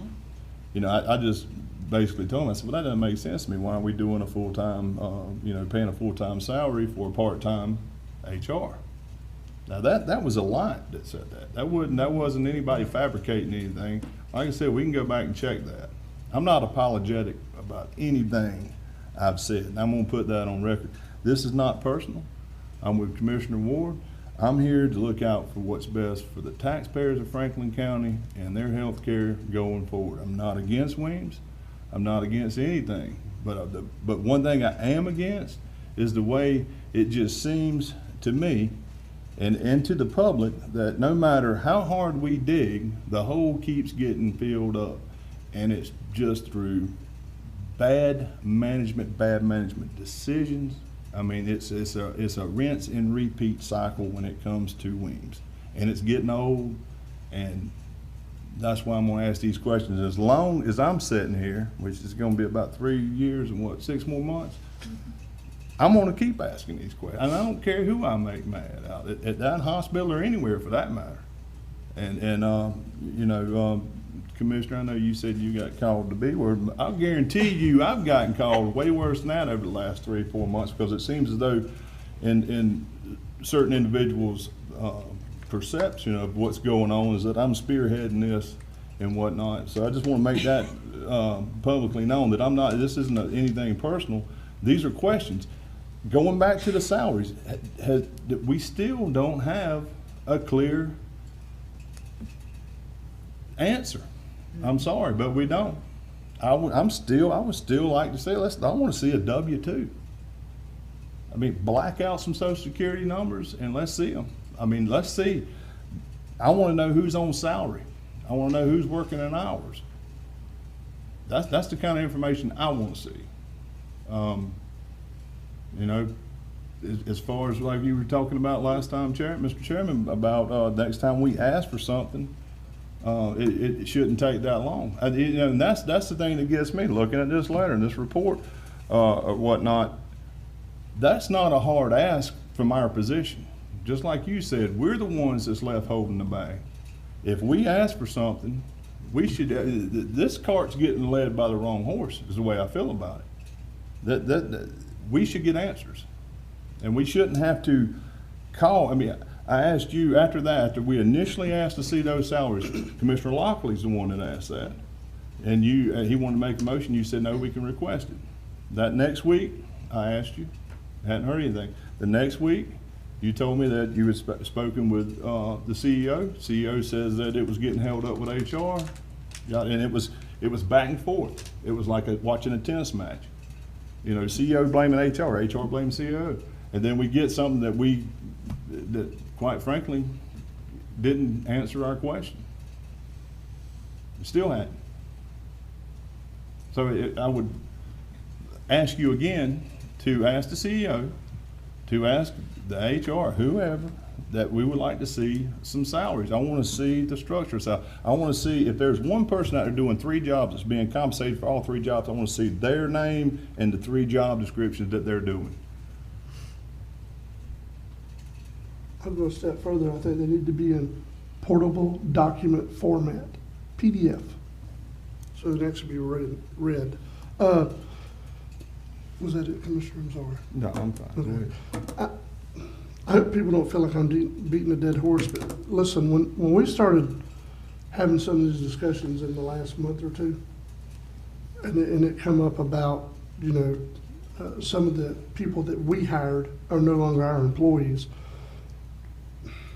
I just have a big problem with that, and I'm not going to relent on that. And then when you start looking at the specifically, and I know it's going to feel like I'm singling somebody out, but I'm not. It's what's been reported to us. Mr. Walker is getting a benefits package that is greater than the amount of compensation I'm receiving for managing 2 auto parts here in Franklin County on a full-time basis. That's the benefits. That's not the pay. And it's also more, probably almost as much as some of our directors make, and none of our county employees are even touching it. And it's the benefits. And when we started down this road, I was on the board with Hiring Alliant. We were trying to make sure that the hospital is going to not make money, but be able to hold their own. Well, we've held our own, all right. Our own has went to benefits packages, I guess. And I don't understand how we go from here to, okay, we're making more money now so we can, you know, that's not what the hospital is there for. It is not there to generate a salary, and that was the only thing that I relented last meeting when we talked about the EMS doctors thing. We have to have EMS doctors, I agree with that. But I don't agree that they're gonna be making basically what we're giving the hospital from the surtax, and then, you know, that said we're collecting the surtax just for the EMS. I mean, I understand they've got to make money. We've got to have doctors to be there, but at some point, you can't afford where you're at. You know? Mr. Chairman? Yes. Numbers can be manipulated any way you want to look at it. And one of the things that I look at when I look at the budget for that hospital and all is the cash on hand, you know, the cash on hand day. And when it goes from 188 to 28, that ain't right. I remember the days when we were less than 5 days cash on hand. Yeah. I remember that. So have we gone a long way? That's the thing. We haven't. to a certain point, may have gotten better out there. I don't know myself, but apparently it's not, or we wouldn't be having this conversation. You know what I'm saying? And it's like everybody has said, it ultimately comes down, they can pass the buck all they want to, but ultimately it comes down to this commission sitting up here. And we're gonna have within the next 5 months some hard decisions to make. And again, with that, because we got a contract coming due, and we got to see, do we want to keep going in this path, or do we want to go another way and see what can happen? Because the county has put the money behind the hospital like the county has promised to do. And I'm just concerned, and I have to say this again, that a commissioner would be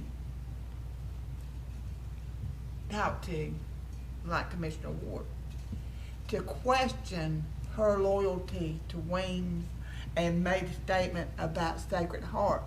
That's her job. That's where she works at. That's none of their business, and that shouldn't even be in the middle of it. Well, you know what I mean? Mr. Chairman, just to elaborate, that I did work at Weems back 2004, 2003, and I was paying insurance premiums, and I, just a little personal history, got pregnant at the time. I went to go try to get my prenatal care and was told that, oh, well, you don't have insurance. So we were paying premiums, and this is a again, this is how Weems transpired, how this has been a mess ever since I've known it. And I'm like, so I don't have insurance? No. The person, CEO at that time, was pocketing the premiums we were paying, so I had no insurance. Wow. Had no benefits. I was young at the time, freshly graduated from college, starting my career, was trying to start a family.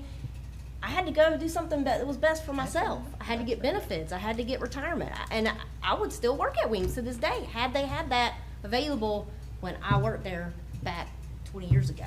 But they didn't have it at the time. And that's why I've been a big advocate for these employees, and I will fight for them tooth and nail, because they are the backbone of that facility. Yep. I'm not saying a discrediting the CEO or the HR or the DON or anybody else for that matter, but I mean, again, like I said, that's why I was at the beginning of this, when I talked to Mr. Jim Coleman in a private meeting when I first got elected commissioner, was you gotta help these employees, give them raises, give them benefits, and they have now, so kudos to them.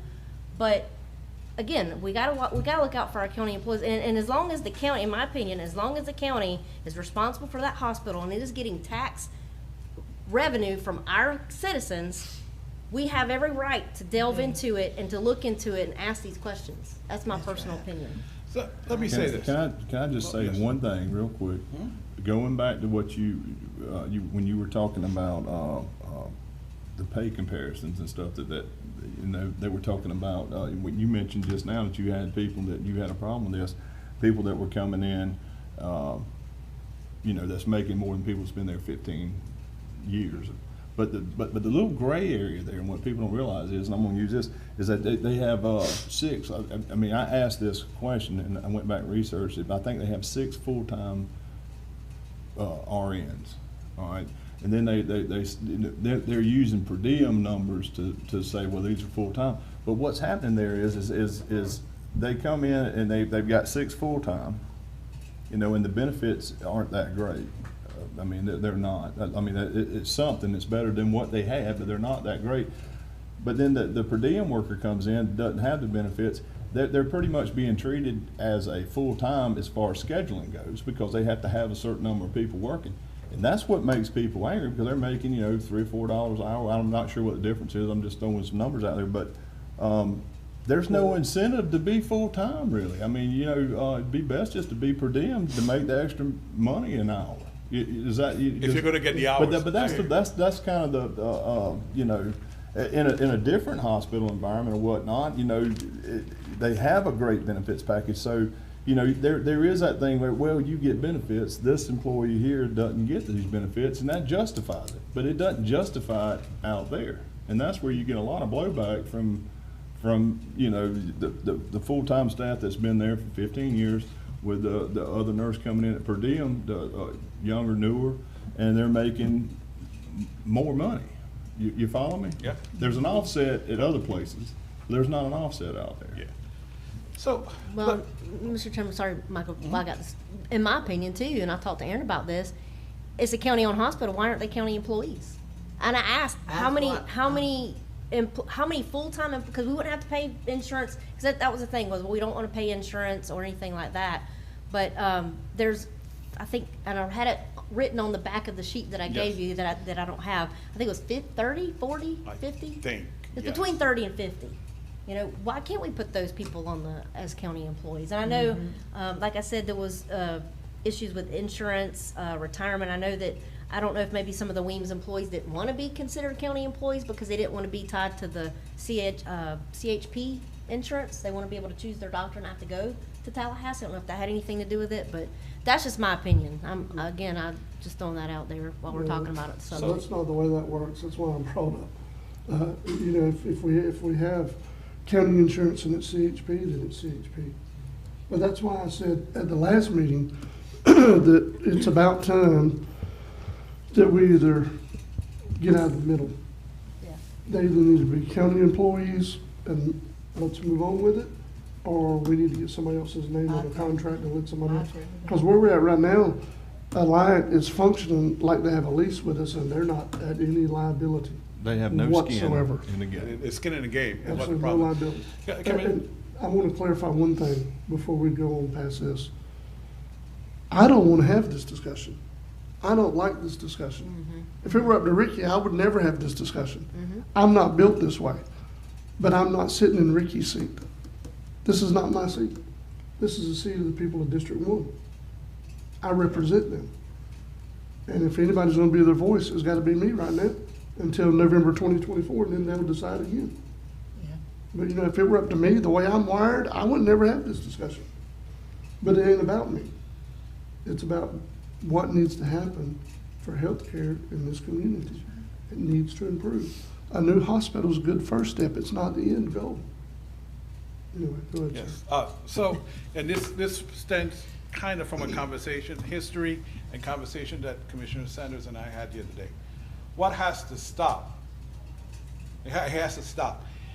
Just because the board asks questions about accountability doesn't mean the board wants to close the hospital. No. That's what's been going on for years. It's every time you start to ask questions, oh, they're against Weems and we want to shut it. No, like Commissioner Sanders said the other day, we were on the phone talking about, she said, Michael, they need to understand I'm not against the hospital, but the hospital has to be accountable. Simple statement. But for years, the room would divide, those for and those against. You know, but we've got to get past that.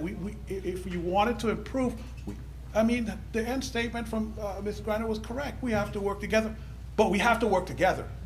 We can't work together on certain terms, certain people's terms. No, we have to work, everybody has to be transparent, and we have to, it cannot be a selfish motivation. I'm not talking about Ms. Griner, I'm just saying in general, it cannot be a selfish motivation, because let me tell you what's happening.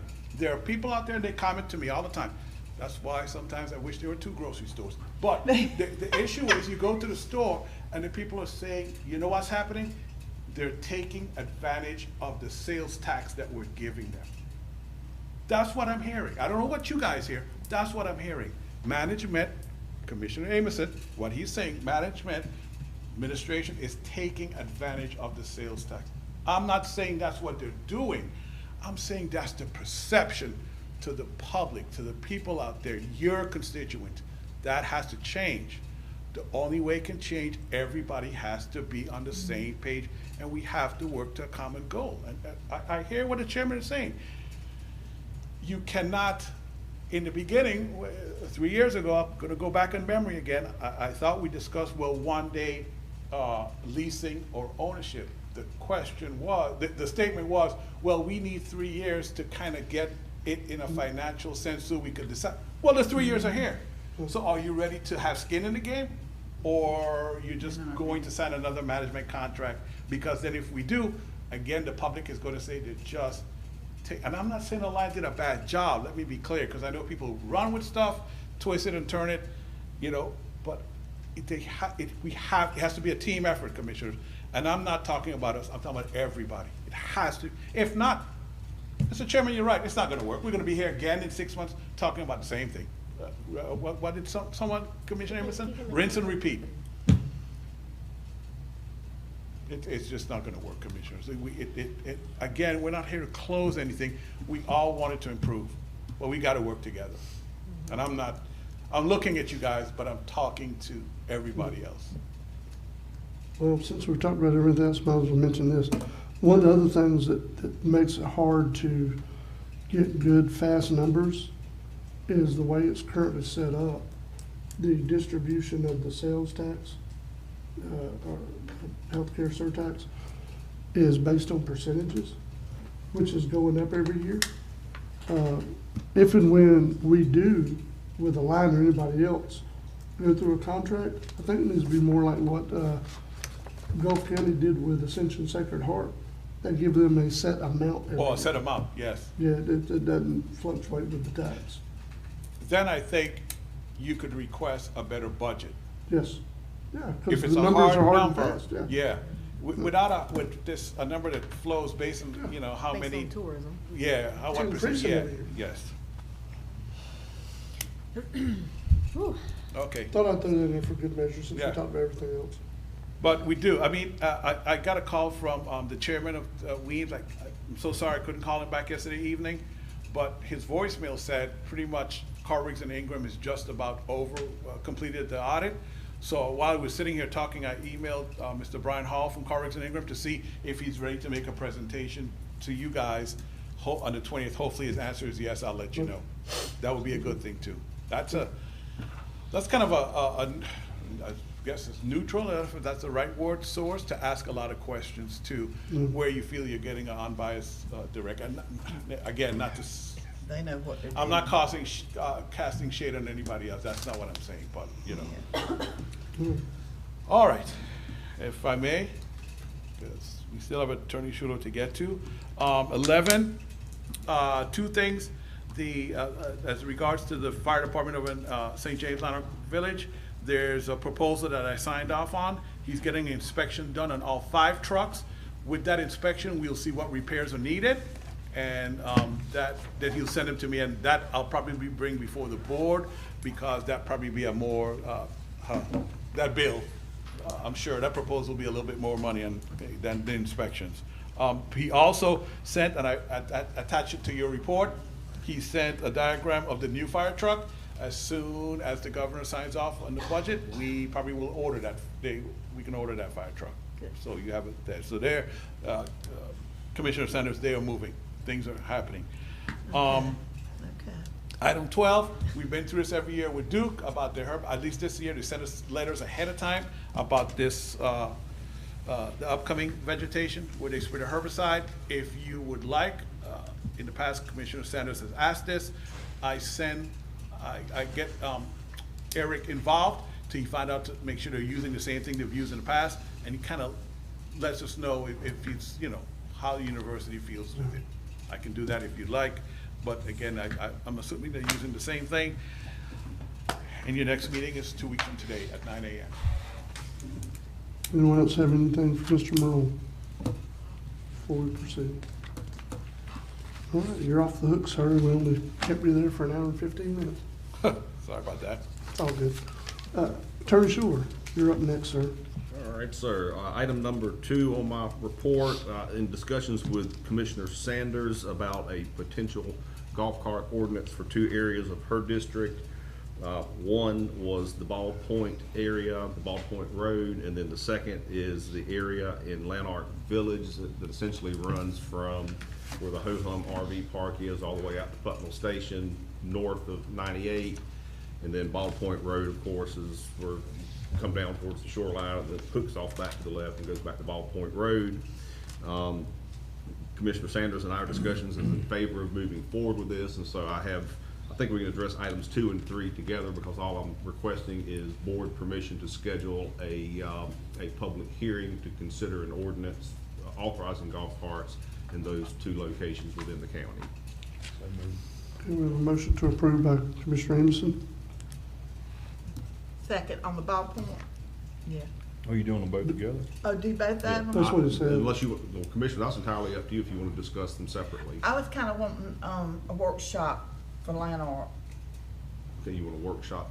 Okay, well then. a we'll address- workshop. Now, ballpoint, I don't have a problem because we already had that. Extended? We already had that one for Alligator Point, ballpoint was included with it. I don't have no problem, but with Land Art Village, I would like to have a workshop with the Land Art Village one. Okay, well, my apologies, Commissioner. That's okay, that's okay, So we do said you- straight. I'll amend my motion. He's gonna amend his motion to reflect ballpoint. So we have a motion by Commissioner Amison. Okay, and that's for the two, with a workshop, a public hearing for ballpoint. Yes, ma'am. A workshop and a public hearing for land art, right?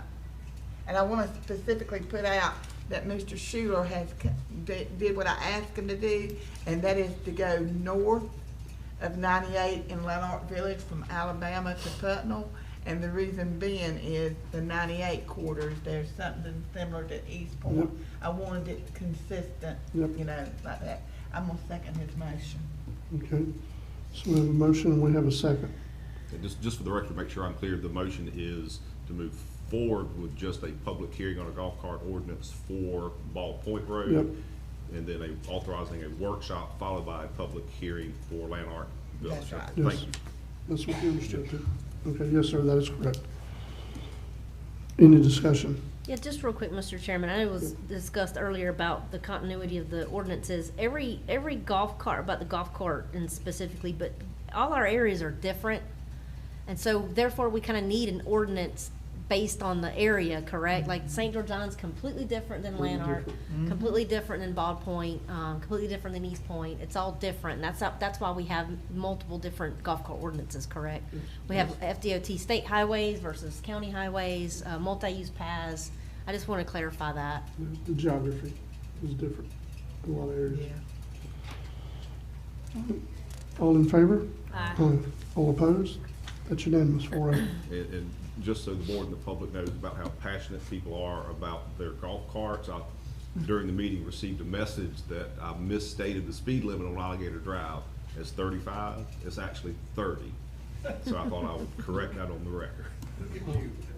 All right, item number 4, also at Alligator Point, this, also in discussion with Commissioner Sanders. She had received a request from Franklin County to authorize the use of the Alligator Point St. Teresa Volunteer Fire Department for a July 4th celebration. In the past, you've never been asked to approve that because until recently, it was, the Volunteer Fire Department was owned by a different entity. The county has since late last year purchased the property. And so there is a request for board discussion and consideration to authorize the use of the Alligator Point St. Teresa Volunteer Fire Department for a July 4th celebration. Mr. Chairman, I'll make a motion to approve, but I got a question. They're not gonna be, what's the liability if they shoot fireworks and set fireworks off and set the building on fire? Is that? Commissioner Sanders and I had that discussion. All right. We've already been added to their, as an additional insured on their insurance policy, but I can also reach out to, I'm sorry, I forget the individual's name that I've been talking to there, just to make sure that if they're doing, I'm sorry. Hugh Hartsfield. Yes, ma'am. Thank you, Commissioner. Just to make sure that if they are shooting fireworks, that they have some kind of a rider for that. Okay. Cause I was concerned about the building old and they've already had a problem with the upstairs. And that's what my concern was, that I want them, I don't have no problem with them using it, but I want to make sure that they are not to use the upstairs at all. I just want to make sure that the county's not liable for certain things. So I'll make a motion to approve that, though. Okay, motion to approve. Second. And we have a second by Commissioner Amison and Commissioner Sanders on the original motion by Commissioner Ward. Any discussion? All in favor? Aye. All opposed? That's unanimous. All right, Commissioners, and item number 5 is an FDOT request for a perpetual easement that Commissioner Ward forwarded to me after she had received the request.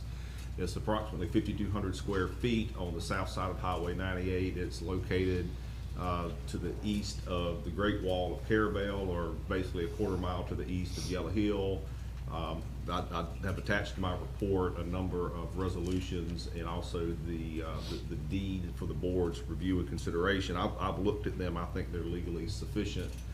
I would like to get a Word version of their resolution so we can fill in the blanks and not have to recreate the wheel. But if the board has no questions regarding this FDOT request, then I would request that the board consider a motion approving of the resolution and the easement, and approving the chairman's signature on both of those documents for their delivery to FDOT. I have a question. Yes, sir. This is on the side of 98? On the south side of 98, yes. South side, okay. In that area in question, some of it's really narrow. Isn't the DOT's, I mean, how wide is their actual right-of-way? Don't they already have it in their right-of-way? No, I've looked at Okay. the property that they're doing 28 of these, I understand from talking to the FDOT rep, Okay. along this entire stretch of repaving of 98. We are just one of those requests. I've double checked the title, the chain of title, to make sure that we own the property, and we do. It Okay. was donated along with some other parcels to the county in the early 90s. In fact, my name appears on the deed in the early 90s as the delivery person to receive the deed from the county, or for the county. How the county acquired that piece of property was back, Dan Garlick had a client that wanted to backfill that part and never could, because every time he did, the storm come out and washed it out. Finally, Dan come back in here and he said, hey, my client wants to give the county that. We said, oh, okay. So that's where the palm trees are planted now. Yeah. Yeah. So what they're going to do is this articulated block that goes from the edge of the right of way down towards the water's edge. It's actually going to fall short of. Let's the hope water's that edge. works. They think it works. They're putting it everywhere, I understand. you know. Anyway, Yeah, Mr. Chairman, Attorney Schuler cleared up. Basically, they're just wanting some erosion control. They're gonna have to utilize some of our land to do that, so that's why they and I think she reached out to me because, that's my district, this particular area. Yeah. So I'll make a motion to approve. okay, we have a motion to approve by Commissioner Ward, Okay. second by Commissioner Sanders. Any discussion? All in favor? Aye. All opposed? That's unanimous, 4-0. All right, Commissioners, the next action item on my report is board consideration and a request that you approve the county's execution of a stormwater easement deed. This is in Commissioner Amoson's district. He and I have been working on this since the beginning of the year. It's approximately located 400 feet north of Dead Man's Curve on 12th Street in Appalachia. It runs off to the east. It will facilitate the drainage of that entire area of Bluff Road, and it will carry that stormwater drain or stormwater through this existing or this proposed easement out towards the Apalachicola River. Buster's been out and walked it. He is the one who actually provided me with the attachments to the proposed easement deed showing the location. I'm sorry, my report's not numbered, but it's the document that looks like this. So I'm requesting board approval to accept the easement deed and to authorize the chairman to sign it. The only condition that's kind of unusual is the grantor of the easement, as a condition, wanted to be able to cancel the easement in the event that he wanted to sell the property, and the easement, would interfere with him selling it. The county has the same right of cancellation. If we decide it's not serving a public purpose, then we can just cancel the deed as well. So I just want to bring that to the board's attention, because most of our easements don't have that right of cancellation or relocation, but it was a condition of this particular person granting the easement to the county. Pleasure of the board. So moved. Motion to approve by Commissioner Amison, Second. second by Commissioner Ward. Any discussion? All in favor? Aye. All opposed? That's unanimous, 4-0. Okay, the next action item is a request for Franklin County to accept a land donation. This request comes from the property owner, Miss Jenny Wolf, who is the trustee of the owner of the property. The property is located, where is it? The intersection of Chip Morrison and Alligator Drive. I've provided you with the approximate dimensions of the property, which I took from the property appraiser's website. So it's roughly an 88 by 100 foot parcel of land located on the Gulf of Mexico. They may request a tax donation or charitable donation form be executed by the county. Sometimes people that donate property to the county want that, sometimes they don't. I just thought I would go ahead and address it. I will modify this report in one sense because subsequent to drafting this report, I got a requested response from the county CPA. We can't use the property appraiser's valuation on the parcel because it exceeds a $5,000 cap that I was informed of. So if the property owner wants charitable donation, then they're going to have to pay to get the property appraised. And I would explain that to Ms. Wolf, assuming that the board is willing to entertain the request that we accept this donated property. Okay. Pleasure of the board. I make a motion to accept it. Okay. Second. Have a motion to approve by Commissioner Sanders, second by Commissioner Amison. All in favor? Aye. All opposed? That's unanimous. And then in another area, another issue that Commissioner Ward and Commissioner Sanders have been working on in Carabel, this is the old Yopon Garden Club property that currently owned by the Area Agency on Aging for North Florida Incorporated. They have officially requested the county accept their proposed donation. They have had a meeting, I guess a month or so ago. They have approved the transfer of the property to the county free, no charge. They are supposed to, I believe, June 20th or June 21st of this month, officially approve the minutes from that meeting. But I think we need to go ahead and move forward and not wait on that, the official approval of their minutes. So I'm requesting that the board discuss and possibly accept the donation of the old Yopon Garden Club in Carabel. It consists of 2 city lots. The only question I had, and Commissioner Sanders and Commissioner Ward, who may be more familiar with the building than I am. I mean, do we want to have this building inspected to see if there's any work that needs to be done before you make this decision?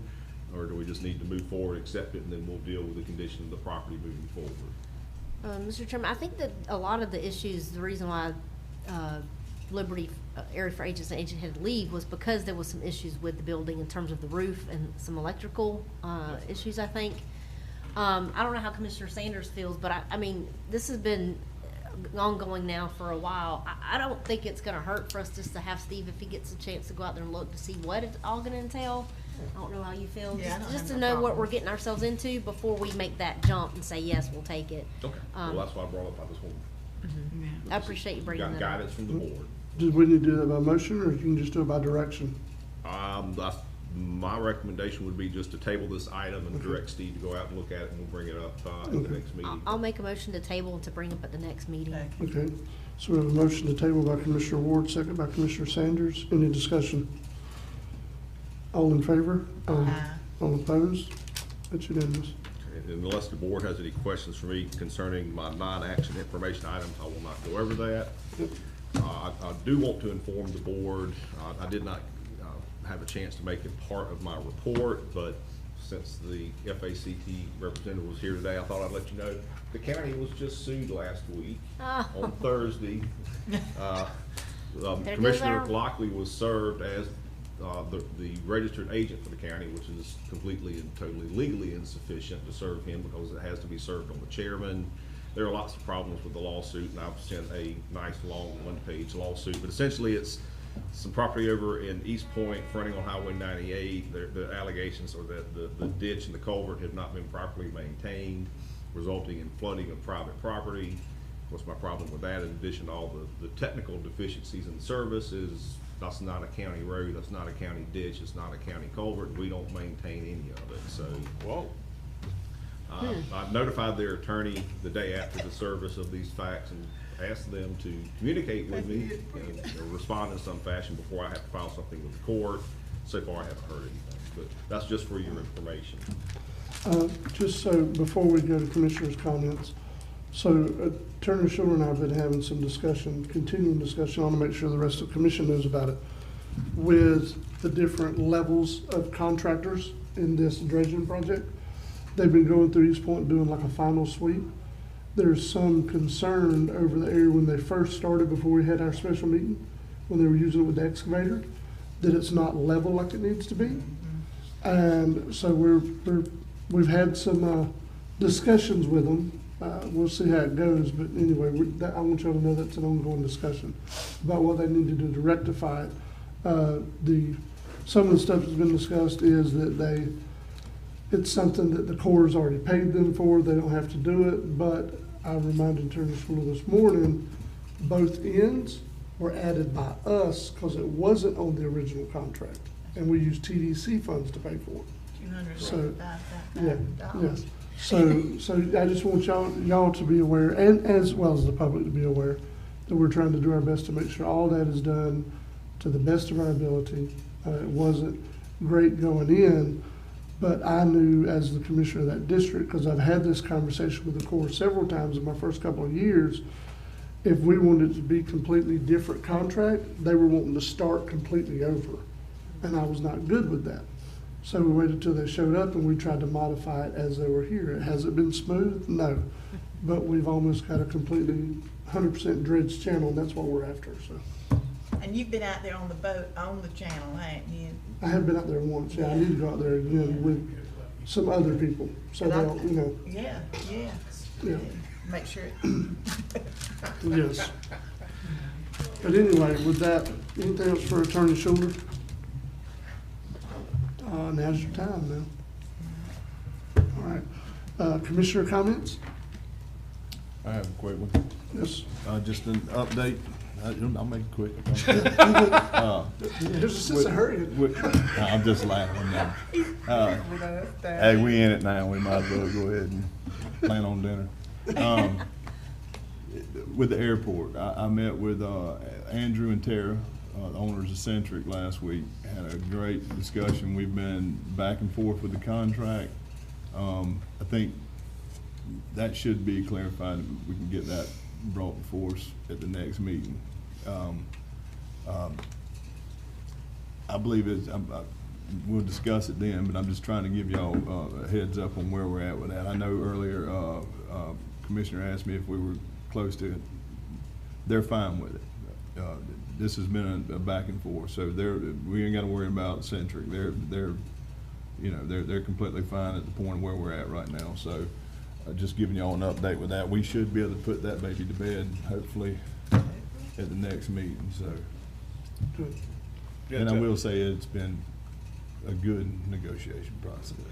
Your airport board is meeting. I'm working on a date for Steve. I think they're meeting here and they're gonna move their regular meeting to next week so that they meet before you guys meet again to review one last time.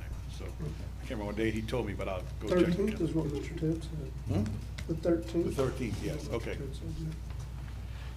Okay. Anything else, commissioners? I will tell you guys, they're gonna bring something formally to us. So we just went through a process with the Regional Planning Council. It's been about 9 years since they've changed any of the dues. I was able to chair the dues committee that we had about it. What we're looking at, under the current structure, they had a base for every county in the region of $4,000. And then they were doing 7 cents per capita for each resident. But they had it capped at the minimum of 5,000. So what we've talked about doing is moving it up where the minimum of 5,000 is actually the base. We're not gonna have a cap, and we're just gonna do the 5,000 plus the per capita. It would put us paying, I think, around 6,100 next budget year, opposed to the 5,000 we've been paying for the last 9 years or so.